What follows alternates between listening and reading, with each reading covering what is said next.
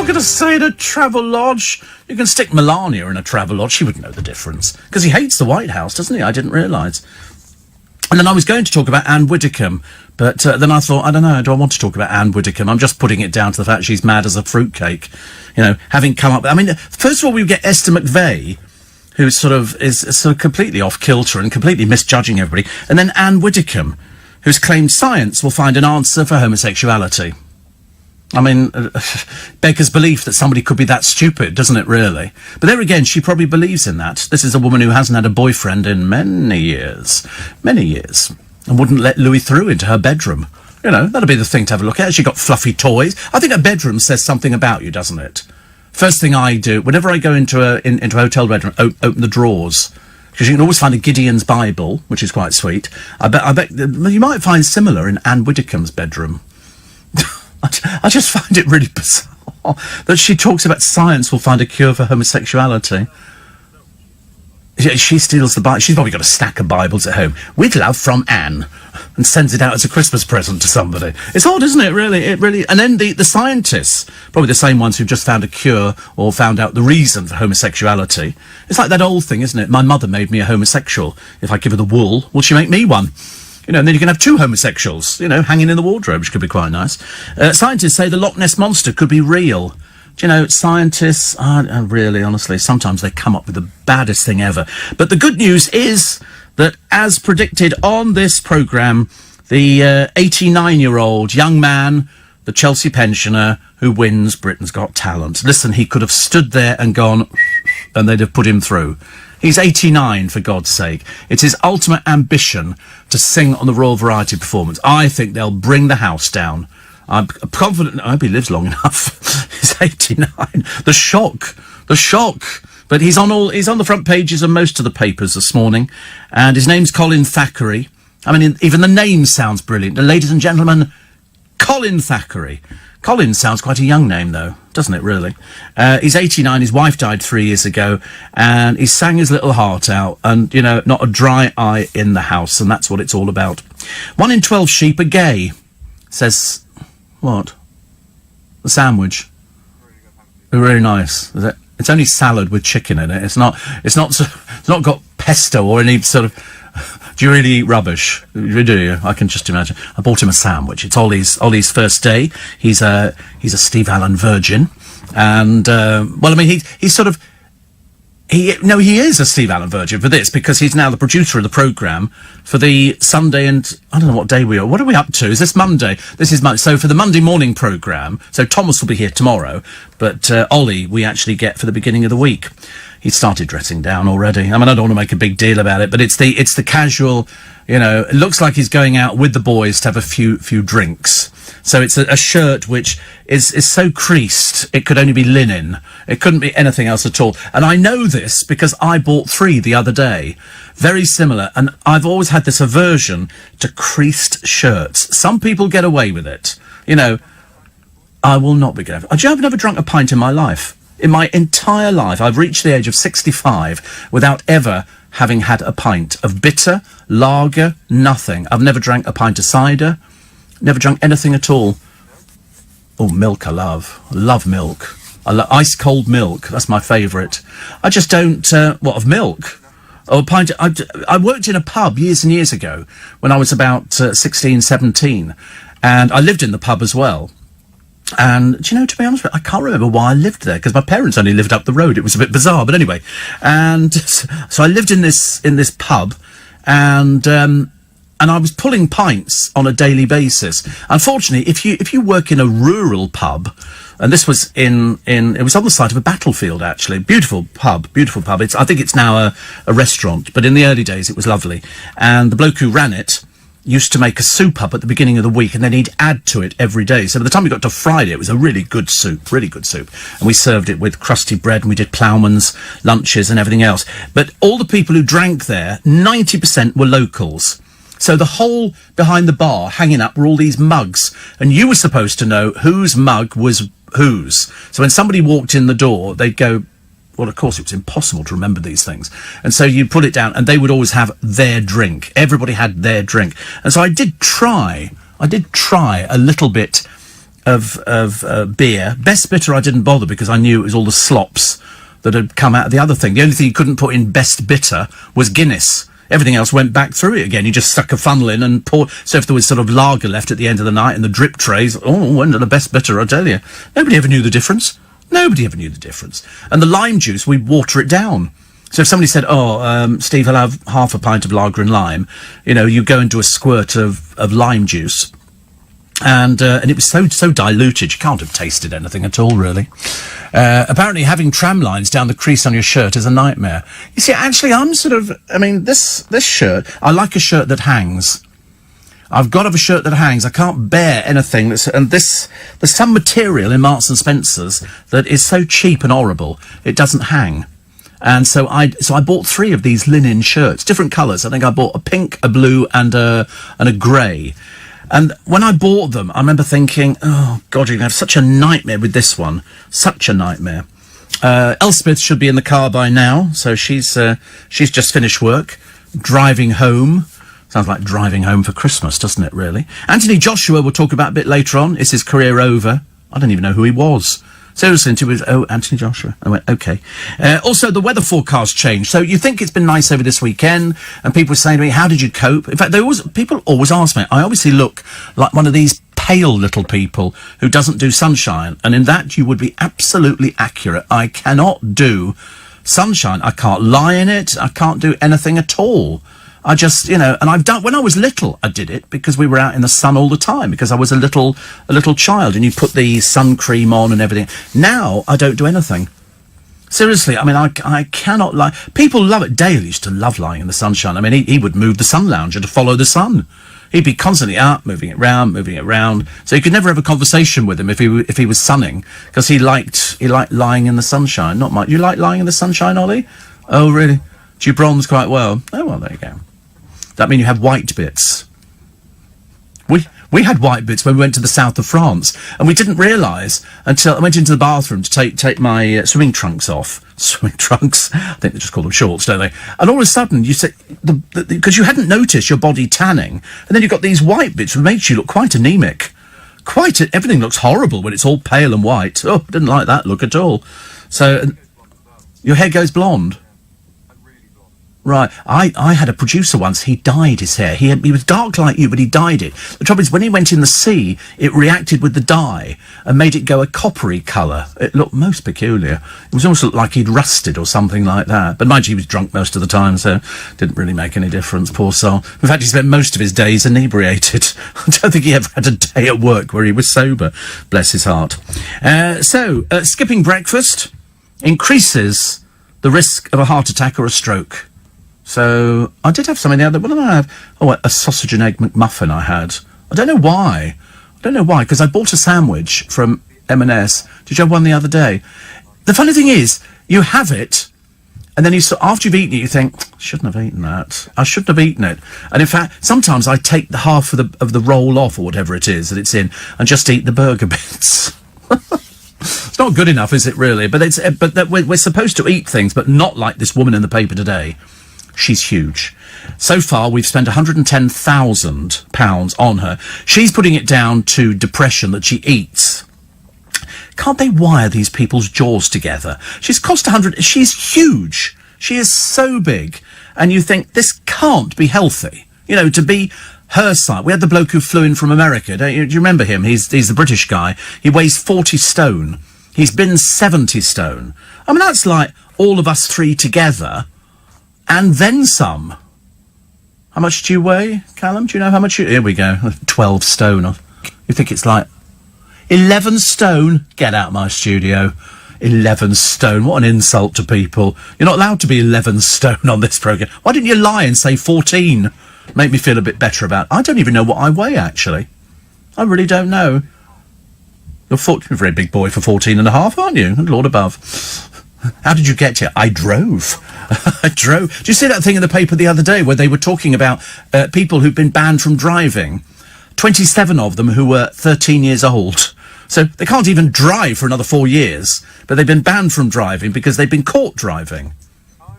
Absolutely caught. So when you said you were 14 and a half, you know, very big boy for 14 and a half, kind of thing. Do you drive? I can't remember if you drive or not. You don't. You can't drive. Isn't it funny? You failed 2 tests. He drives. Callum drives. Thomas doesn't drive either. You need to try it again, actually. Well, you're right. You don't need to in London. Yeah, but I mean, London isn't the only place you might go to. You might want to go out for the day to the countryside or something. Then you have to rely on either friends or take the bus or a train. You're doing a road trip in America. Wow. For how long? About 2 weeks. 2 weeks. Where are you going to on your road trip? Oh, it'll be usual thing. Wait a minute. It'll be Los Angeles to San Francisco, doing the Pacific Highway, Route 66, all that kind of stuff. I tell you, if you're doing that one, we did it. Bloody boring. All you do is, for the first mile, you go, oh, look, the sea. Next 12 miles, oh, look, still the sea. 50 miles, oh, look, still the sea. How exciting. Is that where you're going? You're doing that one. So you're renting a car over there. Oh, Vegas. That's it. You're going to drive across. Oh, wow. Your brother's going to drive. Oh, that's nice. Staying where? Are you doing days inns or you're just going to half and half? Oh, wow. Big hotels and bad. This is going to cost you a bit, isn't it?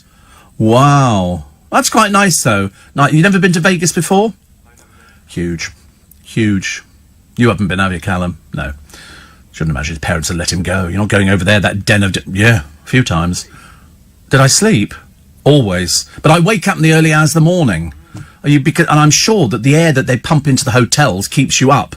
Because you can... I promise you will... from the moment you get off the plane, or in your case, it won't make any difference, but the airport in Vegas is right next door to the hotels.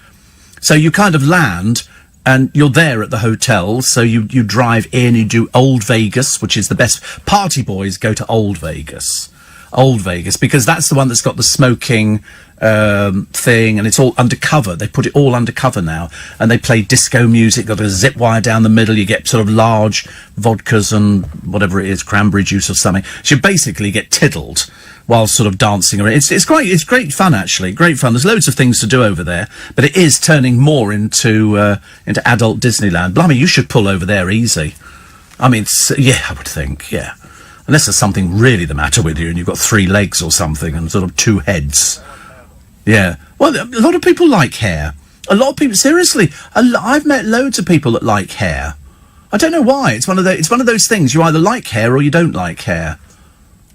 You don't have, the trouble is you don't have any choice in it, do you? That's it. You kind of, you start sort of growing up and you go, it's too late to change, I know. But even if you'd had it waxed, it wouldn't make any difference. I mean, it's not going to make any difference to your life. You just have to find somebody who likes a lot of hair.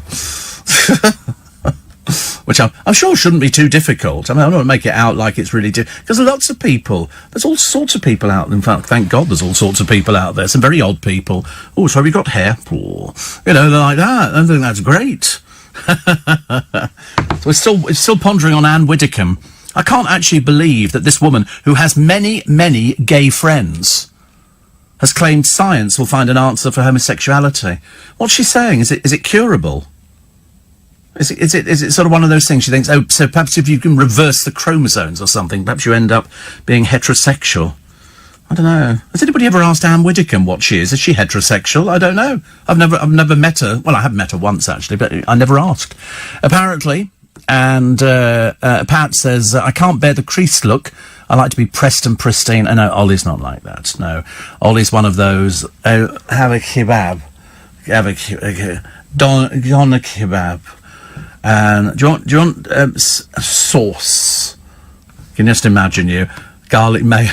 How disgusting. It even sounds revolting, doesn't it? Garlic mayo. Even at this time in the morning it sounds revolting. I could just see him standing there and going, feel very well. Having sort of, lashed himself into a pub. Shane says, big welcome to Ollie. All right, don't make a big deal about it. If he wasn't here, he'd be somewhere else at 14 and a half. Probably still at school, I should imagine. And are you still your full 180 metres, 5'11", or have you lost a bit? Apparently you shrink as you get older. Can't get worse. I mean, seriously, this sounds a nightmare. But no, I'm 1.8 metres, which I thought was about 5'10". 5'10". Are we this 5'11"? No, we're not 6 foot. That's the trouble. I thought I was 6 foot. Thomas is 6'3", I think. He's enormous. Whereas it doesn't matter. And he doesn't kind of figure in the height thing. So I'm 1.8, but I always thought it was 5'10" and a bit.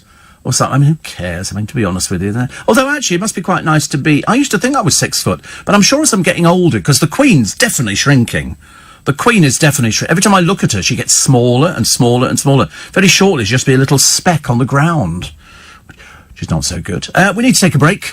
I'm hopeless. Please do not rely on this programme on LBC for giving you accurate time checks. I'll give you a time check. It means nothing, okay? You're going to miss the train. You're going to miss the bus, except the fact you're going to get into trouble.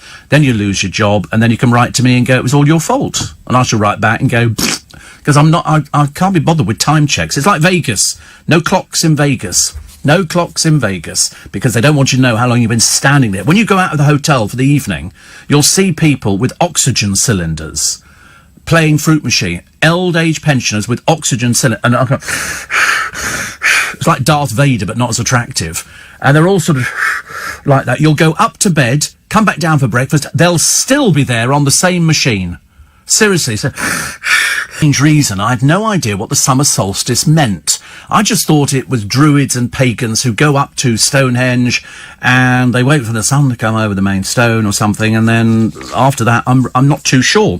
But apparently swingers are now going to dress as druids and pagans for an orgy inspired by the summer solstice. I had no idea it was to do with sex. Everything is to do with... So don't tell Anne Widdecombe, for God's sake. She'll have a complete breakdown. Salmon farmers are in the paper today. Rod Stewart sings for the old soldiers. BA ends the ban on Pakistan flights. And we celebrate the hovercraft. Did you ever go on the hovercraft? Lovely. Huge thing. Huge thing. Did you go on it, Christopher Cockerell? A bit disappointing, actually. Some of them are so big they could take cars. And I thought you would sit on the hovercraft, you go upstairs and you sit down, you take your seat. And I thought, this will be lovely. We'll be coasting over the top of the waves. You can't say diddly squat. Because the waves crash over the blooming thing. So all you're seeing is sea spray. It's very disappointing. But anyway, 60 years of the hovercraft we are celebrating. Terror in Venice as a cruise ship rams into a tourist boat. Not the first time, is it? We had one on the Danube the other day. And drinking 25 cups of coffee a day won't increase the risk of a stroke or a heart attack. Oh, please. Who drinks 25 cups of coffee a day? No. I probably have 3 in a day, if that. And that's sometimes first. Sometimes I'll have one from sort of Starbucks or something like that. But most of the time, in fact, I haven't had one from there for a little while. Apparently, Colin says, regarding your height, it depends...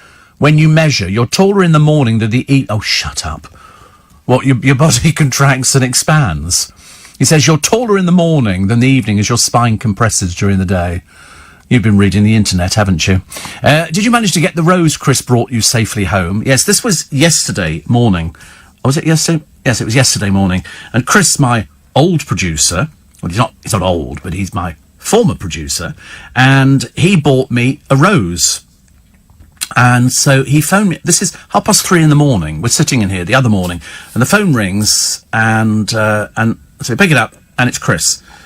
And then he hangs up. Then he rings my phone, which reminds me, I must get your telephone number, okay? Because otherwise, if I'm going to be late or something happens, I've got nobody to talk to. And so he said, and we thought he was drunk. I said, what are you doing? He said, I couldn't sleep. He said, your rose has arrived. Because he told me the other week, he said, I bought you this rose, which is a David Austin rose, and it's called Remember Me. So I've got this rose, and he said, because you'll never... how about I pick you up at the studio, I've got the rose in the car, take you to your car, put the rose in there. It's 6 foot tall, this rose. I got it out of the box.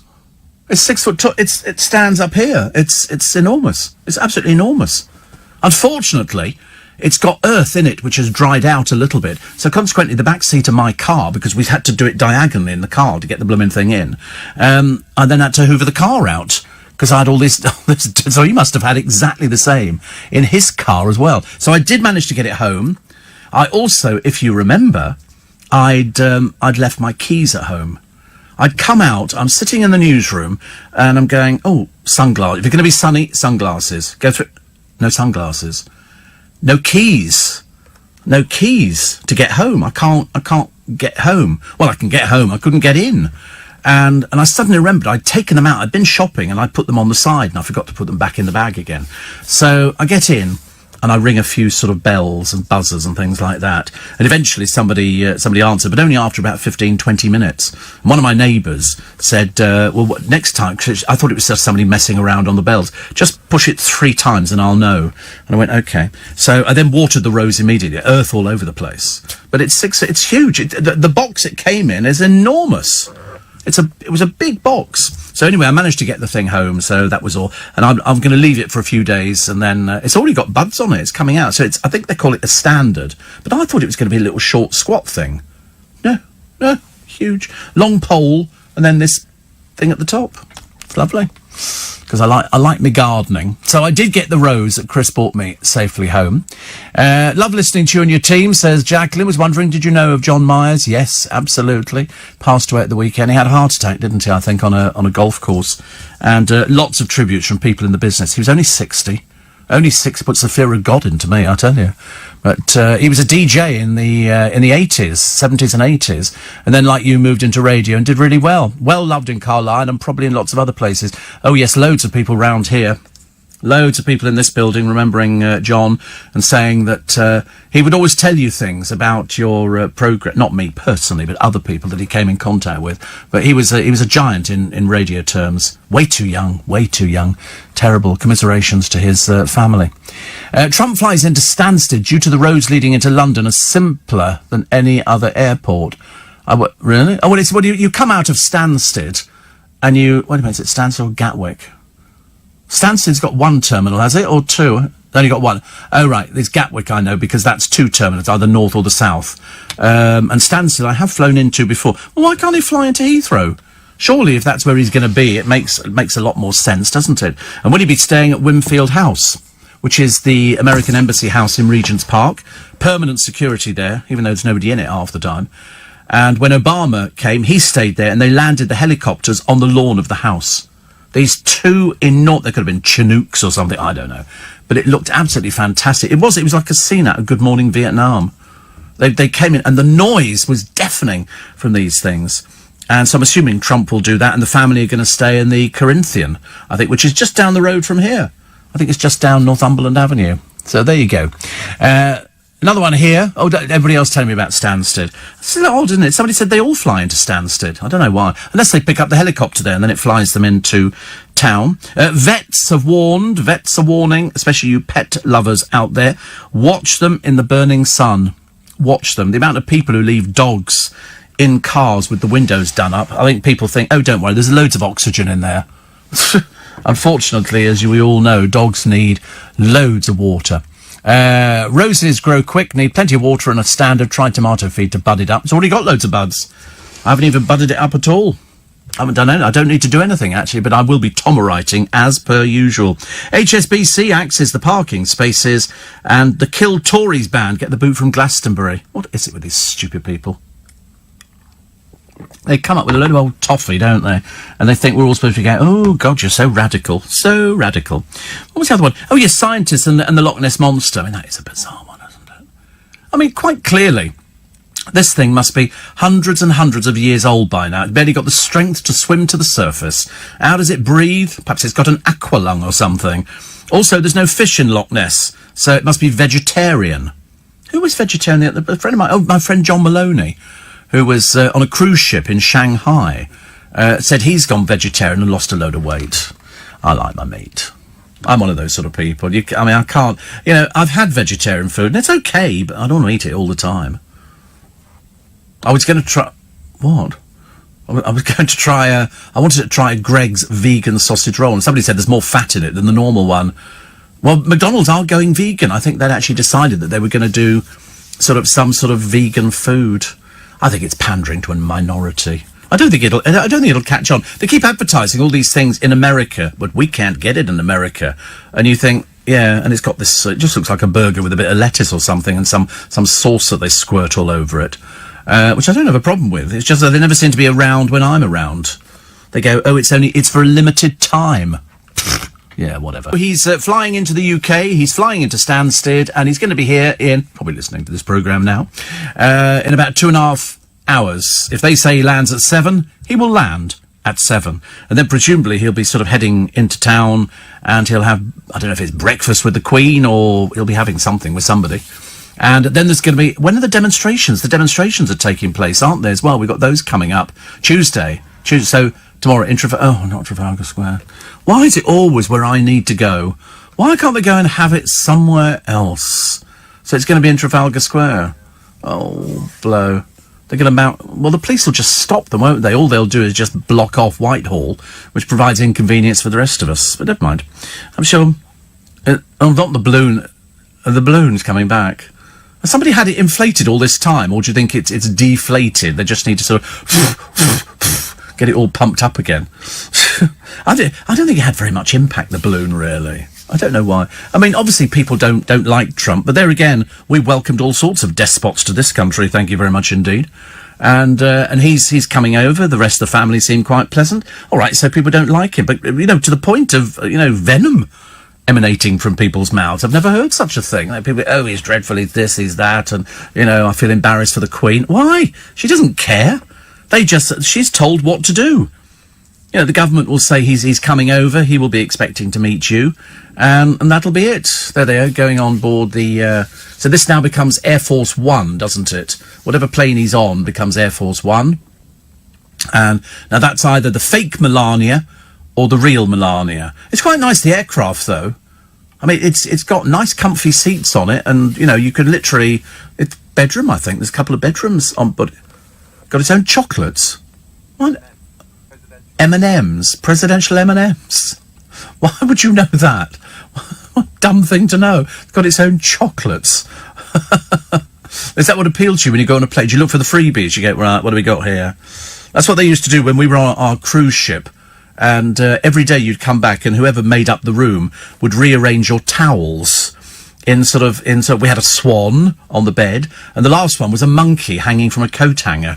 And they'd sort of do their towel. It was really bizarre, actually. And then occasionally at night you get a chocolate on your pillow. I thought, sweet talking so-and-so's. Honestly, a chocolate on your pillow. I'm still double locking the door. But, no, that's quite nice. So Ollie's going to go over and do, he calls it a road trip. A road trip. It's only 2 weeks. It's a very short road trip. So you pick up a car over there, presumably. Convertible, yeah. Make sure you've got to be very careful picking up hire cars in America. They'll try and get you to upgrade your car. And, but if you've booked a certain car, they'll go, oh, of course you could have this one, and check it for everything. Because when they go back, they'll go, that mark wasn't there before. You need to photograph the car. You must photograph the car or video it as you're going. But I would suggest video. While your brother does the paperwork, I would suggest you go round it, because when you go back there, that's how they sting you, because they've got your credit card. They go, well, there's $60 worth of damage on the car, and you go, not from us, there wasn't. Especially if they let you drive. But it's lovely. You just have to remember, driving, I think, in America is quite difficult.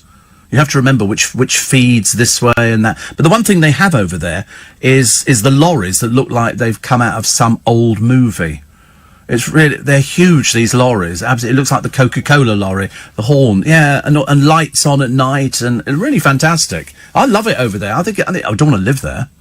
I can't think of anything worse. I'm sorry, I'm British. I want to stay here all the time. It's much nicer. So Trump's over here. Thursday, I think he's going to France. I think he's going to be doing some of the D-Day commemorative events which are taking place. Also, this weather forecast change, apparently within a few days now, they say back to cold and rain. I'm not particularly bothered about the rain. It's the cold bit I don't want, because actually for the last 4 weeks, 3 or 4 weeks, something like that, I've not even bothered bringing a coat into work. I've not even bothered. So much easier. You don't have although I do miss having pockets and places to hide stuff. I like the idea that salmon farmers are using a dummy killer whale, an orca, to scare off seals because they're eating the fish. So they want to make sure that they don't get to eat it, even though the salmon is sort of put into holding pens. The seals just leap over the top, and they just help themselves. It's like having a takeaway, eat all you can buffet. They like things like that. Steve, I hope Trump has a good visit and we offer him every civility as a guest of the UK. Well, I mean, he will have a good visit. I mean, it's not going to make any difference. Do you think, seriously, he's bothered about a few people complaining about him and holding up Trump, Trump go home, Trump this, why would he care? He's thick-skinned. I heard somebody the other day talking about Trump and saying, oh, wonder where his money came from. And you think, well, he's been a businessman for ages. He's lost it. He's won it again. My friend Ian, who's over in America, says driving here is so much easier than in the UK. Big roads made for cars and most cities are on a grid system, so it's easy to find things. Don't worry, Ollie's not driving. He's not doing anything like that. He'll just be sitting there as a passenger going, I'm going to sleep now. But it is hot. You need it. I mean, every car's got air conditioning, every hotel's got air conditioning, every room is air conditioned. You couldn't survive otherwise. You just get so used. It's like here in the studio. It's so needed. I've now celebrated working in air conditioning. Sometimes it does get very, very cold. So 1 in 12 sheep are gay. Apparently rams can't get. They're just not interested. I'm doing my nails. I'm doing my hair again. What would you like to sort of get it on with this you over here? I don't think so, honey. I've seen Robert over here. He is my kind of person. There's no. So 1 in 12 is gay. I mean, how they know that? I always remember think it was a bit bizarre when they found penguins who were gay. I mean, do you think they know they're gay? I don't. Penguins know this kind of thing. It's very strange, very strange. Ant and Dec have signed a lucrative sponsorship deal, which is good for them. So that's fine. So we keep getting them for about the next 15 years, I think, which actually I don't have any problem with at all. HSBC axes parking spaces. You know why? Because they want employees to come in on their bikes. And Matthew says, very enthusiastic about Trump's arrival. I admire him, very powerful person. Well, he's running America. Somebody must have voted for him in the first place, wouldn't they? In Phoenix the other day, which is down the road from Vegas, 98 degrees. 98 degrees. I mean, when I say it's hot over there, Ollie, it is very hot. If I was you, I'd buy sun cream here. It would be better, because otherwise you'd be faffing around over there buying sun cream, whereas you might as well get it here in Superdrug or something. In fact, I would think Factor 50 would be good, yeah. The hair might help. Hair might help? Really? You think? I don't know. Well, you need a hat. I'd take a hat with you. So I have to constantly wear hats. I'm absolute rubbish in the heat. Absolute rubbish. So here we go. The Times this morning. Love, lie detectors and buff bodies. What else? Love Island. Another bunch of sad, desperate wannabes who want to be anything than what they've trained for at the moment, which is basically nothing. Nothing at all. So they want to be on the television, and then they can be famous, and they can go out and people will like them. That's about the mentality. Also, Chelsea pensioner Colin Thackeray won Britain's Got Talent and is now in line for a big money record contract. He's 89. He must be about one of the old... No, he's not the oldest person, is he? Vera Lynn would be the oldest person. Also, 60 kids' charities today demand urgent change to a failing care system that's leaving parents of disabled children on the brink. Do you know there are nearly 1 million disabled kids in this country? There's reports in all the papers today. The Loch Ness Monster may exist following scientists' analysis of skin, scales, feathers, fur and poo found in the water. I mean, to be honest with you, it's just... You've been to Loch Ness? Yeah. What did you go there for? What did you go to Loch Ness for? Come on, tell us what you went for. You went there to see if it was real. Did you buy a souvenir? Yeah, of course. Of course. I mean, what do you think it is? I mean, do you think it's maybe some sort of strange prehistoric monster? I mean, where's it living? Where is it living? I mean, if you think there's something, but it died. Well, it's hundreds of years old. Yeah, so I think it's hundreds of years old. I can't remember when they first started reporting on it, but then I think what it was is somebody they had that faded old photograph, which, I mean, is absolute rubbish. I mean, it really is. Was it an old woman? Oh, right. Oh, of course people do, mainly because they're drunk, and they come home, I saw Nessie in the loch. No, you didn't. You didn't see anything at all. And it was very disappointing. But never let it spoil a good story. They've made films about it. They've done all sorts of things. Sandy said, very disappointed on the winner of Britain's Got Talent. Should have been the magician who came third. Winner chosen in sympathy. He's 89. It's only a silly little talent programme. Who cares? He's 89. Listen, I mean, the public are going to love him. He's going to pop up on various television programmes, and it gives him a little bit of recognition. He's 89. How long can he go for? It's just, I think it's quite sweet, actually. I don't begrudge him winning. The others will do well out of it. They'll all do well out of it. Billy says Ronald Reagan always had jelly beans on his desk and Jimmy Carter had peanuts. Yes. I've got jelly beans in the boot of my car, actually, at the moment. I quite like jelly beans. Do you like jelly... Yeah, you like jelly beans. Well, I'd have to bring some in next week, I suppose. We only started introducing sandwiches because Ollie's joined the team.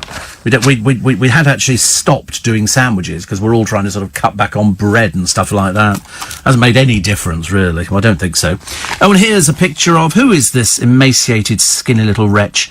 Oh, it's Vogue Williams, the thick one.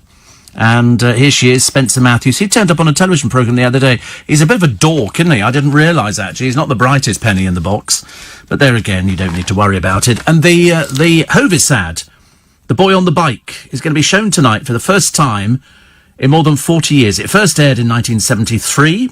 It's been crowned the most iconic UK advert of all time. Shows a little boy in a cap pushing a bike loaded with bread up a steep cobbled hill. The director, Ridley Scott, who launched his career with the ad, has remastered the footage, and the music by Dvorak has been re-recorded by a new generation of the original Ashington Colliery Brass Band.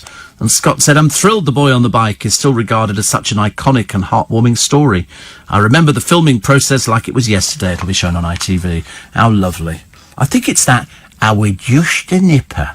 I'm sure it's that one. And it's do do do do do do do do do do. It's lovely, actually. I don't mind an iconic advert. Listen, 40 years, well worth the wait. Pushing a bike up that place, and I can't remember the name of the place where they push the bike up, but it's very famous. And, because we're trying to work out why you watch Love Island. And so Ollie said, do you watch Love Island? I said, no, I'm not remotely interested.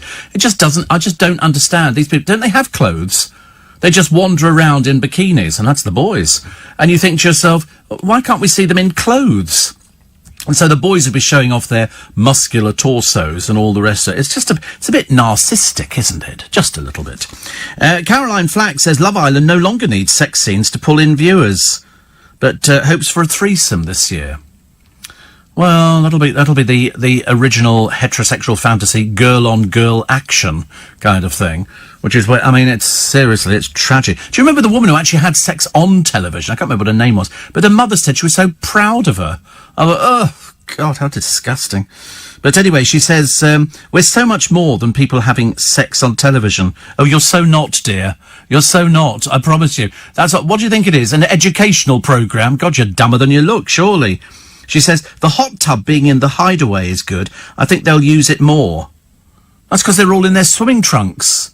They don't seem to put normal clothes on. It's just so all the girls have turned up wearing their bikinis. You've got this poor Amy, the trolley dolly, with the badly bleached hair. Oh, that's going to screw your hair up over there as well. You've got a pharmacist, and the 5 male islanders, they will meet later. And you just look at... I just feel sorry for them. I know it sounds awful, doesn't it, really? I mean, I shouldn't really... They are, incidentally, ITV... Well, they've said they're going to.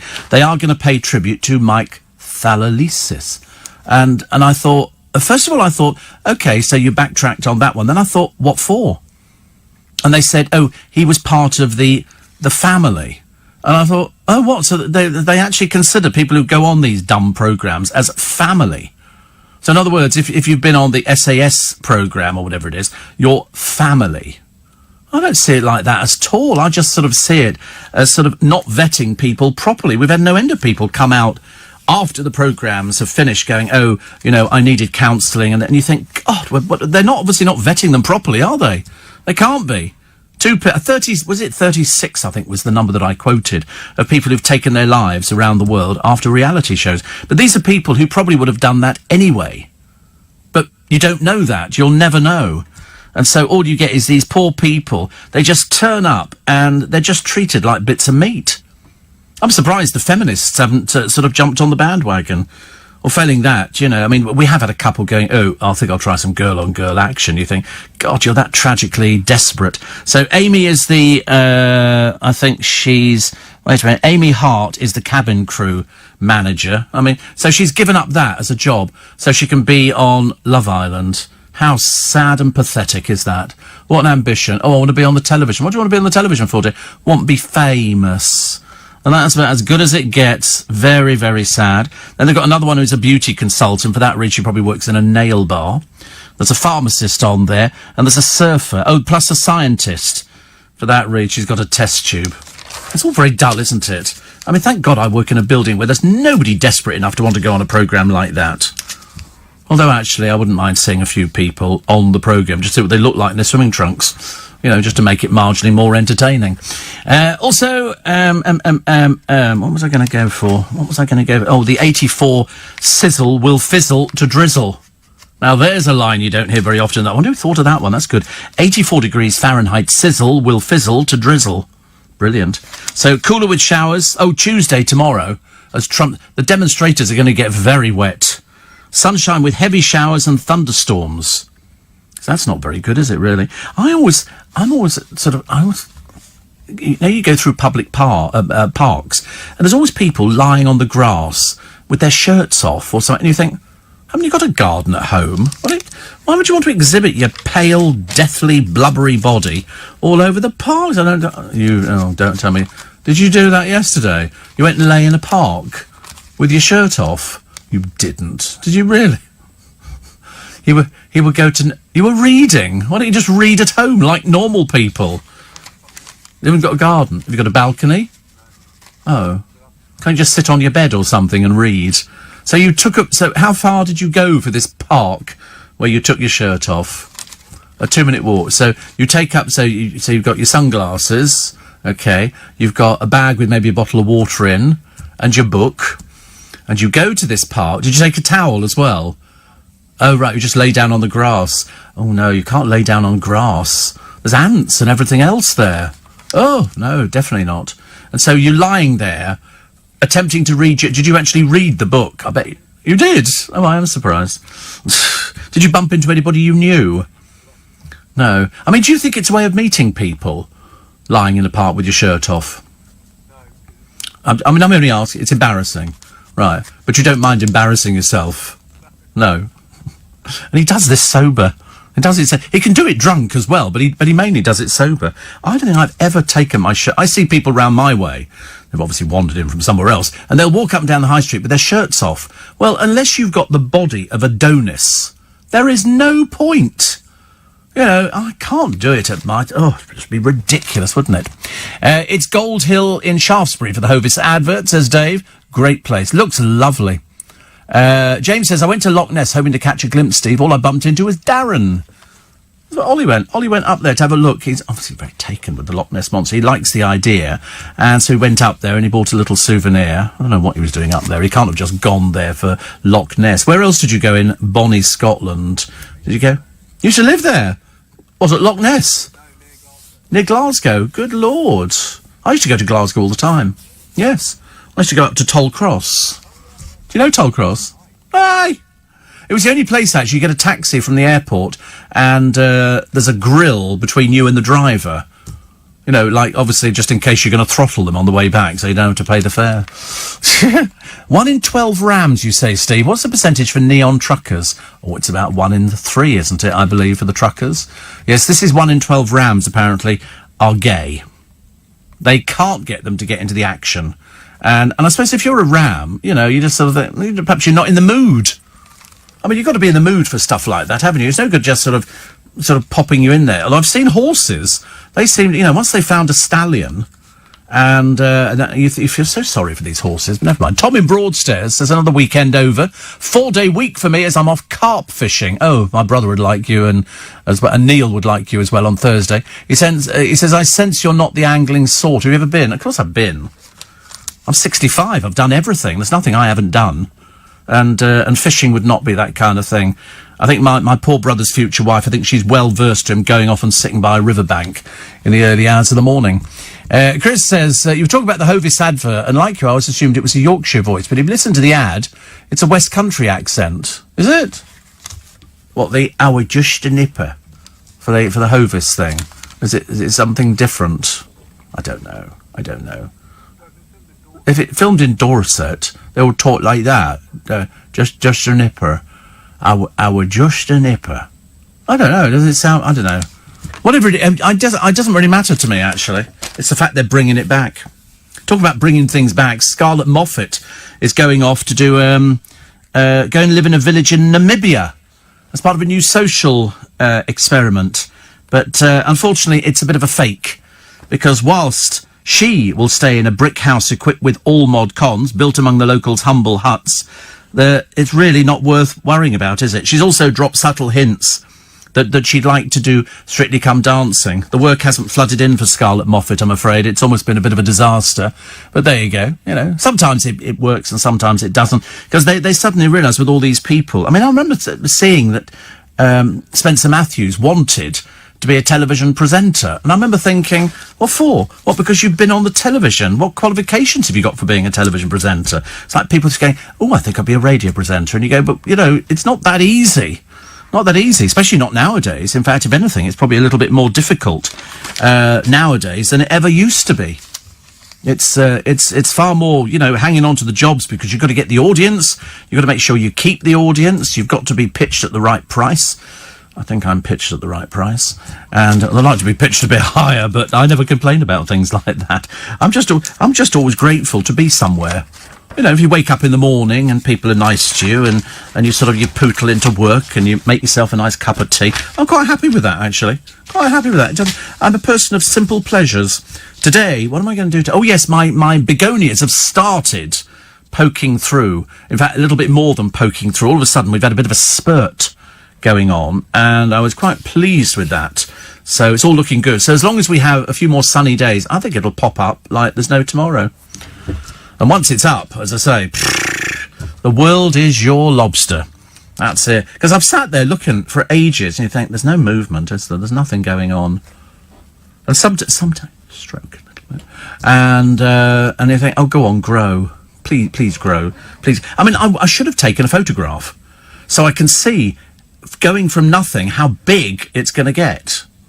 That's what I like to know. I'm a curious child of the revolution. Right, news at 5 coming up very shortly. The Rigby killers get a battering in prison. They came up against a drug dealer, apparently. Not so good, is it, really? Dressed to impress the grand old Duke of York, yes, Prince Andrew, with his wife and dreadful children. There's something about that side of the family. I really can't get into that at all. BA have ended their ban on the flights to Pakistan. That was after a disaster. What I'm supposed to do with the telephone. Sometimes I get these blank things.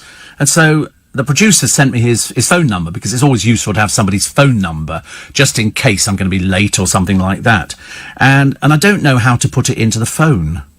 I've got no... Wait a minute. If I push that, audio FaceTime in FaceTime. Imagine. Might try that one morning. So, what are we doing with this thing?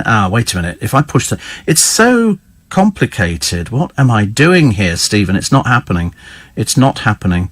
Wait a minute. Message, FaceTime. Create new contact. That'd be you, wouldn't it? There we go. Create new contact. And that's... There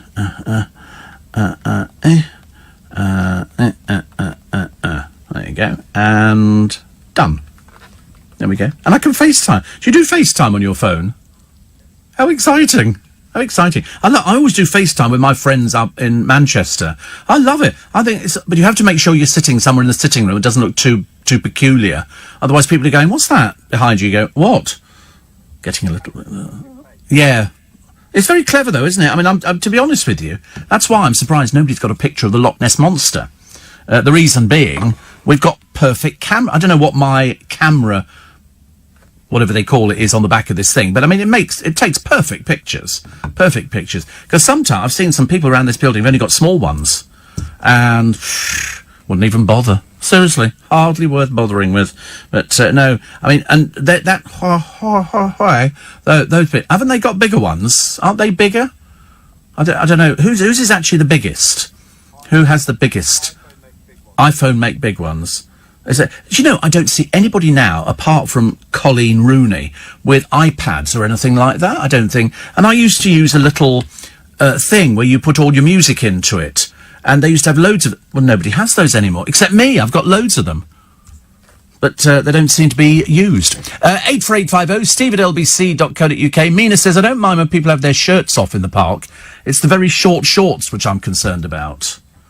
I don't think he'd be wearing shorts. You know... Oh, you're wearing shorts? Oh, no.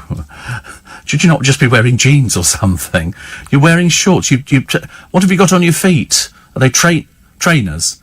So you trundle down with no socks. God, it's getting worse by the minute, isn't it, really? I mean, but anyway, it's not doing well, this sort of thing that we have about trying to sell Ollie to people. It's really not working. Really not working. So he's wandering down the road in a pair of shorts and one of his crumpled shirts with a book and a little bag with a bottle of water in it. And how long would you lie in the park for? Waiting? A couple of hours! Good Lord. A long book. What are you currently reading? Emily Maitlis's book. Did you buy it? Good heavens above. Emily, give him his money back. Can't expect somebody in the business to have to pay for it. Goodness sake, honestly. James O'Brien's book was in our local Waterstones window this week. It's cheaper on Amazon, though. I'll tell you that now because I have to be honest about it. But it was in the front window. I think it's one of their picks of the month or something. Must be very excited. So, I'm going to do this. If you've just woken up, I have to do the Anne Widdecombe story. Mainly because it's so mad. She has claimed, it's on the front page of the Mirror, that science may find an answer for homosexuality. The Brexit Party MEP and former Strictly star was branded a bigot over the anti-gay rant. Dancer Robin Windsor said, no amount of rolling around in glitter has polished this politician. Well, no, and yet she has so many gay friends. That's what's so strange about it. Perhaps she's so old now, she just doesn't understand. So last night she's been accused of living in the dark ages over her crass comments about gay cures. Ex-Strictly dancer Robin Windsor was on the BBC show with Widdecombe, aged 71 in 2010, and led the chorus of outrage. He said, you would think working on Strictly, in panto and in show business, surrounded by the LGBT community, she would have developed a less bigoted view. Sadly, no amount of rolling around in glitter has polished this politician. Stephen Fry added, but will science ever find an answer to Anne Widdecombe? I mean, she says, I also pointed out there was a time when we thought it was impossible for men to become women and vice versa, and the fact we now think it's impossible for people to switch sexuality doesn't mean science may not yet produce an answer at some stage. So, I mean, it is a bit sad, actually. Director of Communications at Stonewall, who is Kim Sanders, says, it's sad as we celebrate 50 years since LGBT people started a movement to secure equality. Views like this are still held by people in public office. Well, she's a dinosaur. But the trouble is, I don't think that's an excuse. I don't think that's enough as an excuse to say, oh, she comes from a different generation. I know loads of people in their 70s who aren't remotely bothered by sort of people's sexuality. Why would you worry about it? I mean, let's face it, Anne, nobody's going to be trying it on with you anytime soon, are they? Least of all a gay person.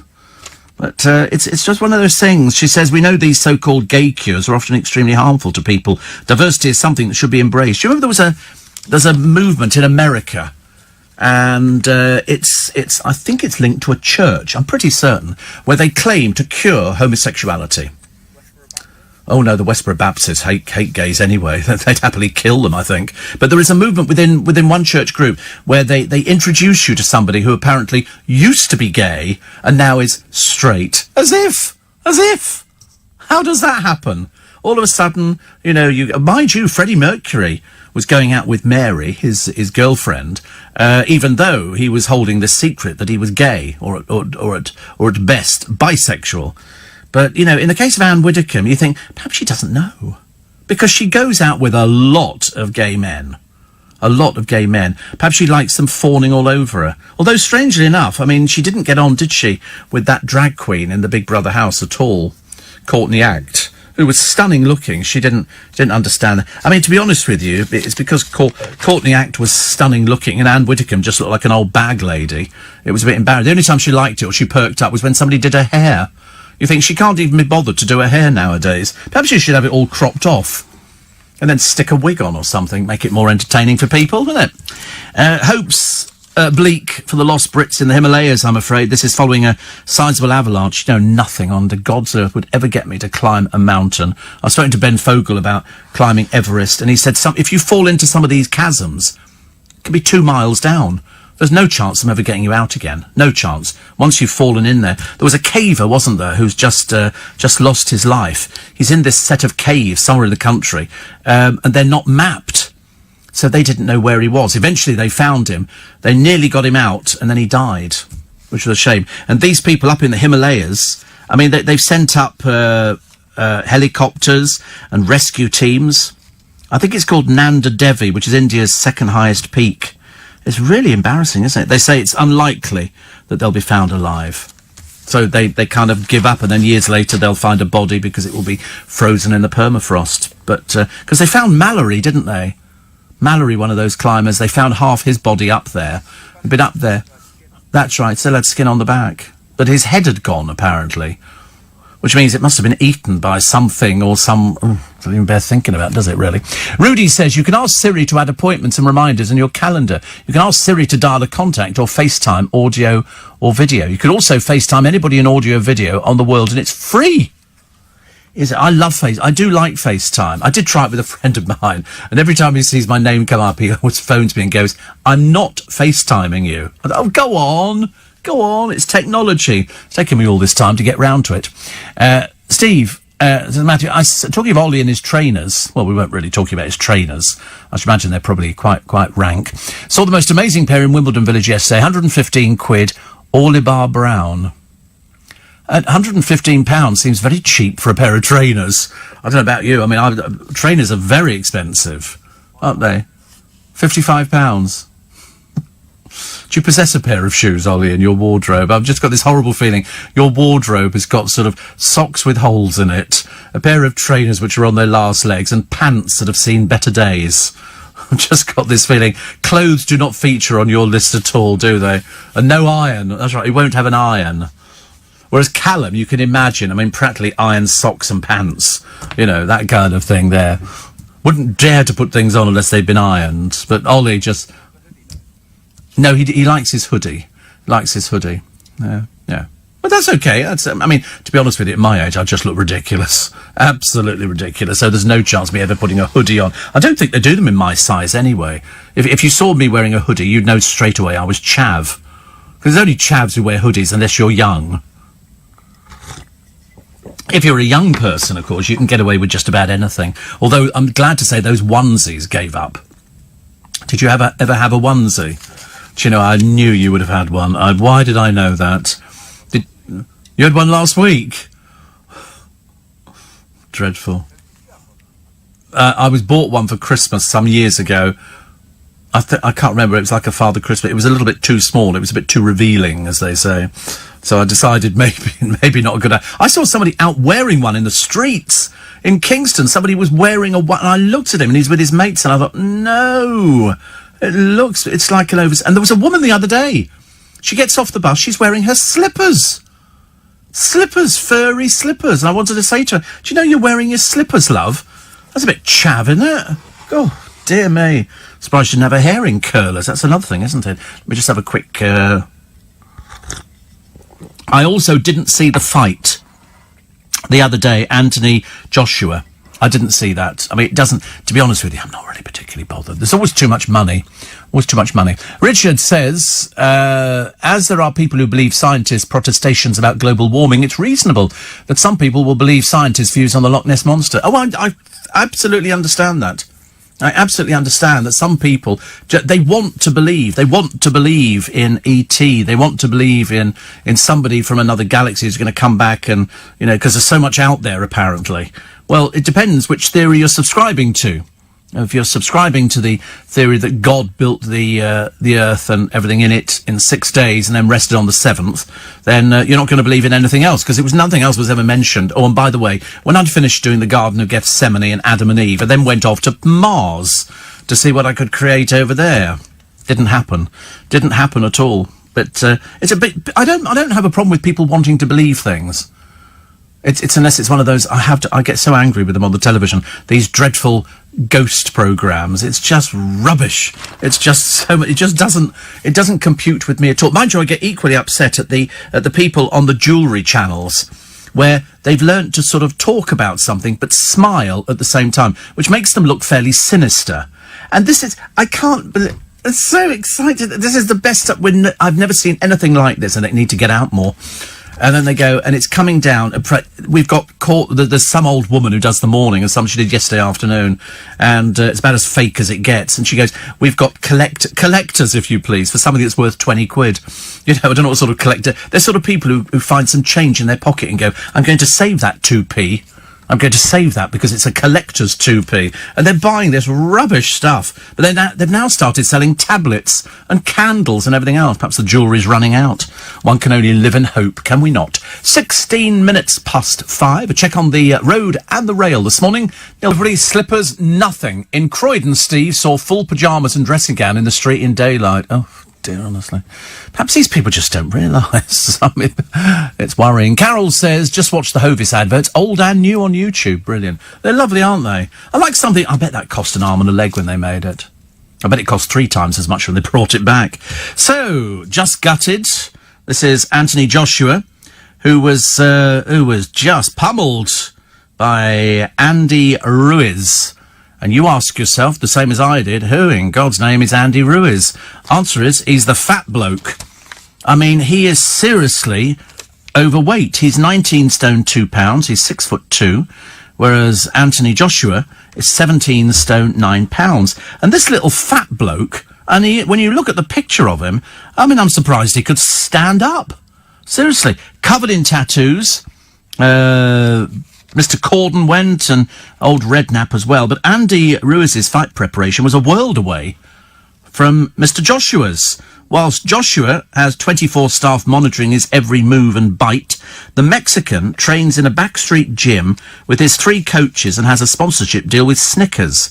But Ruiz, who once weighed in at 21 stone, still had a solid record of 32-1 with 21 knockouts. Whilst once stung by fat-shaming taunts, he now jokingly refers to himself as the little fat kid, who's grown up to become the heavyweight champion of the world. I mean, obviously goes to prove fat wins every time, which means Gemma Collins should be sensational at boxing. Unfortunately, I think not really. I mean, and Arj, I mean, God, he could be world hero. He could be a superhero. A superhero. So that's it. But when you look at the picture of him, you say, perhaps they, 24 people faffing around you going, "Oh, you're really great, and I'm thinking, whoa, guards down. He obviously thought that he was going to walk it, and he didn't. The fat bloke got him. I mean, I wonder how much money he made on that. There's a lot of money on that. Was it millions? Oh, wow. Wow. Oh, he's supposed to be fighting... Who was? Anthony Joshua? Oh, right. And this one was brought in as a substitute. Oh, how hilarious. And I'm assuming Anthony Joshua still picked up a good shed load of cash. Yeah. I don't know why they don't put me up for... I'll fight somebody. Couple of... would you accept 20 million? Yep. Absolutely. I'll get out there. I'll take my shirt off. Let people see how scarred I am. Not so good. More people from Love Island. Unfortunately, this is the best they're ever going to look. They've got a battery pack shoved down their bottom, and their little bikini type things on. Unfortunately, the person who has not arrived are the blokes. They're keeping them away from them. So unless these people haven't read a newspaper or they've been kept away from it, I mean, they must have a rough idea. A Love Island insider said producers also wanted to pay their respects to Mike and show his friends, family and fans that he was part of the Love Island family. What family? What family is this? What codswallop are they coming up with now? That Sophie Graydon killed herself in 2018. Mike died in March. We'll never know the reason, will we? Because you can't ask somebody. Once they've gone, they've gone. They said it's a difficult subject, but they wanted to address it rather than sweep it under the carpet. Well, the trouble is they did sweep it under the carpet. They could have said something a long time before this. The show paid a short tribute to Sophie during last season's run. The worst suggestions Mike was left to battle depression alone. How did he even get through a vetting process? That's what worries me nowadays. They obviously don't have some sort of vetting service. You can find out whether or not somebody has got things like this. There must be some sort of test that you could look at. Oh, look. Ruth Langsford, God blimey, she sort of fell to her knees, apparently. She fell over on her way out of the site. She said she wasn't drunk. Do you know, I shouldn't imagine she gets drunk at all. Whereas Eamon, poor old soul, honestly, I mean, he can't have many more days left. The presenting. It was so funny when, I told you yesterday, when he was sort of watching some little fashion show thing. Quite sweet. But they then bring on Anton Dubek, Tony Beak, who was covering for him the following day. And you could tell by the look on Eamon's face, he just really wasn't interested at all. I love it. I love it. What do we got here? 25 cups of coffee, no worse than a single cup. Good Lord. And, that was my phone again. It starts doing it. Look, it's put... This is absolutely unbelievable. It's copying everything I'm saying. Go away. Stop it. I mean, it's not like I'm touching the phone or anything like that. It just starts coming to life. Oh, look, picture of the Beckhams. Rivetingly dull, I'm afraid. Here they are in Miami, while Dave single-handedly builds a stadium. You know, brick by brick by brick. They're so dull and boring now, they really are. And cool for cats. This is the Vets Heatwave. This is on the front of the Daily Star. They're sort of encouraging people to make sure, because it's too hot for animals outside. It really is. And I get really annoyed when I see people with little tiny animals, which shouldn't even be out at all, sort of walking out with them tucked under their arm like it was some little accessory. These are animal haters, animal killers. That's what they are, really. So love you, Mike. This is the opening episode will feature a sombre tribute to Mike Thalassitis. I don't know what good it does, though, afterwards. It would have been better if they'd said something at the time, but they didn't. Also, 1 in 3 millennials refuse to do DIY because the sound of power tools scares them. Good blimey. I think the reason we don't do it is because it's blooming dangerous. I keep seeing all these things on sale, and you think, oh, I don't know, would I ever go... Yeah, you see people standing at I shall see people at Waterloo Station later on today holding practically an entire... sort of shop's worth of goods. You know, you've got the spirit level, you've got the box, some of them even having a bucket which you put plaster in. Obviously people on building sites don't supply anything at all now. The number of municipal football pitches has been cut by more than 700 since 2000. I don't even know there were municipal football pitches. I'm living in a dream world. Also, male, wait for this one, BMW drivers are the most likely motorist to have a driving conviction. Surely not. A BMW driver. Richard says, Donald Trump's arrival prompts me to consider that if Jesus turned up making his second coming, we'd have the same dreary lot of protesters making a nuisance of themselves. Well, listen, I probably know a few people who are going to go on this demo. And they're quite passionate about it. I don't think it changes anything, but at least they've made their voice heard. And, and if you don't like stuff... But fancy going out protesting, just because you don't like Donald Trump. He's not even the president of this country. Why would you worry about it? If the Americans started complaining, I could understand it. But they don't seem to. Well, if they do, we never hear about it over here, do we? More pictures of the fat bloke. I mean, by God, he really is fat. So, Anthony Joshua's humiliating defeat could lose him tens of millions of pounds. I think there's far too much money in this sport. Far too much of it. It's absolutely ridiculous. Also, Amir Khan dropped a bit of a clanger when he accidentally claimed Pakistan's chance in the Cricket World Cup depend on match fixing. The Bolton boxer, who's of Pakistani heritage, said, like any other team in the World Cup, they have a great chance.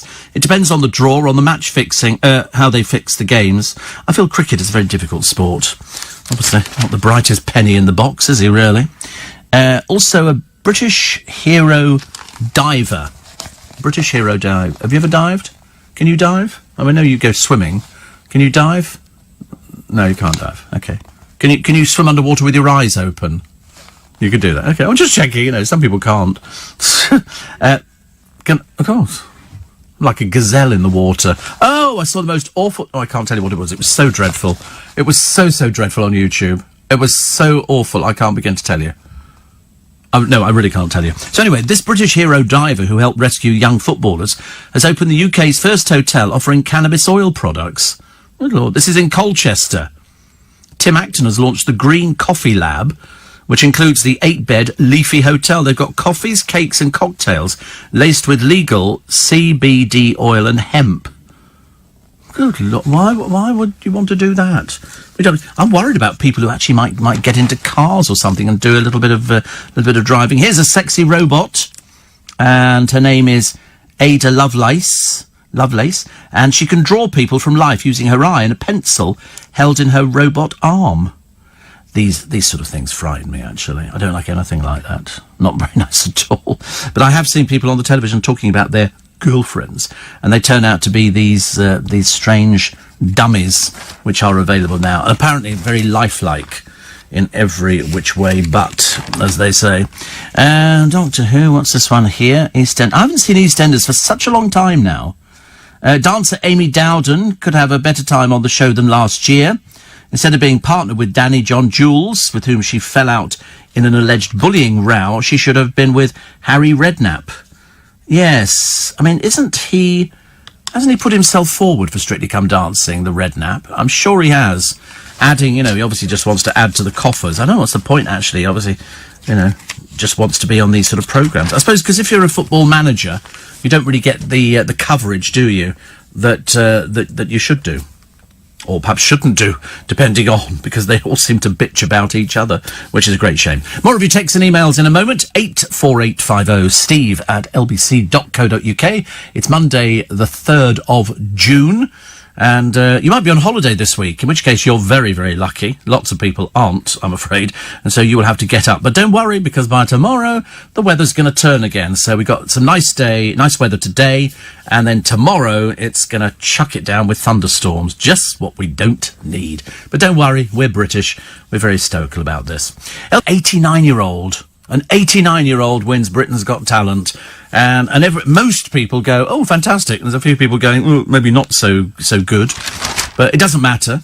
Is the Grand Old Duke of York? Yes, apparently. 23 years since their marriage ended, and God knows we've lived every day of it. Hard to tell. The Duchess of York and Prince Andrew are no longer a couple. She gazed adoringly at him. Well, he's putting her up, isn't he? She's sharing the house, apparently. The happy family scene had the two girls, Beatrice and Eugenie. What do they do for a living? 2 guards collapsed in the heat when they were doing the Trooping the Colour, which is the flag, by the way. And if anybody faints during it, they just leave them there.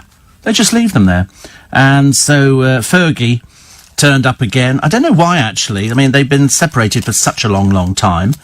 But the Duke of York has taken over the role of Colonel of the Grenadier Guards. Oh, it'll keep him busy, won't it? Because we're not too sure what he does. In fact, nobody's sure what he does actually in their family at all. Not even sure what Sarah Ferguson does. Very difficult. Eton, don't bother, says a gene expert. Sending your children to top schools like Eton will make no difference to their grades. Speaking at the Hay Festival, Robert Plomin, a professor of behavioural genetics at King's College London, said a child's success is predetermined by their genetic makeup. Discussing why a parent would choose Eton, he said, don't. If all you're doing it for is educational achievement, schools matter. Kids have got to learn, but do they make a difference? The answer is no. Eton, which costs £42,500 for a year in tuition fees, has had Harry and William.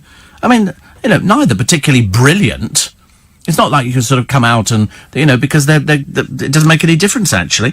Also, Eddie Redmayne, Boris Johnson, Professor Plomin said they'd have achieved the same grades had they been state-educated. Yes, I believe he's absolutely right. And it sold more than 1 million copies, turned into a critically acclaimed stage play and highly successful film. But the author, Sir Michael Morpurgo, says writer Roald Dahl suggested his book Warhorse would fail to succeed because children don't like history.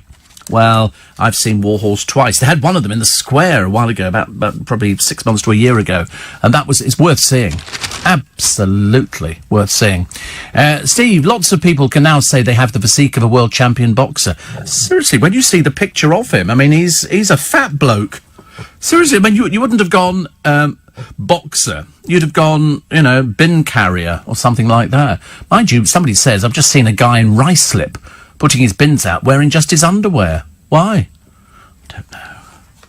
I think that's very odd. Mind you, they don't care, do they? People wandering about. I mean, Ollie's doing it in his shorts in the park. So they're proper size shorts, not the little skimpy things. Not skimpy little thing. They're not, are they? Oh, Lord. They're quite short shorts. God. They're rugby shorts. Oh, right. Oh, yeah. Gets worse by the minute, this. Steve, my old Nokia doesn't do anything fancy. I still want a smartphone. What's a cheap one, says Claire. I don't even know how much phones are nowadays. I always buy them outright. So I've got all my phones. All the phones I've ever had, I've got. And I don't know why I've got them. Perhaps I should give them to my brother. He can sort of delete everything on there, and then he can go and sell them, make a bit of money. And then I thought, I don't know why. No, he could do that when I'm not here anymore. What have we got here?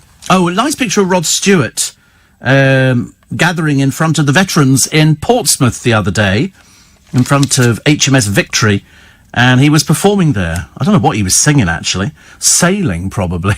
Sailing would have to be the song. But all the old boys, and one of the veterans had a picture taken with Penny Lancaster, because she was there, and it was all very lovely. And there's also the final moments, the fallen soldier's poignant letter for his mother. This is Stan Eckert's. His thoughts in his final moments were for his brother Cyril, fighting somewhere else on the vast battlefield, for his poor mother Mary, waiting and worrying back at home. Holed up in a Normandy ditch with the Germans about to overrun the position at any minute, the 19-year-old paratrooper scribbled a quick letter promising to make her proud on his return. Even 75 years on, it makes for difficult reading. Do you know, Mum, dear? That's what he wrote. I've never realised how much you meant to me until now. He wrote that in pencil. If I can get home again, you will see a very different Stan. Just wait and see. There's one thing that worries me, and that's what happened to Cyril. I hope and pray that he's safe and well. Today, Stan and Cyril, both non-commissioned officers in the Parachute Regiment, lie a few feet apart in the Commonwealth Cemetery at Ranville. It's a few miles from where Stan was killed in the early hours of D-Day, moments after writing those moving words. Cyril fought on until August the 23rd, when he was killed, aged 22. But the brothers have never been forgotten, and this week their doting sister Peggy, who's 86, is on her way to Normandy carrying a copy of that treasured letter. This year will be a particularly special one. Not only is it the 75th anniversary of D-Day, but Peggy is thrilled that there will now be a national memorial in Normandy to all the 22,500 British servicemen and women killed on D-Day. Poignant. I think that's quite sweet, actually. We tend to forget, don't we? I like it whenever they do the cenotaph, and they keep saying, well, you know, these are the last. They might not be here next year, these people. And you think, God, what they've lived through. What they have lived through. Some of them, you know, really, just absolutely. A mother was stunned when the Royal Mail delivered her postcard 112 years after it was sent. Her name's Michaela Webber. She was at home in Plymouth with her husband Ben when a card arrived addressed to a Miss Wiltshire and sent on Christmas Eve 1907. It was a message from Albert saying that he wouldn't be home for Christmas. Mrs. Webber, my husband came in with the post. My initial thought was, is there a ghost in my house? And it shows Crowhill Barracks, which was demolished in the 1960s. The Royal Mail said the card probably had not been lost in its offices for 112 years. It's likely it was put back into the postal system by somebody recently. Oh, I like the first story. Sounded so much better. And British Airways resuming flights to Pakistan more than a decade after suspending the route. This is following the terrorist attack on the capital, Islamabad. It had pulled out after a suicide bomber hit the Marriott Hotel in September 2008 with a truck full of explosives, which left at least 54 people dead and nearly 300 injured.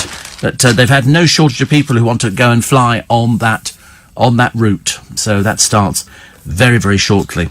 Broken pact on plastic. And I keep reading the plastic stories. Do you remember we had the story the other day about the garlic?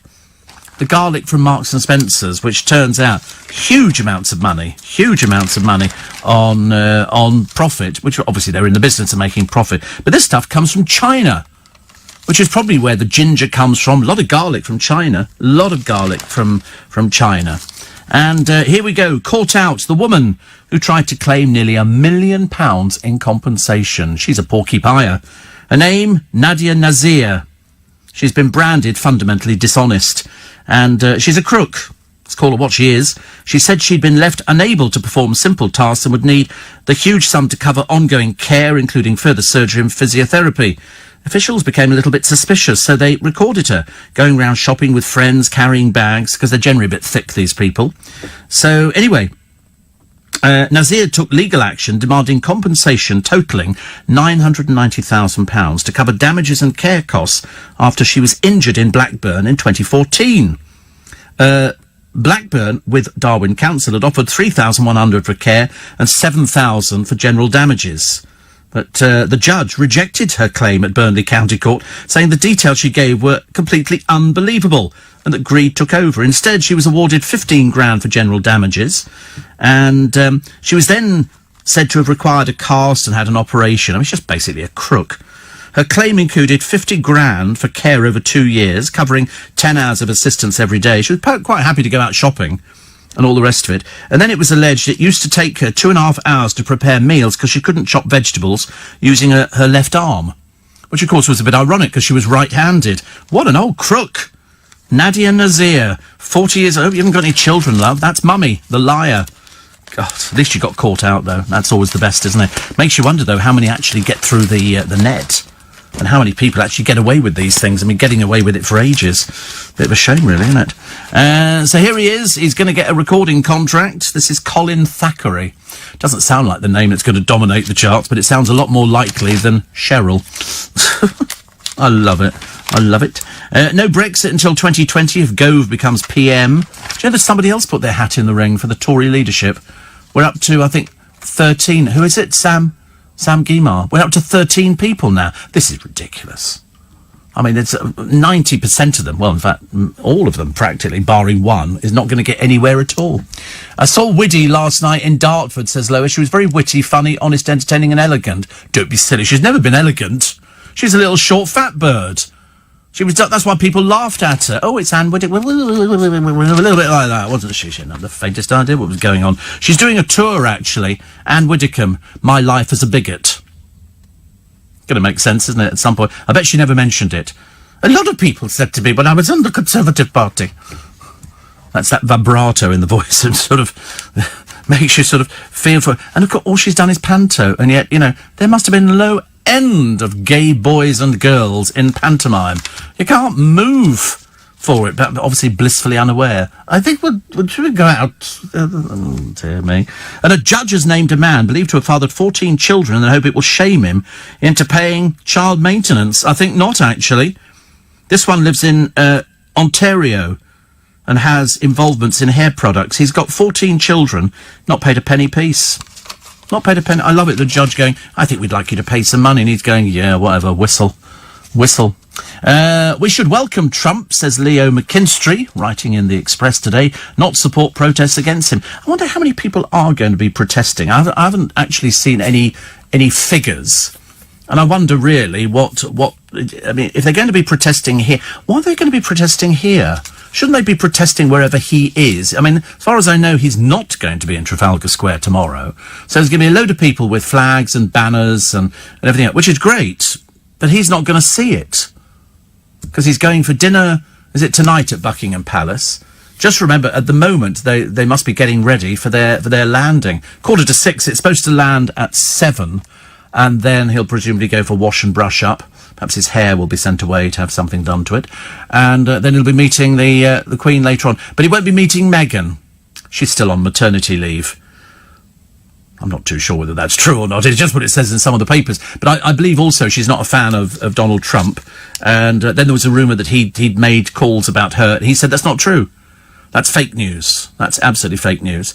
And so she's not going to meet him. Seems a bit pointless, doesn't it, really? So she's part of the royal family, and already she's decided, well, I'm not going. They say she's on maternity leave. From what? From what? I'm sorry, does she have a job? No, of course she doesn't. Of course she doesn't. She can't have. There's no time. Far too busy going out for dinners. About the third thing, she's not bothered attending. And now we're told, whether you believe this or not, that Harry's got to go to the Foreign Office to try and find some staff because they can't keep staff. They're hemorrhaging staff, and they've decided to do away with his PA and her PA. She has her own PA, and combine them into one job. bet it doesn't pay very much, because what they're obviously trying to do is to try and do damage limitation. If it's somebody from the Foreign Office who's fairly senior, they might better handle this too. But I have a sneaking feeling she thinks they're just servants, without realising there's a hierarchy within the Foreign Office. Oh, well, she'll find out. Short break. 14 minutes to 6. Get a check on... Morning, everybody. Nice to have your company. Has Amanda Holden arrived yet, Steve? Not in my studio, no. I don't think she'll be with us just yet. I bet you anything there are photographers outside, waiting to see if she's wearing a revealing outfit, which she wears on the television. It's so funny. Everybody, as she said the other day, people are sort of talking about my breasts now, at the age of 50. She's thrilled. And I think the dresses are really nice. I don't know who supplies all these dresses on the television, but they're very good. Happy birthday today to Suzi Quatro. Suzi Quatro, you won't believe this. Suzi Quatro, the American-born rock singer, famous for her leather cat suits, and also she appeared in Happy Days. And Elvis wanted to work with her. She's 69 today. 69. Happy birthday. Also, Dame Penelope Wilton, the actress from Yorkshire, starred in Downton Abbey, Calendar Girls, and The Best Exotic Marigold Hotel. And she is 73 today. 73. In 1937, on this day, cast your mind back, the Duke of Windsor married Wallis Simpson in France. And in 2012, more than 1 million people turned out to watch a rain-soaked 1,000-boat pageant along the Thames to celebrate the Queen's Diamond Jubilee. I was one of those who stood by the river with Lynn and Joe, and they had that nice gold barge go down. That was so exciting, honestly. I became like a tourist. Woo, woo, woo, we're all whooping and all the rest of it. Mind you, we did the same when we went to watch Bradley Wiggins cycling. We trekked bloody miles on it. It seemed miles to me. By the time we got back, of course, we had to head for the local pub. And it was the best drink I'd ever had in my life. We walked for miles. Miles and miles. We got into Bushy Park and then they all went through. Have you ever watched cycling? God, it's boring. And whiz through, and somebody went, where is it? There he's gone. But it was still good. Still good. Off next Wednesday till to Sandy to see Bon Jovi. 4 years since seeing the last one. Looking really forward to it. It should be, actually. And Jill says Megan's on maternity leave, learning how to walk again without clutching her belly as she had for the last 9 months. Yes, a bit difficult to know what to do with your hands, isn't it? And also, I mean, us blokes, we've got no idea what it must be like to be pregnant. It must be like sort of having most dreadful case of wind, where you're sort of stuck with something and you're holding your stomach. And just imagine you've got something that's growing inside you. I mean, that itself is frightening enough. I can remember Ruby Wax telling somebody, the baby's coming out of there. I think to Pamela Anderson, she said, it's coming out of there. Imagine. Steve, when your brother sells your phones, can I buy one, says Claire. No. I'm not gonna let him have them. I've decided not. It's safer not to. Over in Venice, God, they must have been frightened. Because dwarfed by a giant cruise ship, and they are big. These cruise ships are blooming huge. A small riverboat sits badly damaged after a terrifying collision. Apparently the engine jammed. And of course these things float, so whatever happens. They say only 111 people on the riverboat. Thankfully only 4 were injured. I mean, that's 4 too many. Too dangerous now, isn't it, really? Far too dangerous. Ed Sheeran, dressing down in a dressing gown. I don't know what he's doing. Oh, he's shooting bizarre scenes for a bit. He's wearing slippers like mine. I've got slippers like that, which are quite nice. I like a good pair of slippers. Not everybody can wear slippers. I'm lucky. I can wear them. They're quite comfy. Very satisfying. Until you put your feet up on the settee and you have to take the slippers off, and then it gets a bit tedious and boring. But I quite like things like that. I'm really up for that. There's something else I found earlier on, and I can't remember which paper it is. I'm so pleased for that 89-year-old. I know it's not everybody's cup of tea, but I think he did a good job. He's 89. Just think how pleased his wife would be. Happy birthday to the hovercraft, the 60th anniversary of the Seabourn Flying Saucer. And then you look at all the other things that we've had. You know, we actually came up with a lawnmower, corkscrews and toothbrushes. Useful, isn't it? Very useful. But the hovercraft, whew, God, it was big. I remember seeing it. It used to sort of... It would sort of rise up on this skirt, as they called it, with these fans. And then you could drive your car. They were so big. And then all of a sudden, I don't think they exist, do they, anymore? Do we still... Isle of Wight? Really? God, I've not been to the Isle of Wight for years. We went years ago with a church youth group. And I remember thinking, oh, how exciting, the Isle of Wight. And we went camping there. Well, I did. And there were other people there as well. And it was great fun. We went to all sorts of places. And it was really quite exciting, actually. I'd forgotten, actually, how exciting my youth was. Not all the time, it has to be said. I remember getting my first bicycle. I remember having stabilisers on it. Those two little wheels at the back when you can't balance for some reason. And then all of a sudden, you take the stabilisers off. Let me cycle out of town. Coffee lovers, so the good news is you can drink up to 25 cups a day. I wouldn't recommend it. Be up on the ceiling, wouldn't you, really? But if you miss breakfast, they say you are twice as likely to die from heart disease. Oh, God, honestly, what a depressing life we've got ahead of us. You know, please eat something. I don't want to eat anything. Please eat something. There was a girl on the train the other day. I mean, she was eating and doing her makeup at the same time. I never understand, who are these peasants who don't bother doing their makeup at home because they want to get the extra 5 minutes in bed? It's so annoying. Just do it at home and miss the train. Get the later train. Coronation Street star Lucy Fallon, looking a little bit worse for wear. That's another word for she was drunk, because that's what they say. A little bit worse for wear. Jane Seymour was there as well, and Faye Brooks. Loads of people. But somebody said this week, didn't they, that we don't really need the soap awards. There is no necessity to have the soap awards. What difference does it make? People are getting paid for doing a job. It's all a bit sort of made up anyway, isn't it? Whoever turns up, probably, if you're nominated, you stand a good chance of getting an award. If you don't turn up, they're not going to give it to you posthumously, are they? Elton John's brother has slammed the Rocket Man biopic and said it's not the dad I remember. But it's a movie, isn't it? It's a movie. It doesn't really matter, actually, whether or not it's exactly true. As long as there's a grain of truth in it, I think everybody's fairly happy with it. And this is the peeled garlic cloves that I thought I would mention to you, because I did it yesterday on the programme, but they've now faced this backlash. This garlic comes from China, so it's travelled 10,000 miles to be sold in a British supermarket.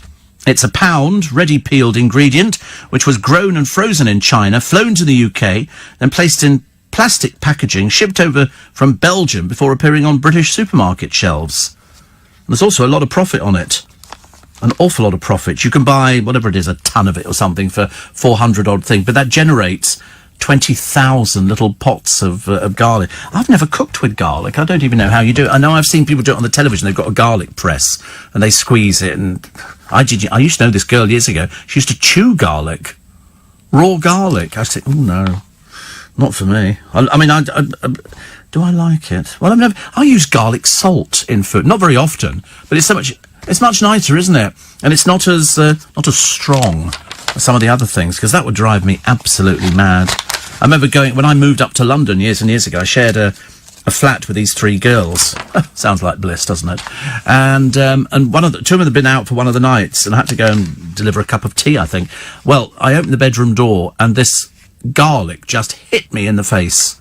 It just absolutely knocked me sideways. Ever since then, I've had a little bit of an aversion to garlic, although I've probably had it in all sorts of things and not known about it. But I've probably eaten horse as well. I was thinking about that the other day, actually. People were saying, of course, you've never eaten horse. I went, no, I think we have. Also, birthdays today. Rafa Nadal is 33. Michelle Keegan is 32. She once worked at Manchester Airport. Well, never say never. Never say never. James Purefoy is 55. And Raul Castro, former president of Cuba, is 88. He succeeded his brother Fidel in 2011. And if you're celebrating your birthday today, I wish you a very, very happy birthday. And as I say, enjoy the weather, because we've all gone balmy bonkers, haven't we, for barbecues. People say, in fact, every time you go into a supermarket now, there's all these special offers for a barbecue. You know, buy these burgers and get this, and you think to yourself, what is this? What is this? This sort of preoccupation with eating outside, with all the midges and the wasps and everything. It's just horrid, because you have to cart everything outside. Why don't you just go and stand by the cooker in the kitchen, eat it from there? All these people would go and say, okay, should we take the tables out? Okay, and then somebody sets up the table. Somebody, who's in charge of the barbecue? It's like a military operation. It just drives me mad. So I'm not a fan I have been to barbecues quite clearly over the years, but I'm not a huge fan of them. I'd rather go and eat somewhere else. You know, could we go to KFC or something like that? You know, I don't really want another oddly shaped sausage that's not cooked in the middle. So I could probably stand a very good chance of dying. But there you go. Rod Stewart singing for the old soldiers. And the Rigby killers get a battering in prison. I'll tell you about that one a little bit later on as we head towards the news at 6 this morning. They came up against a drug dealer, apparently. In prison? Surely not. Also, the Kill Tories band get the boot from Glastonbury, of course. So they should. HSBC have decided to make their staff more active and fitter. They've taken away the parking spaces. Seems a bit mean, doesn't it? But anyway, they've taken them away and they've said you can get a bicycle in. Very shortly, we're going to be bicycle mad, aren't we, in London? Well, thank God we're not too bad for it. And Anton Dex, I bet the security at Stansted is hot this morning, seeing as the presidential Air Force One lands in about 55 minutes' time. He's scheduled to land at 7, and you bet your bottom dollar that it'll be in just a little bit early, I should imagine, but you'll hear it on LBC. No doubt Nick Ferrari will be looking at that one. There's quite a collection of people. Whether they're all flying on the same plane, I've got no idea. But Donald Jr. will be here, Ivanka, Eric, Tiffany, Jared Kushner, and Lara. That's Eric's wife, by the way. And Eric is acting co-leader of the Trump Organization while his father is president. So there's going to be quite a 1, 2, 3, 4, 5, 6 of them. Then him, and quite a few actually coming over. God knows what the security will be like. Astronomical, I should imagine. If you're flying from Stansted this morning, I feel a bit sorry for you, really, because it's going to be difficult getting in and probably even worse getting out. The organic garlic from Spain is the best. Well, most of it is grown in China, surprisingly. I only realised that the other day. It's like ginger. Most ginger comes from China as well. Because I've only ever seen it in Paul Cooper's shop, when you see fresh ginger and people say, oh, can I have a piece of fresh ginger? And then you break it all off. I've never used that either. Probably the sort of thing that sort of Ollie's had, because it's healthy. Although, to be honest with you, I think he just eats rubbish. I'm convinced he just exists on a diet of sandwiches and whatever's available locally.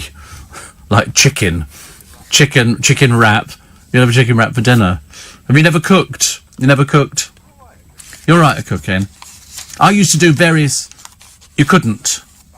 Oh, right. Well, anybody makes spag bol. That can't be that difficult. You could have put spaghetti in one thing and the mincemeat in the other. But Darren's... Has he not? Oh, right. Oh. Darren's never used his hob or oven. How does he cook? Oh, he goes... Oh, right. That's right. He eats out, doesn't he? A lot. But it's interesting because I used to do variations of mincemeat. So I go and buy minced beef, cook it off, put some onions in there, a little bit of garlic salt, and then if I wanted the Chinese version, I put sweet corn in. And if I wanted the normal version, it would be a tin of chopped tomatoes. Or if I really wanted to be studenty, I'd stick a tin of baked beans in it.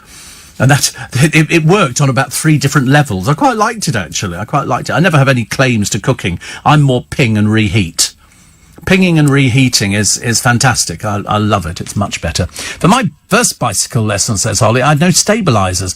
My dad ran along pushing me from behind and set me free. It became fixated on a big muddy puddle, and that's where I fell off. There used to be a thing that went on the back of little bikes for kids. It was like a pole, wasn't it? And you could keep them. I remember having the stabilisers taken. We were so excited with bicycles. We were so easily pleased. Nowadays, you look at what the kids have got. They're sitting there, they're on their phones, they're on their tablets, although I don't see many tablets nowadays, because you can do most stuff on your telephone, and you can put your music on there as well. I used to download all the time from iTunes. I don't seem to be doing that so much these days. I wonder why that is. And yet, occasionally, I will go out and buy one of those Now Music things and put it in the car. Keeps me happy, trying to recognise some of the songs. So the tears and the cheers as the singing vet Colin wins for vet read veteran, and he scoops £250,000 top. What he's going to do with it, I've got no idea. But he sang "Love Changes Everything."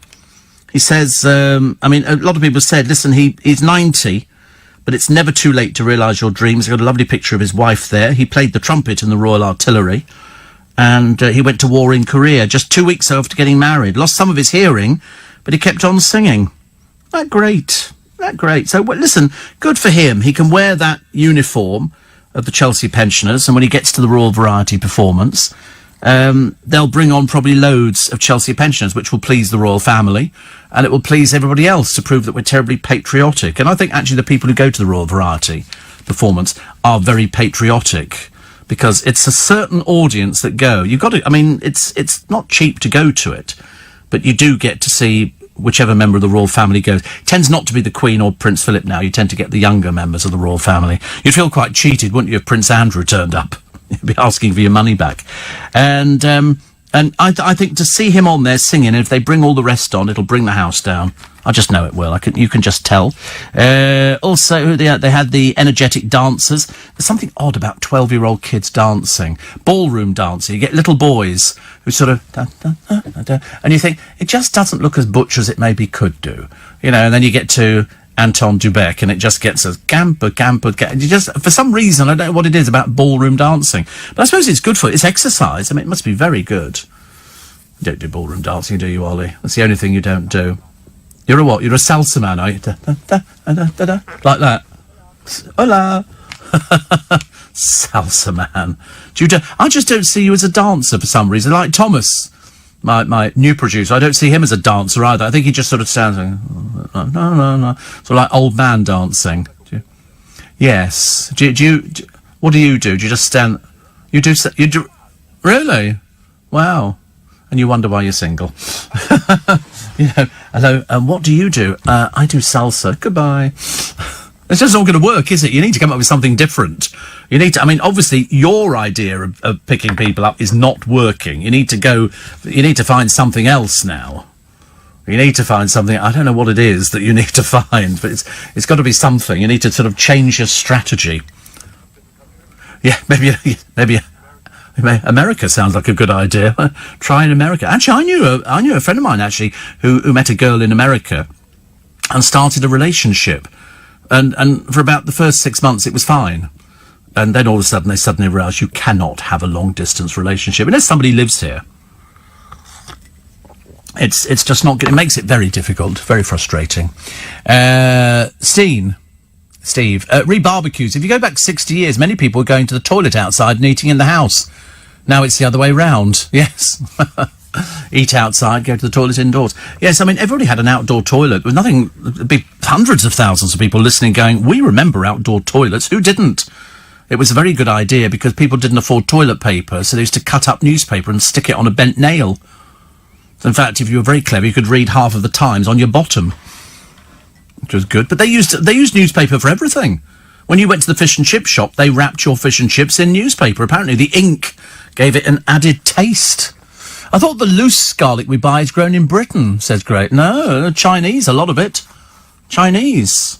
I mean, obviously, they can grow it so cheaply and send it 10,000 miles and still make a profit. If they're selling for, I don't know, whatever it was, 400 and something pounds for a ton of it, and they can get 20,000 units out. That's a huge profit, £20,000. All you've got to do is buy the little box and everything else. But, I mean, how much garlic do we get through in this country? Are we getting through a lot of garlic? Yeah, it's Italian for... Yeah. You eat a lot of garlic, really? I saw some Parmesan the other day, but it wasn't actually a piece of it. It was actually grated already. We've become so convenient. You don't need to do anything now. I think one of the supermarkets was selling a peeled orange. Well, in fact, actually, it was Marks and Spencer's. You got 2 peeled orange. No, it was 2 in each one, so that's 4 peeled oranges for £5, I think. And so you don't even have to take the skin off. You just eat orange. You can buy hard-boiled eggs. Everything's all done for you. Most of the food now you just reheat, don't you, really? Yeah, people like Darren survive on eating. Mind you, he's in exactly the right place, London. He's got a place right next door to him where you can go and get something to eat. Well, he doesn't eat. That's how you seen how thin he is. Good Lord above, honestly. But it is odd, isn't it, that we've now become so convenience-minded. I mean, you can actually put a barbecue together and not, in theory, cook anything at all. You can go and buy ready-cooked burgers, or failing that, they actually come in the dish that you're going to cook the things in anyway. I suppose you could... Nobody's ever done crispy duck. Why don't they do crispy duck on a barbecue? I've never had crispy duck on a barbecue. It's always sausages, chicken thighs, chicken drumsticks. And there's way too much. You end up throwing loads of food away. Mainly because once you've had one thing, you look at the hygiene situation. I don't think so. But anyway, yeah, potato salad. They always get that. Potato salad, coleslaw, butter to go with the bread rolls, and then you can go, oh, I'll have a burger. It's not cooked. It's not cooked. Wait till it's cooked. And then you get, what else is it? Coleslaw. And you get all the sauces, tomato and all the other sauces to put on there as well. Nobody ever does chips on a barbecue. Because it's fairly dangerous. But, I'm sure that some of you will be having but you can go and buy a little barbecue. I saw one the other day.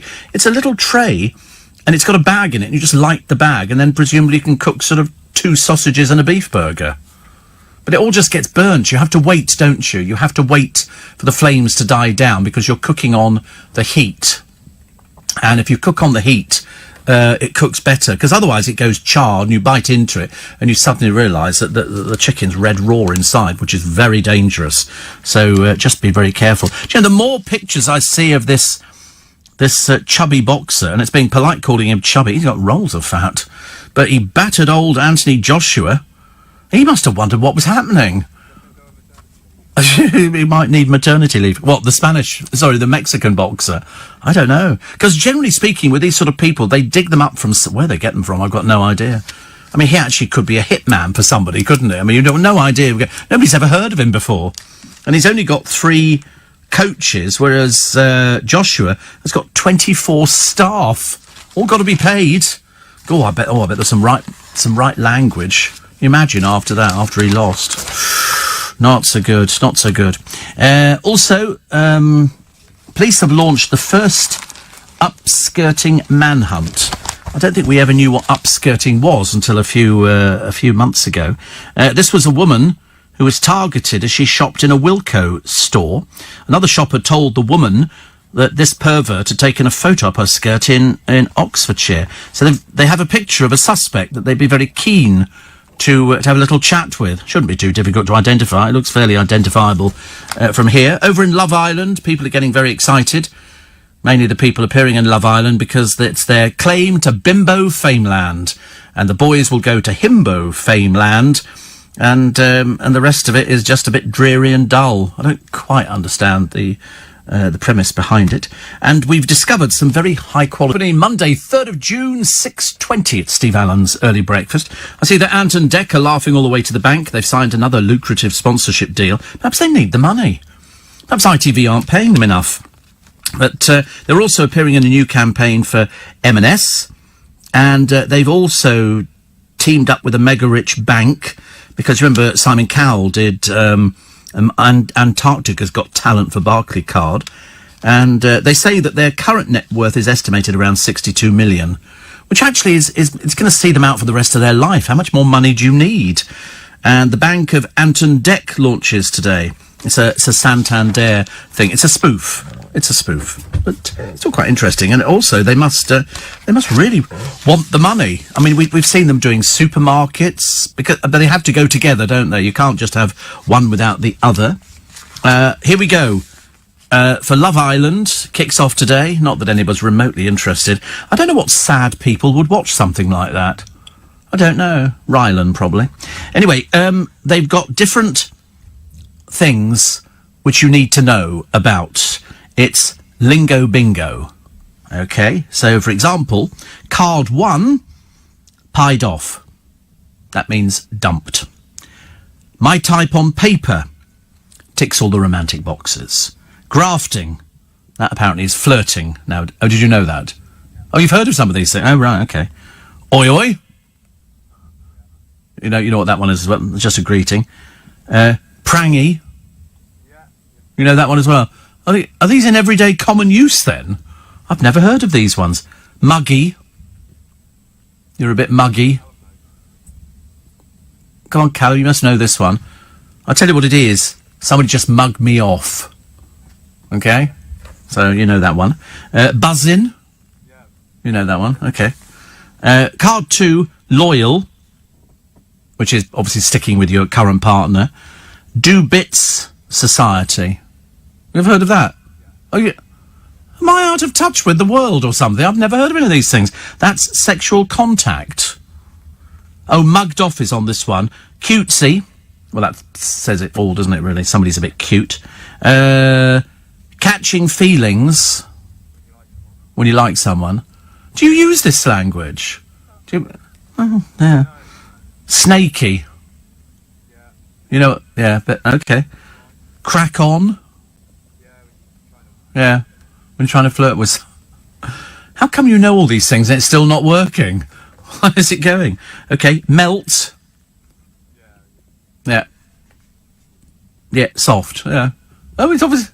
No, I mean no. Yeah. Vibes. Well, that says it, does it? That's the thing. Assort. Very good looking. Really? Can it be a boy? Or is it usually a girl? Okay. Chirps. Well, so far you got them all right. I'm a little bit worried. Salty. Salty. Okay. Fishing. Looking for. Crack on with. Okay. Drop me out. That's a difficult one. No, it's just, oh my God. Yeah. I've never dropped me out. Have you heard of, the ick? Oh, you've heard it? Oh, right. Eggs in one basket, which is keeping your options open. And DMC. Deep Meaningful Conversation. Well, I'm obviously way too old for this programme. Way too old for it. I'm out on a limb. I've never heard of half of those things. I've heard of mugged off because basically those old women in Towie. So he mugged me off, he did. And I remember thinking, what are you on about? And then Joey Essex, possibly one of the dimmest people you're ever likely to meet, came up with ream. Nobody says ream. Nobody says ream. Only in his sad time, but he has found a girlfriend and a photographer at the same time, so that's how we know it's all a little bit of a setup. But, so people use these in bars now. In bars, presumably if you're chatting somebody up. They wouldn't be successful if you use it in the bar. Actually, I remember once they did a programme. It was very interesting.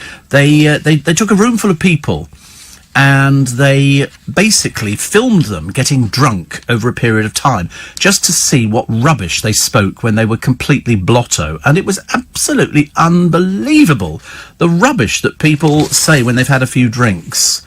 You know, well, just a few more than a few drinks. And they were, you always get somebody in a bar. You'll always be standing, order a drink. You don't want to talk to anybody. Somebody go, you all right, mate? You go, I'm sorry, I don't know you. Why are you talking to me? And then you always say, all right? And you say, no, not all right at all, no. But it's funny, it's another language out there, isn't it? God, it was so simple years ago. Hello, would you like to come back with me for a cup of coffee? They never got the cup of coffee, of course. But there again, they never went back with me either. Doesn't matter. I used to peel oranges for my daughter's lunch. Her work colleague said one day, do you know oranges come with the peel on, says Marilyn. I used to hate doing oranges. I really used to hate doing oranges. And happy Monday, Steve. I saw a man in Biggin Hill just wearing a flapping dressing gown and chasing after the refuse truck. He looked like Wee Willie Winky. Oh, you were close. With a recycling commitment. I don't know whether I do. I'm not a very good recycler. I'm not a very good example of somebody who's sort of trying to, mainly because I can't be bothered to separate bottles. As far as I'm concerned, there should be just one bin for Prosecco bottles, and you put everything in that bin. And then there was a bloke on the television the other day. Oh, dear me. He'd been stopped there'd been an accident on a motorway. So one of these traffic cop action things.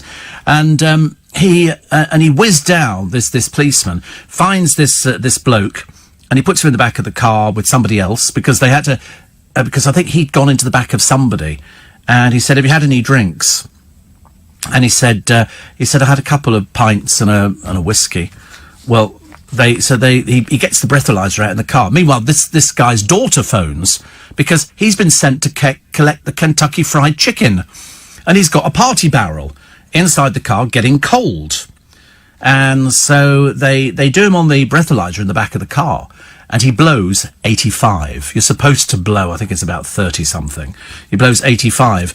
And so he goes, what does that mean? They go, well, we'll take you back to the police station, we'll put you on a big boy's machine, which is more accurate than this. I thought, God, it can't get any worse, can it? Anyway, his daughter then phones again, and she won't get off the phone. In the end, he's losing his temper, which is a bit difficult because he's also trying to suss out just how much trouble he's in.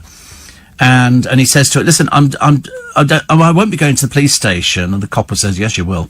And then he gets out the car, And he goes, "Where's my car gone?" And they go, "Well, we've taken it away. You know, you're not going to be driving it, are you? You've just been done for drink driving." And the copper says, the one thing I hate, he says, people on their telephones and drink drivers. Really didn't like drink drivers. And this bloke goes, "But there's my wallet in the car." And they go, "Yeah, well, it'll still be in the car, don't worry. And my Kentucky Fried Chicken." I thought, well, it'll be stone cold by the time you get to it. But I could appreciate where he was coming from. Steve, liver's great on a barbecue. Is it? See, I'm one of those few people that like liver. Not everybody likes liver. I know some people. I mean, if it pops up on the menu in Joe Allen's, I have liver, bacon, mashed potato and gravy. And I'm quite happy. It's what I call comfort food. But you get other people, they go, "Oh, no, I couldn't eat that. Couldn't eat that at all." Steve, and I'm 20 years old and I don't know, says Amy, 80% of those slang words. But then again, I refuse to watch reality TV shows like Love Island. I'm a bit out of touch. Well, I mean, they obviously pop up because I don't know whether or not Ollie is a watcher of Love Island. Yeah, absolutely not. Not your sort of thing at all. I might try it this year. You might try it this year. He might try it this year, but I mean, it's, take it with a pinch of salt. You like Geordie Shore? Who was it on Geordie Shore? That's even worse, isn't it? I mean, luckily the Welsh one collapsed because every other word was so full of filth and it was just awful, just dreadful. It was embarrassing. I thought upskirting was a safe Tory seat in Berkshire, says Archie. Could be, couldn't it? Where do you live? Upskirting. It's quite serious now. It's a big problem in Japan. Huge problem in Japan. They have a lot of problems, mainly on their trains. Mainly on the trains. Charlie in Vauxhall says, "We always used to have hard-boiled eggs as a side with our barbecues. Loved them doused in salad cream." Oh, lovely. I love salad cream. And you're right, on hard-boiled eggs, that is particularly good. Particularly good. Oh, how lovely. Steve, I always use Hello Sailor. Works every time. Well, it does in Portsmouth, doesn't it? 30 minutes. 30 minutes till he lands. And already, you imagine all the poor press up there going, "We have to get up at 5 o'clock in the morning, we've got to get out there, we've got to get the press accreditation, and then we'll just take a picture of him coming, hello, he'll be going through," because he must be, unless he's slept on the flight. I should imagine he probably has. LBC News Times, 6, I've been saying 7 a.m, they're now saying nearer 9. Imagine all the people up at the airport going, "Oh, for goodness sake. What's he doing? Just floating around up there, probably getting maximum cover. The traffic will be a nightmare. I bet they won't see any of it, though. They'll just I'm assuming it works the same. I'm assuming they just pootle through it, don't they? They get sort of the green light. And as demonstrators prepare and the Trump baby balloon is readied, just how justified are the planned protests against the President of the United States? Well, if he saw them, it'd be something. They're down in Trafalgar Square. Don't think he's going to be anywhere near Trafalgar Square. Also, you'll hear the very latest from the Conservative leadership race as hopeful Rory Stewart takes your calls. That's all with Nick Ferrari at breakfast this morning from 7 right here on LBC. The Trump thing's going to be interesting. I wonder if there are people who are going to protest up at Stansted. I wonder. Interesting one. Steve, says Jackie, sliced watermelon grilled on both sides with a large dollop of vanilla ice cream. I've never heard of grilling watermelon. Doesn't it? Is it just full of water being called watermelon? I mean, doesn't that come up, put your fire out or something? How could you grill it? I've never heard of that before. I've heard of grilling lots of other different things. Dean says, we had pork meatloaf the other day with all the Sunday roast trimmings. Pork meatloaf?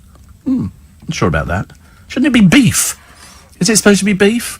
I haven't eaten pork for years. Pork no, it's odd, isn't it? And I don't think it was a conscious thing. I just decided, lamb I can't eat. I get sick on lamb. Lamb makes me really ill. I don't know why. Yeah, it's too and I feel sorry for it. If it was called sheep, I could understand, but it's called lamb, and I just see them gambling around in the. Oh no! It's too. Yeah, 1 in 12 sheet, of course, the gay one. That'll be the one sitting by the fence with a hand mirror, going, not bad, not bad. Gay sheep. I don't know where we came up with gay sheep from, but they've said 1 in 12 rams are gay. I mean, you pays your money, you takes your choice, I suppose, really. Also, the Lee Rigby killers, beaten up by drug baron after a prison feud over noise. Mobster John Anslow, serving a 22-year sentence for running a cocaine and cannabis ring, allegedly flew into a rage with the Islamic extremists because of their loud late-night chats in a neighbouring cell. In the brawl that followed in Belmarsh prison, the two killers of Lee Rigby got a pummelling from the bruiser, his dad has claimed. There you go. I mean, even in prison, there's no love lost, is there, really? I suppose we can laugh because we're on the outside of it. And there's a con man who went on the run 15 years ago, has now been arrested in Spain, due to stand trial shortly over swindling elderly and vulnerable people through the housing repair firm that he was running. Yes, there's a lot of that, isn't there? They don't seem to like the elderly people. They seem to see them as an easy touch, and I suppose, sadly, they are. Amazon has launched a scheme to boost the high street with a series of pop-up shops. The Clicks and Mortar initiative will open 10 stores across the UK, in which 100 small online businesses will start to trade on the high street for the first time. I quite like that idea. Unfortunately, I'm one of those who's fallen into the trap of lots of things now. I like my Apple iPhone. I shop on Amazon. I use Google. All the sort of things that everybody else does. They go, oh, you shouldn't really because of this and that. And I think, well, actually, I've always had really good service. That's all I care about. You order something, it arrives in the post. It makes Christmas shopping easy peasy. I mean, not that I'm doing Christmas shopping at this precise moment, but I mean, I probably will be starting fairly soon. Front page of the Sun this morning. Oh, somebody was complaining. They wrote to the Daily Star, can Amanda Holden cover up? What are you writing to the Daily Star for? The place is full of half-naked women. Ridiculous, isn't it? And so they've got a picture of it. I think the dress is sensational. I bet she won't be wearing it this morning, though. In fact, she should be in now. I don't know. I can't leave the studio and go and peer in the outside window. It makes me look a bit naff, really. So I'm just... I know her. But I mean, I thought the dresses, all of them, I think have been really amazing. Really lovely dresses. They don't seem to plug them. Not that I've noticed. Whereas everything that's worn on GMB, they put up shoes by so-and-so, dress by so, and you think it's all freebies, isn't it? You know. So the 1 in 12 sheep are gay. And it's giving farmers a bit of a headache. The high rate of homosexuality, don't tell Anne Widdecombe, for God's sake. Now she knows animals are involved, we'll never hear the end of it. They refuse to breed with females. Dewey Jones, head of sheep breeding firm in Ovis, says, you see ram-on-ram behaviour going on. What? Commercially, it's a big issue for us as a ram breeder because we need our rams to cover lots of ewes. Do you know how they know that they've been seen to? They put a bit of dye on the ram, and then when they shape, and it leaves a little bit of the colour on there, so they know whether or not a sheep has been harvested. You know, good, isn't it? Your mum's giving birth to lambs. How does that work out? Oh, she's being like a midwife for sheep. Oh, right. A friend of mine, one of my, almost my first producer at LBC, a guy called David Burge, his family had a farm. And if sheep, because sometimes sheep get abandoned by their mothers when they're born, and so they try and pair them off with somebody else and sort of try and cheat the system. But occasionally, if they do get rejected, they bring them into the kitchen. He used to sit it under the Arga that they had. Apparently, though, in the Channel 4 documentary My Gay Dog and Other Animals, a ram is put in a pen with 30 ewes that are in season, but it ignores them and tries to get to some rams kept in a separate pen. Dear, it's all going on in the animal world, isn't it, really? Not sure I can cope with it at this time. I mean, good God, it's only sort of 19 minutes to 7 already. We're talking about sexual matters, which is little, we shouldn't really be talking about it this time of the morning. There's people probably trying to enjoy a sausage this morning and not getting the full benefit of it. There's that bloke on the radio talking about gay rams. I mean, this is embarrassing, isn't it? You don't find bunny rabbits like that, do you? And they're fairly active. I mean, bunny rabbits, good Lord. It's like mice. What if you get gay mice? Steve, all the armoured vehicles have just left the American Embassy heading for Stansted, so 9 a.m. arrival sounds about right.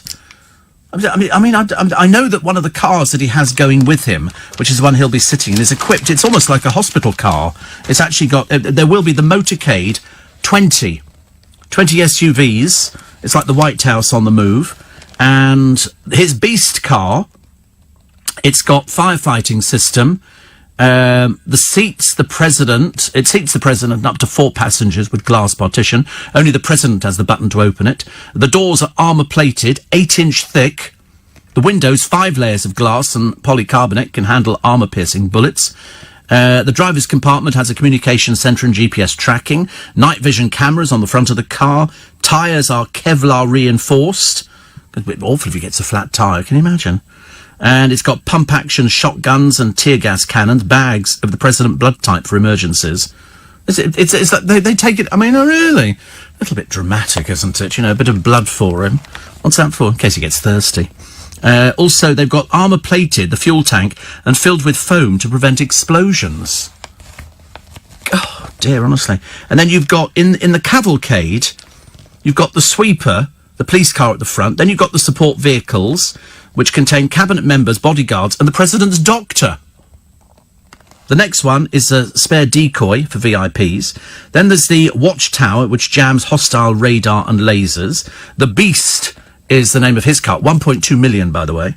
Then they've got halfback Suburban with rear-facing seats to watch for threats. A control vehicle, senior military aid to assist the president. Hawkeye Renegade, Secret Service elite. Then the ID car liaising with the police. The work truck detects for nuclear and biological weapons. It's only coming here for a few days. The Roadrunner, the satellite communication for the president to launch nuclear weapons. And we'll be doing that. And then Death Watch, a cameraman films the president's car. Oh, and then there's an ambulance at the very end. Good Lord above, his doctor's way down the front and the ambulance is way at the back. I wish it was the same when I went home, but it's nothing like that. I just get on the bus, you know, sit there staring out the window, dreaming of how it could have been different had I ever become president of the United States. Prescott's son... Oh, dear, what's this one? Oh, this is Jeremy Corbyn facing a new crisis. After it was revealed his office blocked the suspension of John Prescott's son. Plus the 4 British climbers who are missing. As I said, nothing on earth would ever get me to climb a mountain. Trump will get to London in the helicopter convoy. I saw it being rehearsed flying over North London last Friday, says Phil. Well, they do Obama the same way, but they have 2 helicopters. You don't know which one he's in. Because they're not going to tell you, are they? Just in case it's sort of surface-to-air missiles or something going on. But as far as we know, it'll just arrive in as normal. Just arrive in as normal. The Boy on the Bike Ovis advert. A lot of people have seen it now. You've seen it on YouTube, and you like it, which is good news. And 3 out of 4 people think they could do their job just as well in 4 days a week instead of 5. Well, do it in 4 then. You just don't get paid for 5. Why would they pay you for 5 if you're doing it in 4? You know, it makes it easy. Few pictures of some half-hearted people with, as you'll discover, sort of a lot of issues onto Love Island. And the Pope has said sorry to the Roma people yesterday for all the discrimination they'd suffered in Europe. It's taken them a long time to do this, isn't it? They're getting round to it slowly but surely. Well, slowly would be the way forward. 7 is the time, 10 to 7. So Trump will be landing, they say, around 9 o'clock-ish. Imagine all the poor journos up there going, oh, it gets later and later, doesn't it, really? Front page of The Sun, Trump, it's my way, or Huawei. The spy pact warning on Chinese tech. I wonder if I should imagine, you know, they're well ahead of all these demonstrations. I don't know how many demonstrations there are going to be in the short time that he's here, but I should imagine they'll have people who have infiltrated everything. That's how it works nowadays, isn't it? Here's Britain's Got Final 2019 and a picture of Amanda Holden in this stunning dress. And Colin, who won? Colin at the age of 89. So we're very pleased for him. Very pleased. Bless his heart. I mean, honestly, you know, up until now, he's just been a Chelsea pensioner. I mean, you know, they're fated by everybody. If you see Chelsea pensioners in pubs in Chelsea, they don't buy a drink. Everybody buys them a drink. Seriously, you could turn into an alcoholic, I should imagine. But they wander up and down the King's Road. People look after them, even though they're looked after in the hospital. If they go into a pub for a beverage, somebody will always buy it for them. They've never been allowed, as far as I remember, to pay for a drink at all. Strictly Offensive, this is Anne Widdecombe. I think that kind of sums up Anne Widdecombe, who now thinks that science may find an answer for homosexuality.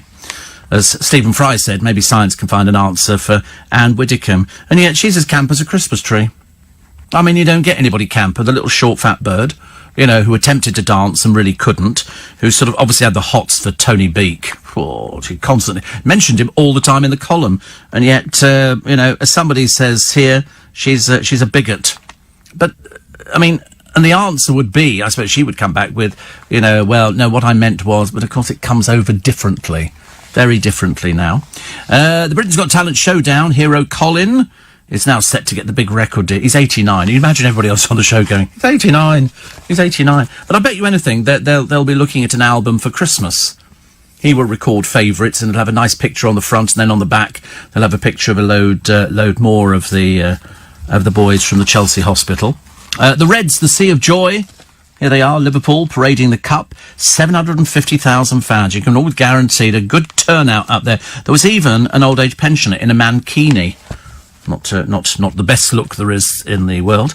Love Island is back. Let the games begin. They've got people coming out with all the usual sort of claptrap. It's how it used to be on The Apprentice. When they started doing The Apprentice, and they go, oh yeah, because no is not an option. And they come up with, and basically they were just a bunch of old frauds, weren't they, really? But on this particular one, it's all to do with, I'm so beautiful, I'm so gorgeous looking. And of course, the truth of the matter is they're all enhanced, and that's just the boys. Anton Czech, the lads have opened their own bank. Not really. And poor old Anthony Joshua. It's all gone a bit pear-shaped, hasn't it? You think, I don't know whether or not this is the end of his career, or whether or not there's a load more Mexicans hiding around the corner who can just have the... Perhaps they should put one with Amir Khan. See how that one goes down. He's a bit he's lighter. Well, perhaps they can find a lightweight Mexican. They seem to be fairly big, don't they? And especially as there's so much money involved in it now. Also... 500. Oh, see, they've all of a sudden we've lost 250,000 people for the Express. 500,000 salute the Liverpool champs. I never know how they know these things. How do they work that out? I think what they do is take a photograph and then they sort of go, well, if there's 1,000 in this, then you multiply, and that's how it goes. It's as vague as that. TV's sensational old soldier set to storm the song charts. Do you think he will? Do you think people will buy it? It'll be one of those sympathy votes, won't they? Amanda says, age is irrelevant. Women should just dress how they feel. Absolutely. Why do people get... somebody actually wrote in saying, can we have a picture of Rochelle Humes, but Amanda, can you cover up, please? She was fantastic. It was fantastic, really. Rod's special send-off for our heroes. This is Rod Stewart, with a veteran preparing to sail to France, which I believe is where Trump is going to be on Thursday. I think it's Thursday he's going to be over there. Tories... Huawei deal warning as Trump flies in for the state visit. Two leaders, well, except Meghan won't be there. She's having a bit of a strop. So, no, I don't want to go there. I don't know why, actually. He's actually already denied that he said anything about her at all. But you know what people are like for fake news? They love stuff like that. Also, Britain's super nutritionist, new food rules. I'm sick to death of being preached at by the newspapers. You must eat this, you mustn't eat that, don't eat this stuff, this is a superfood, this is good, eat more nuts and berries. And you're thinking, oh, God, honestly, makes you feel like a squirrel, doesn't it? Here we go. This is, what have we got? May urged to confront Trump on climate. This is the Eye this morning. The Guardian, Trump arrives amid rising anger at US trade demands. And The Guardian have got 4 pages of well-being. If ever you want to feel depressed, that would be where you go to. Triumphant Liverpool, returning to a sea of red. They all look very happy, as indeed they should do. And Jewish organisations have called on Labour to distance itself from its candidate in Thursday's Peterborough by-election, who liked a Facebook post that said Theresa May had a Zionist slave master's agenda. Lisa Forbes said on Saturday she apologised wholeheartedly for not calling out these posts. She claimed she had intended to like a video of schoolchildren praying in solidarity with the Christchurch attacks, not the views expressed in the accompanying text. Front page of the Telegraph, the Spitfire salute. Good Lord. That's a nice one there. They're practising formation flying over the White Cliffs of Dover. I loved it the other year. Was it the other year we had planes flying over? God, it looked amazing. Absolutely amazing. Lord Bramall, former head of the Armed Forces, has told the newspaper of the sense of duty that drove him on during the Operation Overlord as a 20-year-old lieutenant. So it's all for the 75th anniversary. Jihadi bride set to be set free from a Syrian camp. Some 800 Syrian women and children, including the brides of Islamic State of Iraq and the Levant jihadists, are to be released today. More captives later in the week. And young people should be allowed to dip into their pension pot to fund deposits for their first homes. So says James Brokenshire. And don't worry, you can drink as much coffee as you like now, apparently. 25 cups a day. I can't even imagine what drinking 25 cups of coffee a day is going to do to you. They might as well give you a feather duster, and when you're up on the ceiling, you might as well clean it, mightn't you? Hangover-proof drinks to get you through the summer. You don't want to read the Times this morning, Ollie. It's not your kind of paper at all. Hangover-proof drinks. He doesn't want hangover-proof drinks. He doesn't feel he's had a good night unless he's been out there and staggered down the road with a kebab. Thousands of men with incurable prostate cancer are set to benefit from a search and destroy radiotherapy that doctors have hailed as a significant advance. 2 teenagers arrested after a disturbance at a mosque in Cardiff. Police are not linking the incident with a man who'd been fatally stabbed nearby. And Anthony Joshua might never recover after losing his world heavyweight titles to Andy Ruiz Jr. Oh, it's Ruiz Jr. There's obviously an older person as well. He's obviously got a father, which is fantastic, isn't it? People always do these kind of things. And how much money they pick up, we have no idea, but it'll be a lot. It'll be millions. I mean, years ago, people didn't pick up this sort of money. Nowadays, you can almost retire. Teresa says, you mentioned Christmas just now. Already have tickets booked for the Christmas Panto at the Palladium. Well, they've already taken more than £1.5 million on the tickets. It doesn't open until December. Amazing. Looking forward to a wonderful summer, but also a great Christmas. I'm with you on that one. Just before I go, let me tell you what's coming up on my free podcast for today. On the Little Bit Extra, you'll hear about the extremely diverse Love Island lineup, who don't appear to have a hair on them. You'll also hear about Cheryl's appearance in the audience at the Britain's Got Talent final, thankfully not singing. And you'll also find out what Joey Essex thinks is the perfect romantic destination. Trust me, it's nothing special. Be in bed at all, but you'll be in bed, won't you? Well, the spillover will be heading up your way, won't it? If there's going to be $250,000. I love the helicopters. Oh, I love the helicopters. Although it took him ages to land in Buckingham Palace yesterday. When he came in, I thought, look, just land the thing. No, we hovered around, then we moved a bit, then we moved over here. I thought, any minute now, it's going to take the trees off with these whirling. But it's an impressive thing to watch, isn't it? Whichever way, whether you like Trump or you don't like Trump, this military precision that we do things. Well,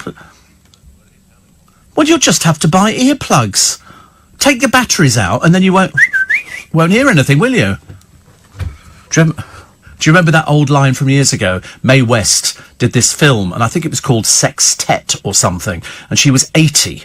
And Mae West used to be sort of a bawdy, come over here, boys, kind of thing. And so they fitted her up with this earpiece to feed her the lines so that she could then, because she couldn't remember anything at all. It was pointless writing them on boards because she was blind as a bat. And then she starts repeating these lines, 23 Sycamore Avenue.